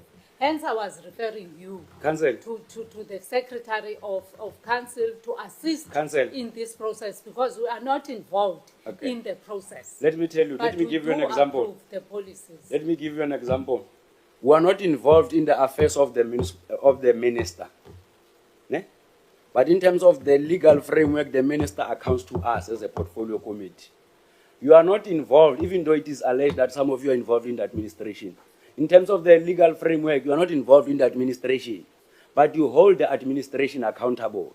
Now, as a person who had realized that there are certain policies that hamper the smooth running of the institution, to an extent that one of the critical components being labor has written to me, as a person who must hold management accountable, that there is a gray area, especially on areas of recruitment. That's why I'm asking you that question that is very simple. What is it that you have done between now and at the time when labor had raised an issue? But you can leave it, ma. You can leave it. I'll submit my question in writing and I'll expect you. My last question, my last shot, and in fact, it's aligned to yours. When you are dealing with this policy review, who does these reviews? Do you do them internally, or do you appoint an external service provider to conduct those revieal process? Maybe I must just guide it with the last one. It's okay. Switch off the mic. Who is answering? We want the mic, yeah. All right. Thank you. When we do a Don't come with that attitude to me. But you're also coming with an attitude. What attitude am I bringing? You can talk to me respectfully. What do you I can do? also talk to me respectfully. How am I disrespectful? No, but you're not talking How am I disrespectful? How am I disrespectful? The house is degenerating. Vice Chancellor. Vice Chancellor. Vice Chancellor. Why in a meeting in Parliament? Can you please not do that? Chair. I'm still addressing the Vice Chancellor. Switch off the mic there. I'll give you, I'm addressing the Vice Chancellor. But please, Vice Chancellor, let's respect our meetings. Because if you behave like this, I'm unable to protect you from members. You are now moving out of the protection that I have a responsibility to afford to all of you. And I've been standing here calling your name, Vice Chancellor, your title, but you are not helping yourself. Honorable Shugamba. No, thank you, Chair. I think we need to protect this process, Chair. We cannot have a situation where we are going to have people exchanging words like that. And I take a concern of this issue because it's just that I respected my time. But in one of my questions was to ask her about the F words that she's using on their WhatsApp groups against the other staff. And this is what is actually being displayed now to say she loses it at some point and goes to other things. Thank you. Okay. Honorable Long. Chair, I think it is only fair that the Vice Chancellor must apologize, one, and she must relax. She's leading a big institution with bigger problems. If she's exploding with such a small thing, it means we've got a bigger problem and we'll have an issue. He's here to account to us, not the other way around. And we'll respect them. We'll always do that, but we'll never allow to be disrespected in our house in Parliament. She must apologize. Thank you very much. You also want to add, Honorable Mrs. No, it's not adding, Chair, but I want to clarify something. Honorable Khabo was saying, Vice Chancellor, do not come with that attitude to me. That's not attacking the Vice Chancellor because he was precise on his question. So the response from the Vice Chancellor was rather unbecoming. Yeah. He did not attack him. That's okay. Vice Chancellor, can you please withdraw the words that you would have said, even when I was calling you to order to restrain and you did not. Can you just please apologize to the meeting so that we can conclude? I apologize to the meeting, Chair. Sorry? I apologize to the meeting, Chair. Thank you very much. Chair of Council. No, it's fine. She was going to answer now. Chair of Council, do you guys have a sexual harassment policy? Yes, Chairperson, we have. What does it say? I must be honest that I cannot be able to articulate it now. I don't want you to quote it verbatim, but just the bigger picture. What does that policy say? You don't know. You have put me in a, yeah. I will have to go and review it. Yeah, that's a big worry for me because as the leadership of governance, there are certain policies that you as governance must implement. If, for an example, there's a sexual harassment case against a very senior leader of management, it can't be handled by HR because that person might be very senior to HR. So it is handled by yourself, obviously, sometimes using your HRCC and all of that. But I must register that I'm worried. Register. What does the sexual harassment policy of the university say? Chairperson, it does underscore the importance of zero tolerance to any form of sexual harassment. That's one. It also provides for investigation processes and so on in respect of that matter. So it says if there's an allegation, what must happen and who must do that? So there's an allegation against the CFO through an anonymous letter. What is the policy saying? The steps that must be followed.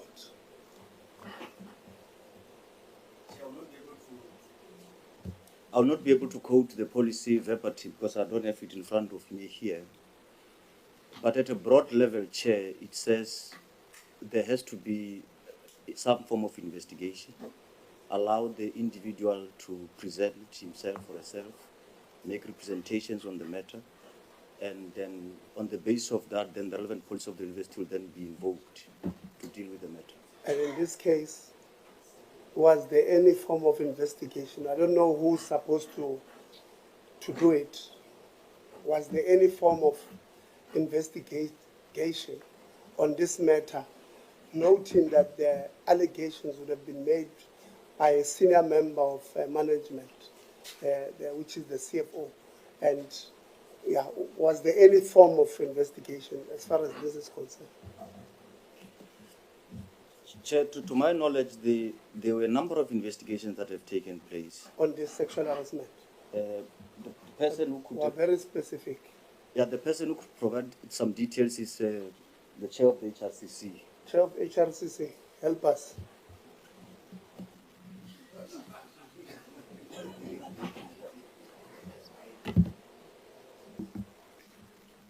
Chair,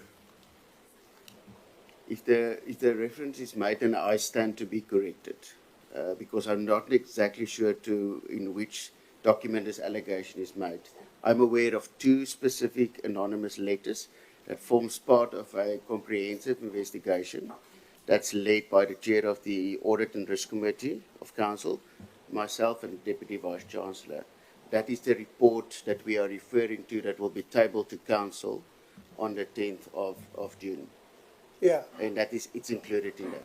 Yeah, but I'm asking, the reason when I started, I'm asking specifically about what is your sexual harassment policy, because you can't say to me, because these sexual harassment allegations form part of a bigger 10 other agenda items.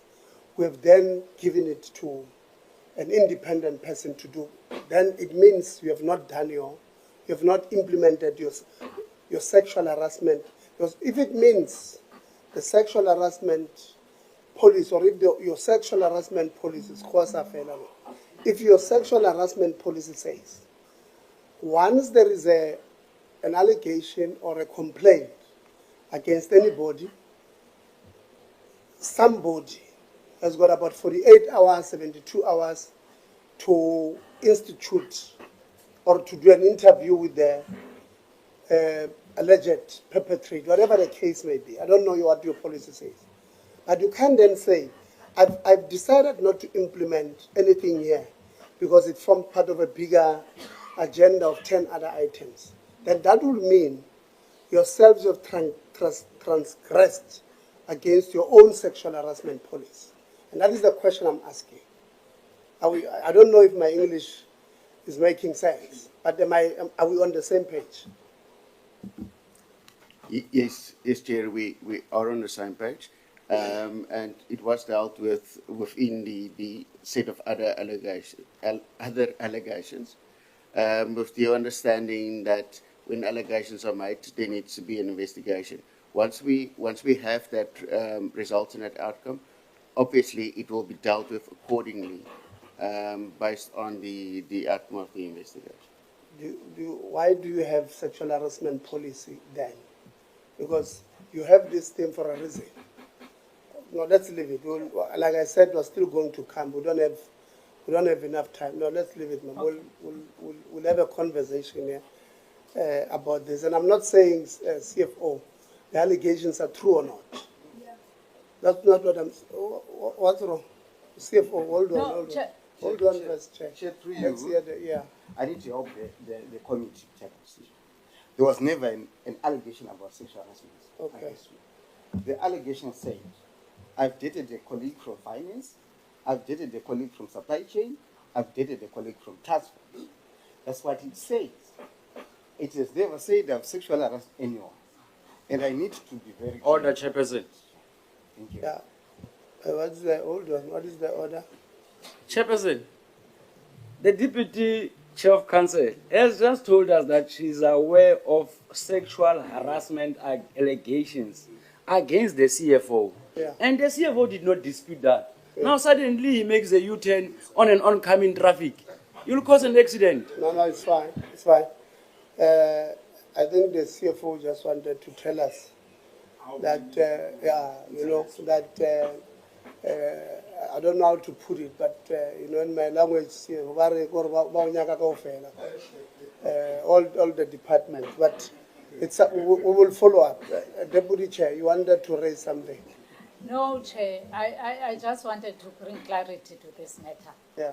That this sexual harassment that we are talking about, it's alleged, and it's in that anonymous report, which is different from a case where I go personally and report that I've been sexually harassed by the CFO, which then will invoke the sexual harassment policy. Okay, so now you know your policy. Because you said you don't know it. No, you said you don't know it. Okay. Okay, let's get to, we received allegation, or maybe before I get to this one. I'm very worried about general corporate governance at this institution. Vice Chancellor, when you left when you acted as the Vice Chancellor, okay, maybe let me first deal with the policy and finish the policy issue. What is the chair, deputy chair of council? What is your policy saying about acting vice chancellor?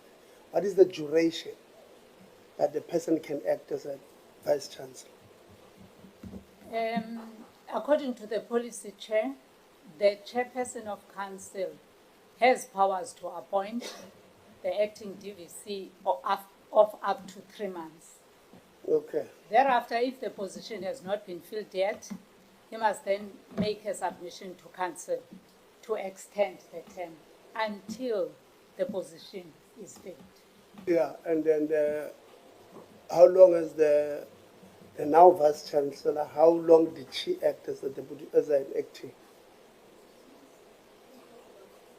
11th November to 6 months. 11th November. November. From November to May, 6 months. December, January, May, 6 months. 6 months, yeah. Okay. And did the council in February extend the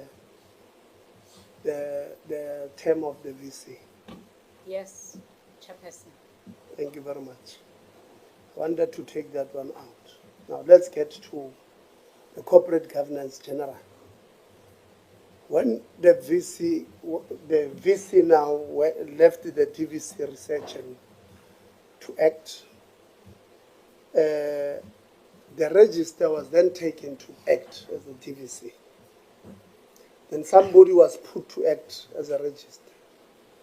And because we don't have DVC operations, the CFO was then pushed to act as a DVC operation.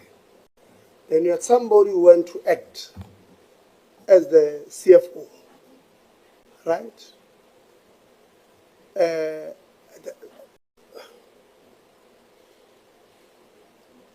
Does this make sense, or in terms of upholding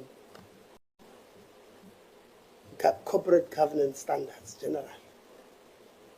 Does it make sense to you that almost everybody there in senior management is acting? Deputy Chair. Chair, remember we had to have the university operating and to recruit permanent position, it's a process. I must tell you that the process had started to recruit the DVC operations, but we couldn't start any process to recruit DVC academic research because that position has got its own person who is the acting VC. Yeah, so the pressure that we had as a council was to fill the position of the VC so that we take care of these acting positions. Let's I know it's not an ideal situation, but it was the situation that we found ourselves in. When we say let's leave it, I'll tell them do we want water? Somebody so that we don't, yeah, please. We must not, so let me tell you, Deputy Chair, where you and I disagree on corporate governance. So a CFO is somebody who, on behalf of the university, signs SLAs and tenders. CFO, right? So these projects that we have, they are signed by this very same CFO. Mabeli CFO, do you also want water? Relax. No, Chair, I just wanted to No one said you must open our mind. Okay. Relax. I'm making a point to your Deputy Chair. I don't know what is it that you want to clarify. Supply chain management is under CFO. So when we say it's you who signs, we're saying it's the department that you hate. When we say it's Sefako Makgatho that has won whatever, is number 10 out of 26 universities, we say it's you because you are as the as the VC, you are the CEO there. So there's nothing to clarify. We're telling you that the CFO is a person who signs tenders there. So these BECs or bid specifications, all of them, those bodies, they fall under you. Bid specification, bid evaluation, bid adjudication, the whole supply chain falls under you. And when we say you signed those things, it's a fact. It's your department that signed. And the corporate governance issue I have, Deputy Chair, with this thing, is that now the CFO is an acting operations TVC. What is the role of operations there? Is to oversee these projects. What is the problem here? Is that the same person who has signed a contract with Nsezana Consulting is now overseeing the same project. It's a very serious conflict of interest in my view. West Part, members would have said to you, they would have, from DBSA, from the day it started, there would have been issues with even the appointment, by the way, of these CCB contractors. There would have been issues that these people, there's no capacity, or the process, whatever, but there would have been issues. Right? Now, the CFO is now overseeing this process or these projects. For me, it's a very serious corporate governance problem, which I think you must look at it. But like I said, we're going to get to that problem. Maybe you don't agree with me because you have a PhD in finance, no problem. But you wanted to raise a point or wanted to clarify something, CFO. Ari. I think you've covered me in that sense. But in terms of the delegations of all appointments, of the decisions of appointment at our university, they lie with the Vice Chancellor as the accounting officer of the university. Thank you. Okay, thanks. Auditors that audits this institution. No, let me start by AG first. AG, I know for a fact that you have raised issues with the implementation of this 2,000 beds, the water, what there, the boundary wall. There's a report that you submitted to management, to DHET. They've not yet made it official, but I'm giving you permission to comment on it, and even the auditors, I'm going to give them permission to comment on it. What were the issues raised about this project, AG? Because you raised issues, and you said management must look at X, Y, and Z. What were those issues? Please, they might have forgotten, remind them. Thank you, Chair, honorable members. From my side, perhaps, Chair, let me start by clarifying. I think in one of the opening remarks from the department, they stated that we are conducting investigation. Just to clarify that part, from our end, we are conducting an audit, not an investigation. So our audit is looking at the procurement process. We also look at the project delivery or the lifespan of the project, where we're specifically looking at the planning of the project, implementation, management, as well as commissioning of that project.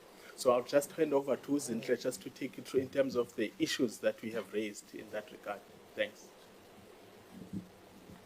All right, thank you so much, Honorable Chair. Good day again, honorable members. My name is Zinhle Matthews, and I was the senior manager that audited in the previous cycle.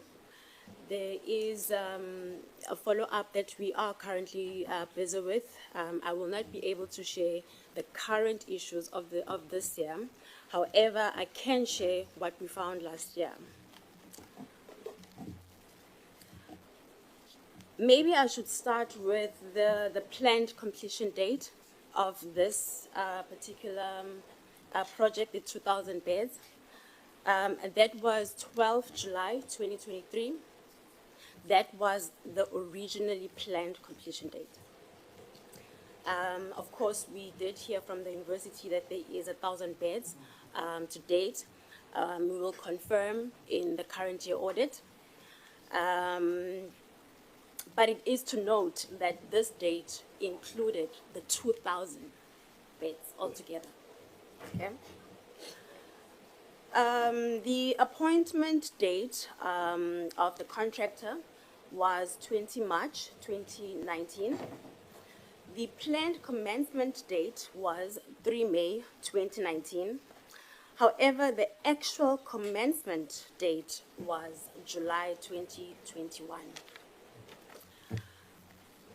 Of course, this shows that there was 2 years lag between the planned commencement date and the actual. And the main reason was there was a requirement of rezoning the land. The land had to be rezoned from a place of instruction or education use to residential. This was not finalized prior to the appointment of the contractor. And this was the first oversight from the university. The impact of this led to an increase of cost price adjustment provision, which originally was set at 24 million. It increased to 78 million, which is an increase of 54 million. What we found as the Auditor General of South Africa prior to the commencement of the work, this is now 2 years, over 2 years later, the entity did not confirm the reasonableness of the prices which were established over 2 years prior. For us, this was a concern because we could not obtain the assurance that the decision to increase the cost price adjustment provision from 24 million to 78 million, whether that decision was economical, as no reasonable test was conducted to confirm the relevance of the prices obtained over 2 years prior. It is also to note that there was the market was not tested at that particular time. So these oversights demonstrated the lack of transparency in the decision making, and consideration of economic use of the entity's resources. The following is just to note, based on the discussion that was had to clarify the contract amount.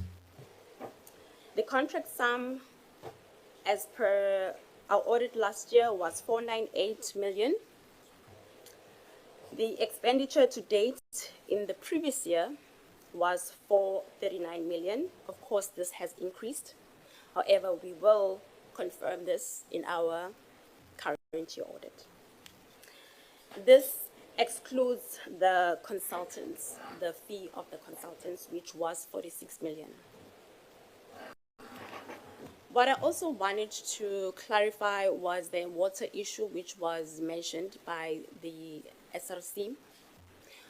When we did a site visit last year on the 3rd of April 2024, we did note that there was a water challenge connection. At the time, it was noted that the bulk water project, which was a separate project from the one that we were auditing, that it would be completed by May last year. We are yet to confirm whether that was done.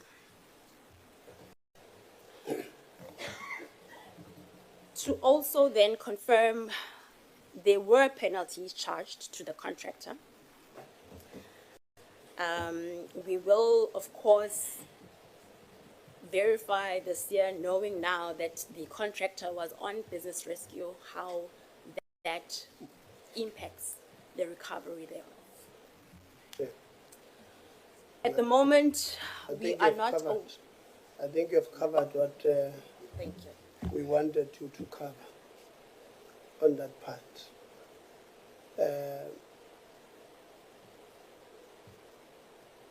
About the problems of the contractor there. We have pressures of time. So for now, we'll let that one rest. I'm sure members also have a lot of questions on that part. I'm also going to let it rest. We received the report that we are waiting for next week, the 10th. Is it responding to the letters that was written to council, ourselves, the minister, on the 2nd of September 2024? Is it Yes, that one? yes, Chair, let me correct. It's not going to be coming to you on the 10th. It's going to be tabled at council. Yeah, the report that's coming to you, that we are expecting.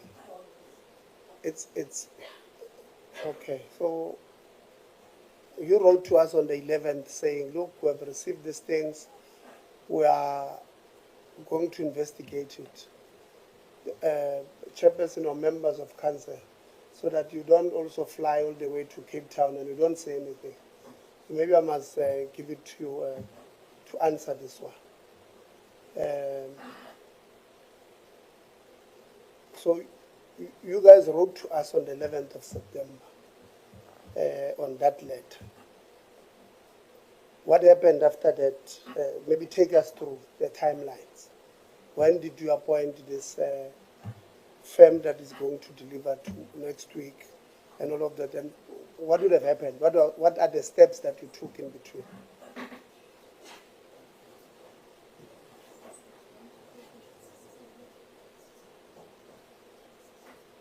You can assist. Yeah, let's hear. And remind us of your position as well. Chairperson, thank you very much. Insofar as the timelines are concerned, Chair. Remind us of the position you occupy now. Thank you, Chair. Chair, my name is Tapelo Mamuno. I am the Substantive Director, Legal Services, but I'm taking care temporarily of the Registrar's portfolio. Going back to the matter that has been raised, Chairperson, the firm of attorneys that has been appointed to undertake the investigation is Sekati Incorporated. I think the Chair has already pointed that out. Secondly, insofar as the timelines are concerned, they were appointed to undertake the investigation by the end of September 2024. But subsequent to that, there had been some requests for extension of time in order for them to be able to collate documents, interview persons, and the like. It is finally that this year that the matter got to the point where they were able to conclude the investigation, and that is why, as the chairperson has pointed out earlier, that the matter is actually going to be serving before the council, to be exact, on the 9th of June 2025. The date has been set, the logistics have been arranged insofar as that meeting is concerned, Chair. Thank you very much. No, thank you very much.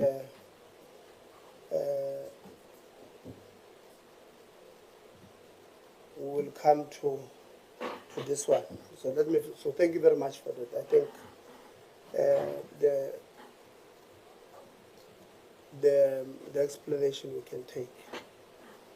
So CFO, you guys agree that there's a delay in the implementation of or the delivery of the 2,000 beds, perimeter wall, bulk water, whatever.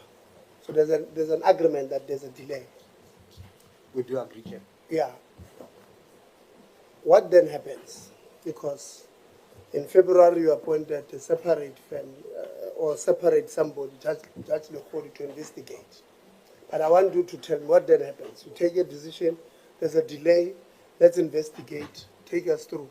I know it was a decision of council, but it must have been because of your report to council as management? Chair, I should indicate that the delays in the, as a CFO, the delays and of course the consequential increases in prices worried me as a CFO. I personally wrote to the then Vice Chancellor on the 22nd of June, raising my serious concerns around what was happening around infrastructure at the university. I then subsequently wrote to Council about my concerns and frustrations about what was happening within the built environment structure as it was, specifically highlighting the projects that you have just highlighted. In terms of the action that has been taken, Chair, my assessment is that the delays was a result of a number of factors, some related to our own officials, employees of the university, not doing what they're supposed to do, some about our own project managers, in this case Royal Asconi, that we thought there was a concern, and some were to do with the issues that were to do with the contractors. When it comes to the actions that we have taken, I think I've already elaborated on what we've done against CCB with regards to a claim against their guarantee. I think the auditors have just confirmed that we also had penalties that we levied against them and those kinds of things. That's one action that we've taken.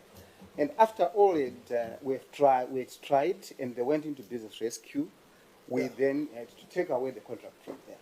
Let's break it down so that we don't lose each other in between. Yeah. So you wrote to the Vice Chancellor on the 22nd of June.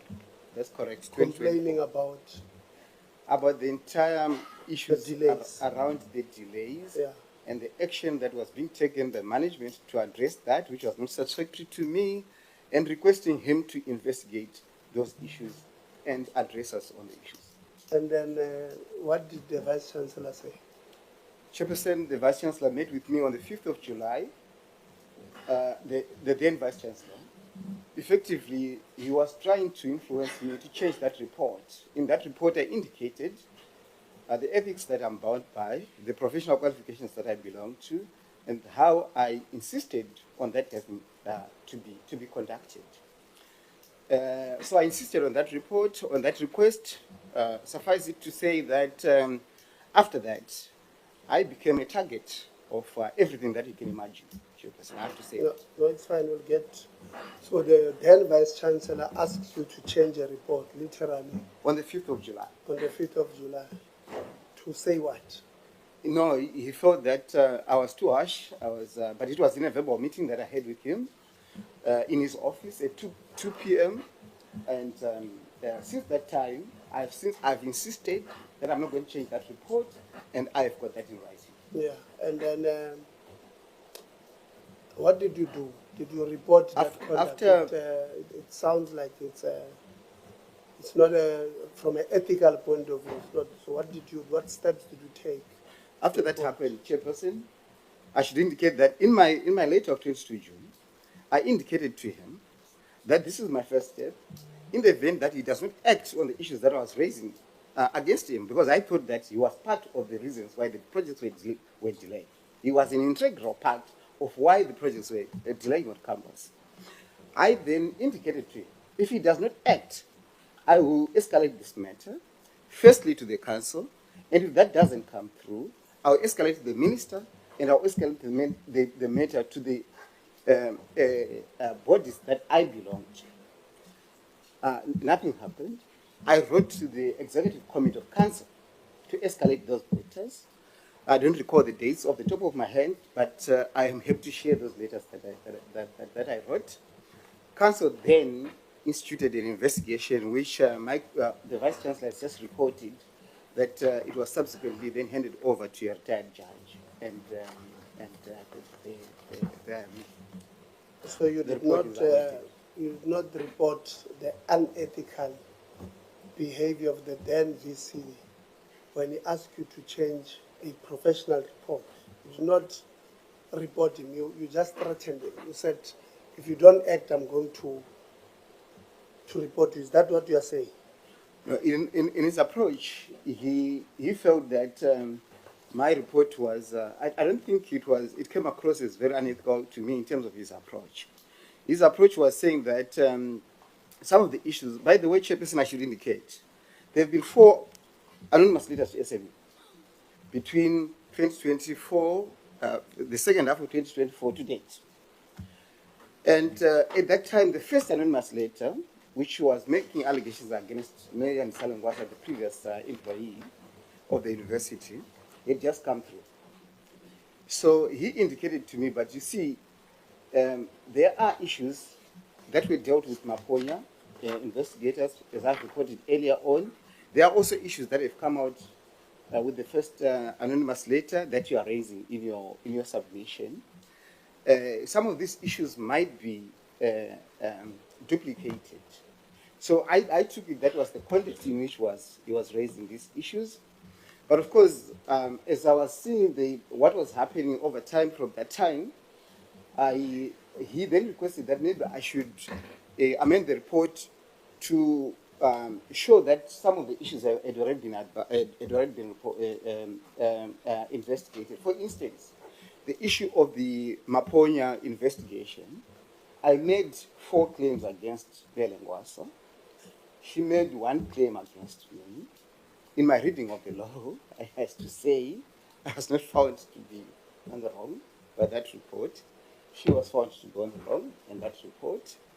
Then she resigned. So he thought that those issues that were raised there should come out of my report, because I indicated serious issues around supply chain, around infrastructure against her. And she then indicated that then he was requesting that I should remove those issues because they've been dealt with.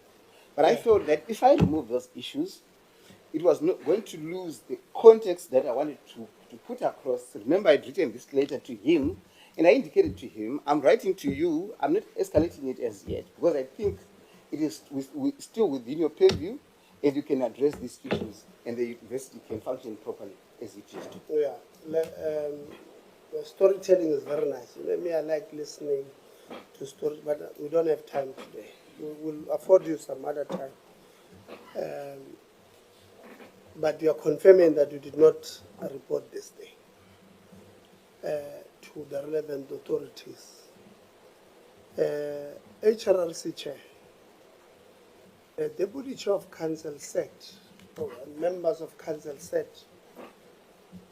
on the claims by the CFO that this report that he's talking about now cleared him. I want you to confirm if it's true or not that that meeting, because there was disagreement between the then Vice Chancellor and the CFO on whether that thing cleared him or not, did the then VC send you this report together with the Deputy Chair and the Chair? Because the allegation is that no one has this report. It's only the Vice Chancellor, the then Vice Chancellor. Now I'm asking, because there's other reports that we have that suggest that he did send it to the Deputy Chair, the Chair, and yourself. So I'm asking you, as the HRCC chairperson, do you have this report? Did the then Vice Chancellor send you this report? Chair, I stand to be corrected. I do not recall receiving the report. However, I understand the question. I've made my notes. I have every undertaking to, when we leave here, go through the information that I have available and answer your questions in that specific regard. I'm not sure, but I ask your allowance to just respond in writing. Let me please just go check what transpired there. Okay. So you don't check your emails regularly? I do, Chair, but it was some time ago. Apologies. There's a lot happening at any specific stage. So I want to go back to the minutes of the council meeting, what happened. I want to go back to the correspondence, and I want to present you with a comprehensive response, which I will do. Deputy Chair, I hope I've given you time to try and remember. Are you saying to us with certainty that you don't have such a report sent to you by the then Vice Chancellor?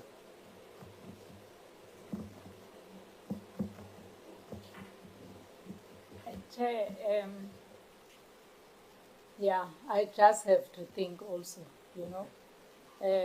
Let's go through our emails and our minutes. Okay. And respond to. No problem. Thanks. We don't have time, so it's fine.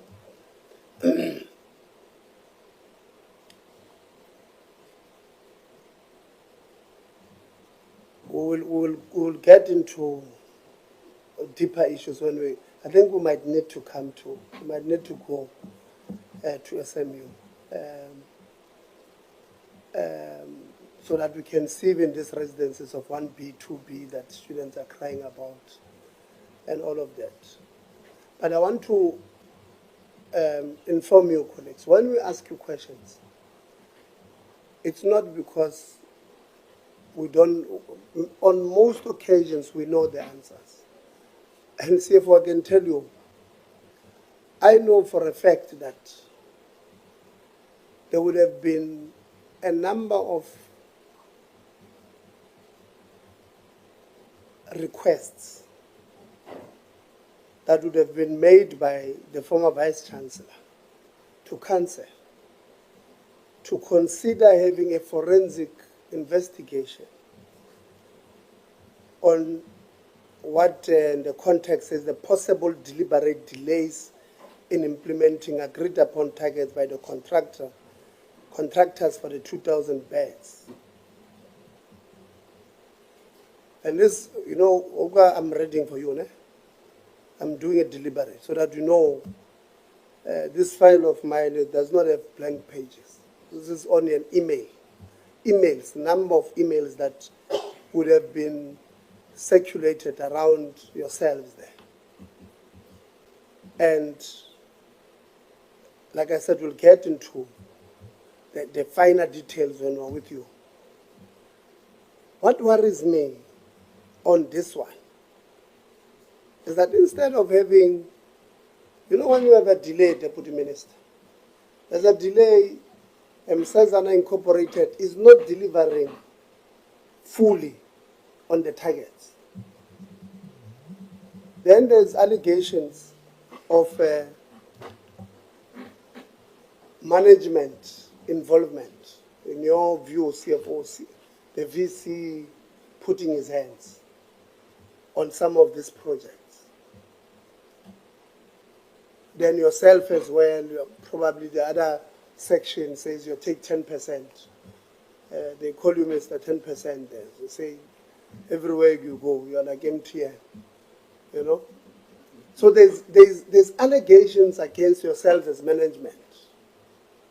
There's allegations on this letter against the chair of council who they say met the providers and you don't know what happened there, you know, all of those things.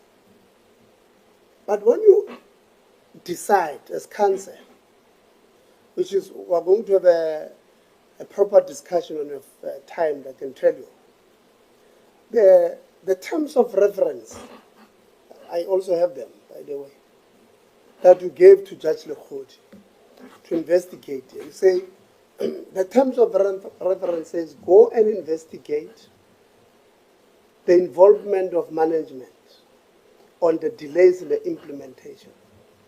And in those terms of reference, you don't include the contractors, which is for me a serious red flag, because these contractors are the ones who are appointed to do this. They're not doing it. That's why you are investigating. They are not implementing, they are not reaching their targets as they should. But in the terms of reference, you don't include them. It's a serious red flag. Why? Because you could have included them there, including your project managers. Because these project managers of yours are the ones who give you a final report for you to sign, CFO, the invoice.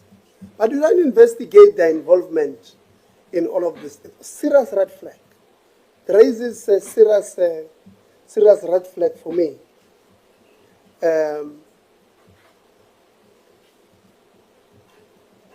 So some of these things, like I said, we're going to discuss them in detail when once we know when Parliament tells us that terms from this day to this day, we'll then do our own program. But would want to come to you because the picture is not looking good. We want to ask you, VC, you are newly appointed.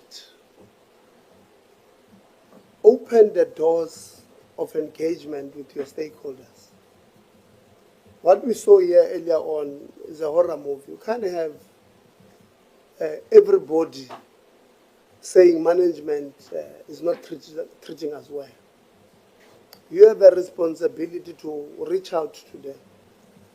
We'll probably come there in September, in the third quarter. So you have about 3 months to try and fix relationships here.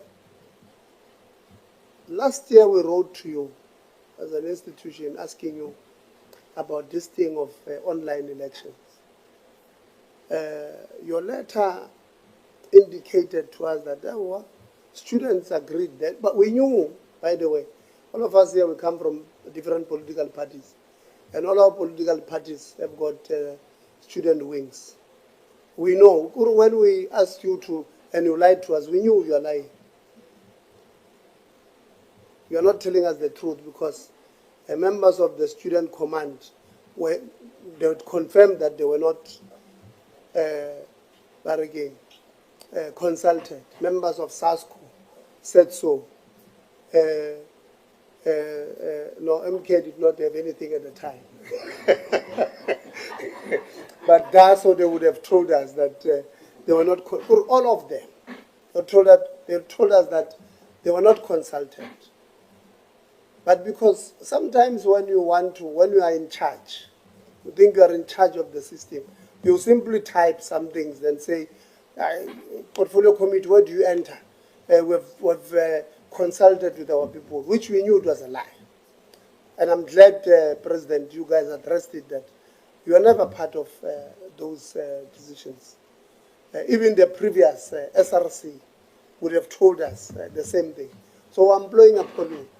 Stop taking decisions for students without students. It does not help. You know, sometimes you guys make concessions. You say, if you owe 90,000, or if you owe this much, we'll give you a concession that if you pay 50%, will allow you to register. It sounds good on paper. But when I come and I owe 180,000, it means your 50% is 90,000. Where am I going to get 90,000? It doesn't make sense. In fact, your own throughput rate there says to us that, especially if you look at dentistry, the School of Dentistry, for example,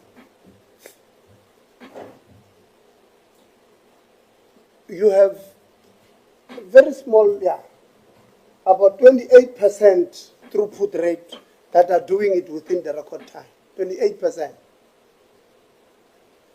And then those who are doing it N+2, or if it's 6 years, those who are finishing it in 8 years, are about 85%. What does that mean? It means majority of them, and I've excluded N+1, which is around 78%. But what does it mean? It means from N to N+1, they will be covered by NSFAS, for an example. But NSFAS says only N+1. Then the 80-something percent, 85%, will then have to find money somewhere to register, to get whatever. So if your concessions that you have there, you are making it in boardrooms with nice aircons and students are not there, you will not understand that this child or this student, 85% of them who are left with 2 or 3 courses sometimes 2, to conclude, they owe and invest this amount of money and they are unable to register. So you are tactically excluding them. So that's why when we say to you, when you make concessions or when you make any policy, don't make it on your own. Look at the affected people. Sometimes you make policy about workers and you are not including them. And when they strike tomorrow, you complain. When students strike tomorrow, you complain. So I want to implore upon you, like I said, we are going to have the second dance, probably in September when we open. Go and talk to students. Vice Chancellor, President of SRC, you must always meet so that you have an appreciation of what are the issues affecting students. Register with the SG, same story. CFO with the TG, the SRC, same story.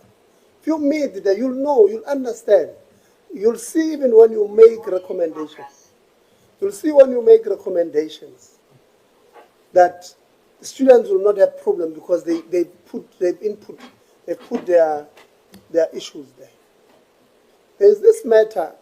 I'm going to give you to just respond to the issue of the SRC as NSFAS because we can't live without you responding there. But there's this problem, Vice Chancellor,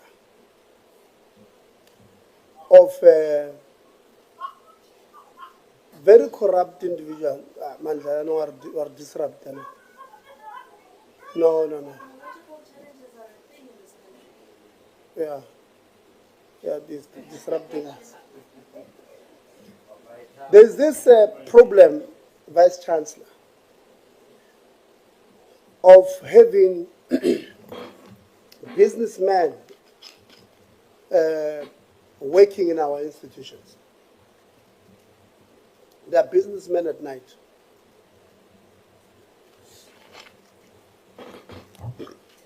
Many of them, they work in SSS, student services.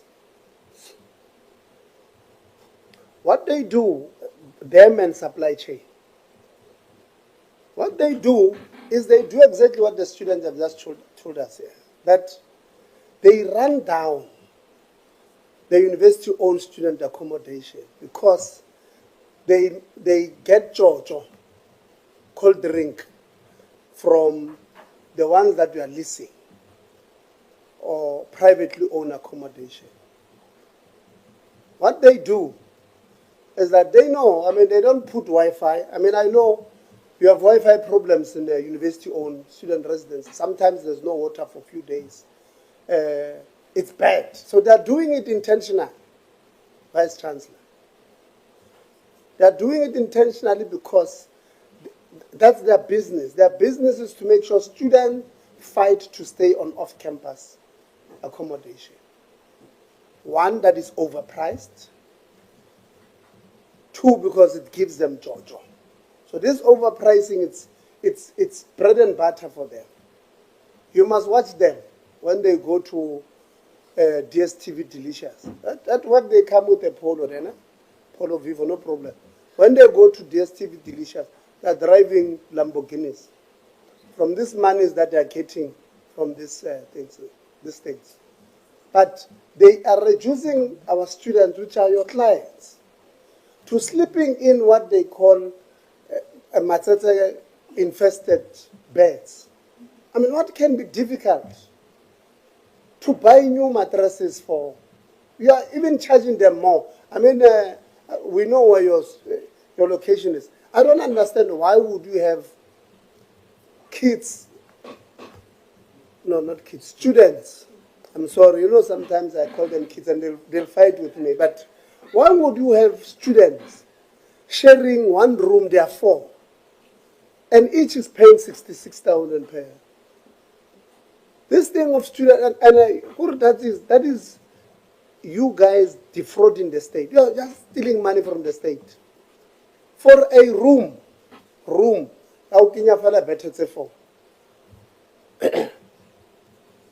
you want to earn 27,000 something, 26,400 in a room.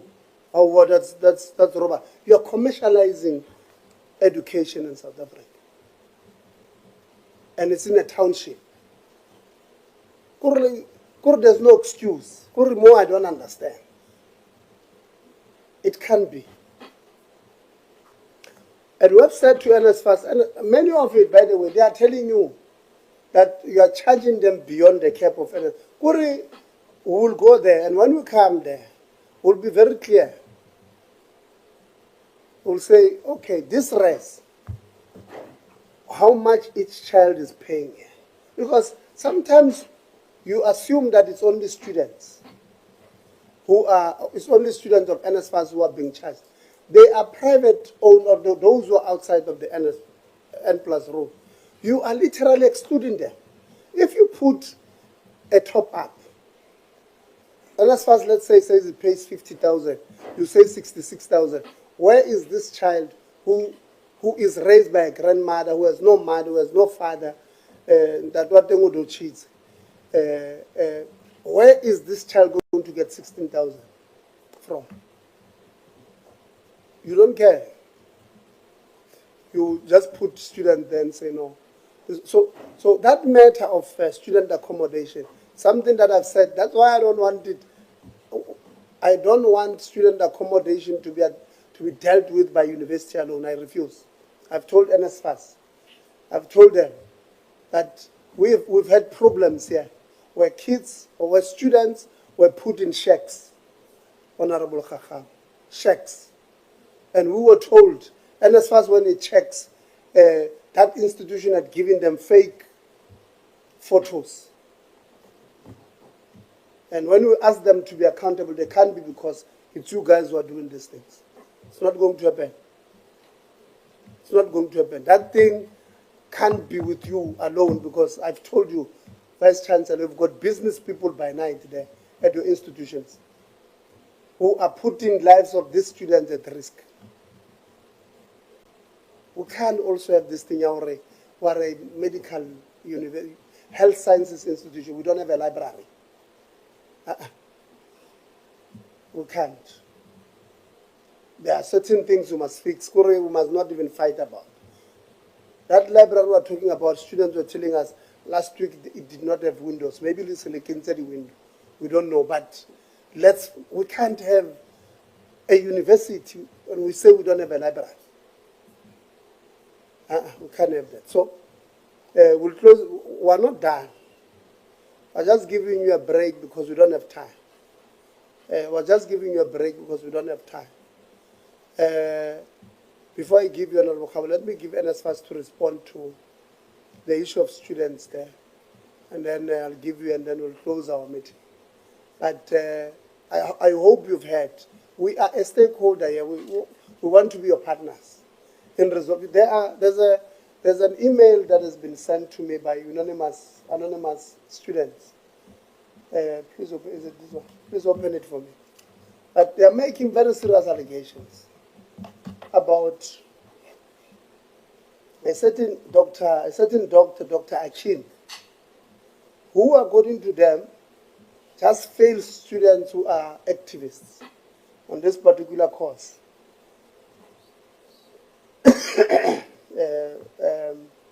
On gynecology and this one I can't pronounce. Obstetrics, on obstetrics and gynecology. On 6th year or final year medical students. And in fact, the letter goes further to say that they've reported the matter, and you guys say that you'll investigate, you don't investigate. But what is worse here is that the allegation is that this Dr. Akin character is targeting student activists there. I don't know for what reason. Maybe you don't want... and then when they report to you, you suspend him or you put him aside for 2 weeks, you bring him back. There's nothing that you communicate. Let's not... when you will respond, but we don't want to hear any of these stories anymore. We can't. And this is not, by the way, sent to us by one person. We just decided to choose this one. But there are many. Some of them that are available, we send them to you to respond to us as we get them. But this can continue. legal advice, legal person, they are saying that you are given to act as a register there when according to the requirements that it wants masters and you don't have.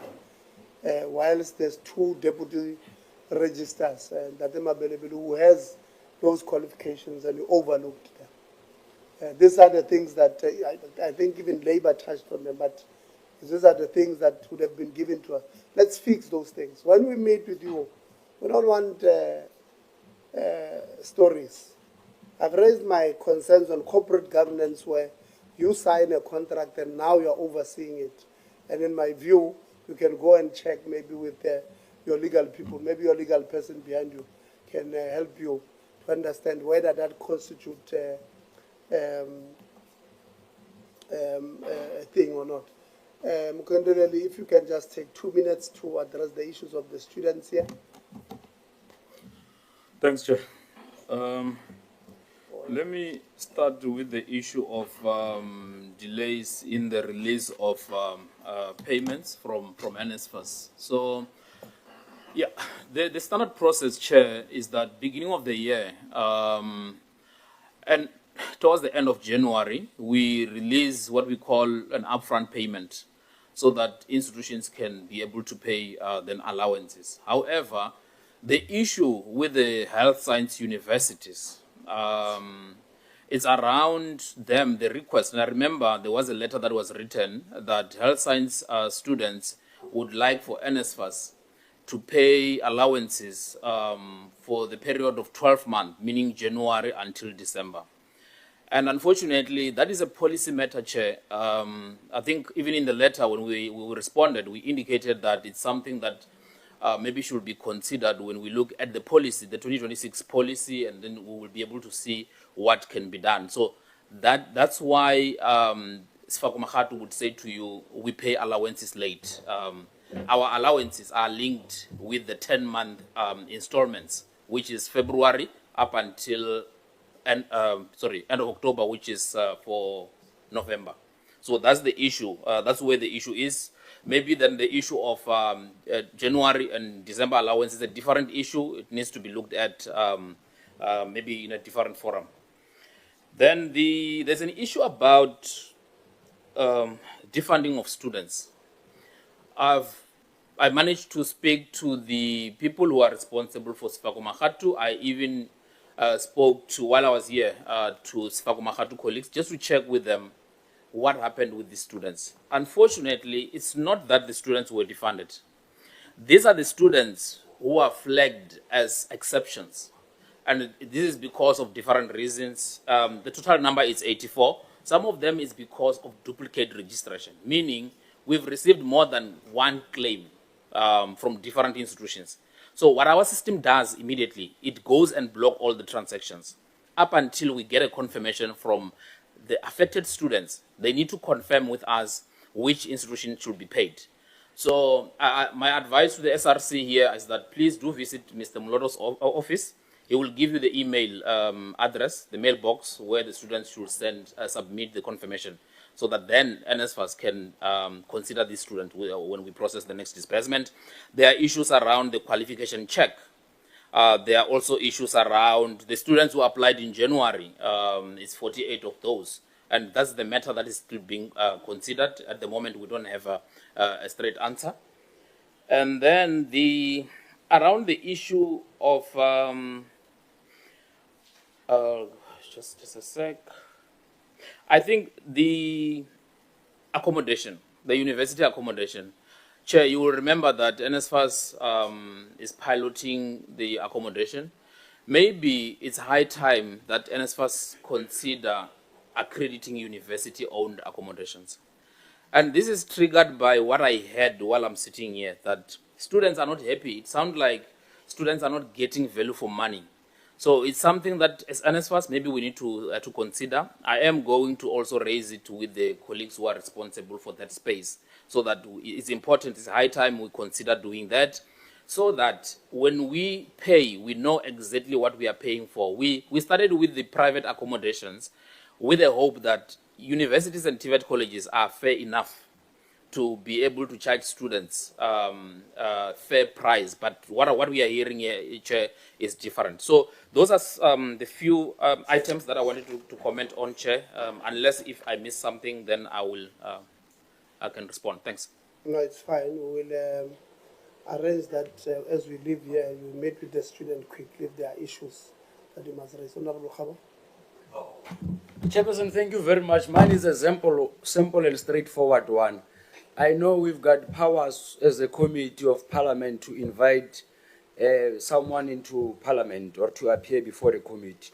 I would plead with this committee that we must extend our invitation to the former VC in the second round. That is my first plea. The second plea is that we must plead with you probably to remind the Vice Chancellor that we are allowed to conduct an unannounced oversight visit, meaning that we can rock up in the morning. We should not be sent police now that we are informed that the campus is being militarized.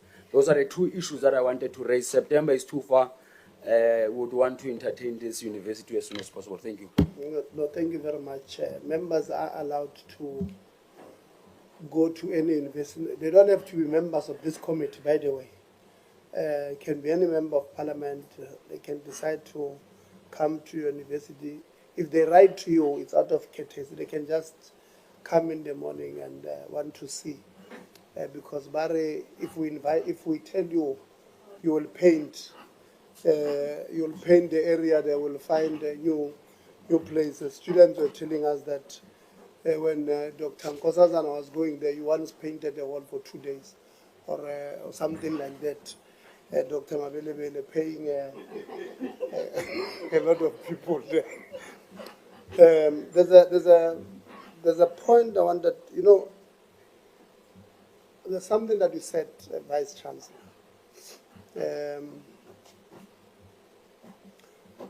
which really did not sit well with me. You can just open it for me. When you said that, when we were saying be deliberate when you recruit, and you said no, it depends on the performance, the highest qualifications in the advert. I don't agree with you, and I want you to go look at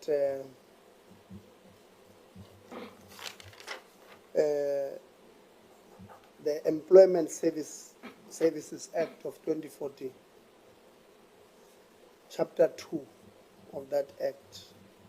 Section 8 speaks about the employment of foreigners in this country. Section 8, subsection 2A.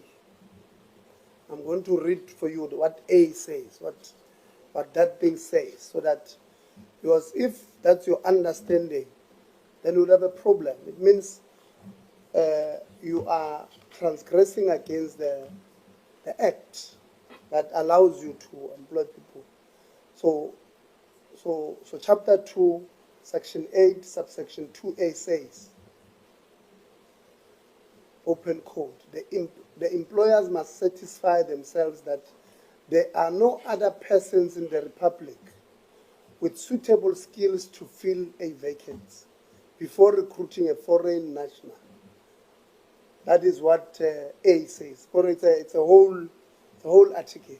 So read that thing, because I don't think sometimes, especially at universities, Deputy Minister, I've written to your minister. I've asked her to ask these universities to give you the stats of who have been employed, especially foreign nationals. All of them, all universities. We've written to your office. And we said, we've even tried to explain the table we want it in. You must say Dr. Mabelebele, or what is your name, CFO? Manyawe. Dr. Manyawe, CFO. I'm going to, maybe let's say, nationality. I know you are neutralized, and I'm making an example. I must make an example with you because you are here. Yeah. Yeah, neutralized. Neutralized. Oh. I said neutralized. Okay. No, I'm sorry. You see, I'm a soldier, so So in military language, we neutralize people, you know, naturalized. So you'll say Dr. Manyawa, position CFO, nationality Zim. When did he get employed? It will say 2017. And then on this side, it will say there were these other 5 people who also applied for the same position. So this is what we have asked them to do. Why do we want to do that? Because we believe that sometimes there seems like there's a deliberate attempt, Deputy Minister, to exclude some South Africans in the sector. A case in point is that there was a dean position at CUT where a South African who, by the way, was highly qualified than the person they gave the position to was shunned, was not given the job. And even because this one was an internal person, once they assumed this role, the role where she was as well, the person who's acting, is also a foreign national. So we want to understand when you do these things, how does it come to pass? So we want to thank you for coming. We will indeed come to, either you come back or we'll come, it will depend on the thing of Parliament. All the best, Vice Chancellor. Don't be emotional. Sometimes you will not be asked nice questions, because these people, they are public representatives. They are also not asked nice questions. I mean, if I go to my constituents and people swear at me, and they tell me, you guys are not doing 1, 2, 3, 4, when we come here and we must also ask you those questions. So it's not out of disrespect for them. It's because they represent the people. And those people in South Africa currently, they believe that we're not doing what we're supposed to be doing. They believe that they are ill-treated by your institutions. They believe that these institutions sometimes, I mean, they are militarized. They think they are just, you guys are just running jails. You know, and when students cry, and you don't listen to them, because the SRC arrived there and told us literally that you guys don't listen to them. So they must then, those people come to us and we must ask you. So it's not out of disrespect. Let's try and be calm. It's a long route. We've got a very long road that we are going to walk together with yourselves. So let's not be emotional. We will get it right. The first step to get it right is to acknowledge where there are mistakes. Let's try and fix. Like the swimming pool that you're talking about, we know it does not have water, Dr. Manyawa. You said that you don't have, what do you call this thing? Today there were best pipe here and there. We know there's always best pipes there.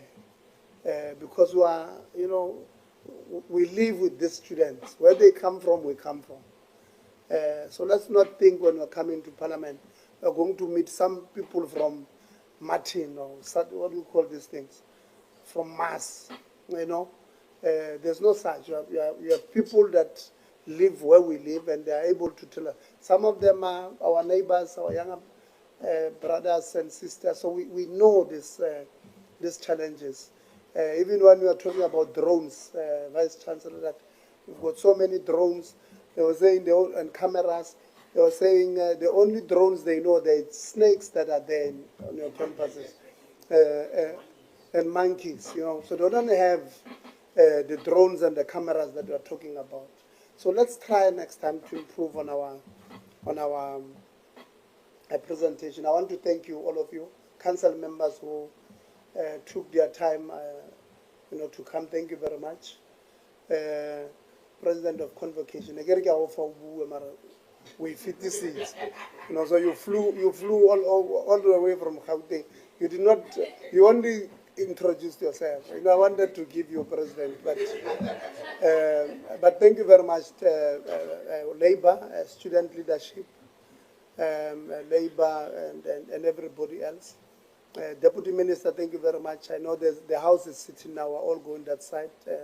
DDG, thank you very much. I will give you to speak when you are there. Just that today, because of time, I know sometimes even our questions when they come to you, you guys you believe sometimes we are taking you. It's not because of that. It's because sometimes certain things are not sitting well with us. But team from the DG, I had allowed the DG to go see the doctor because he was not well. I'd asked him to go see the doctor because even though we are having a meeting with Sefako Makgatho here, we don't want people to perform ER here, or, emergency responses. We don't want that, so I said the DG must go see the doctor. Thank you very much, members. The meeting is now adjourned. Thanks.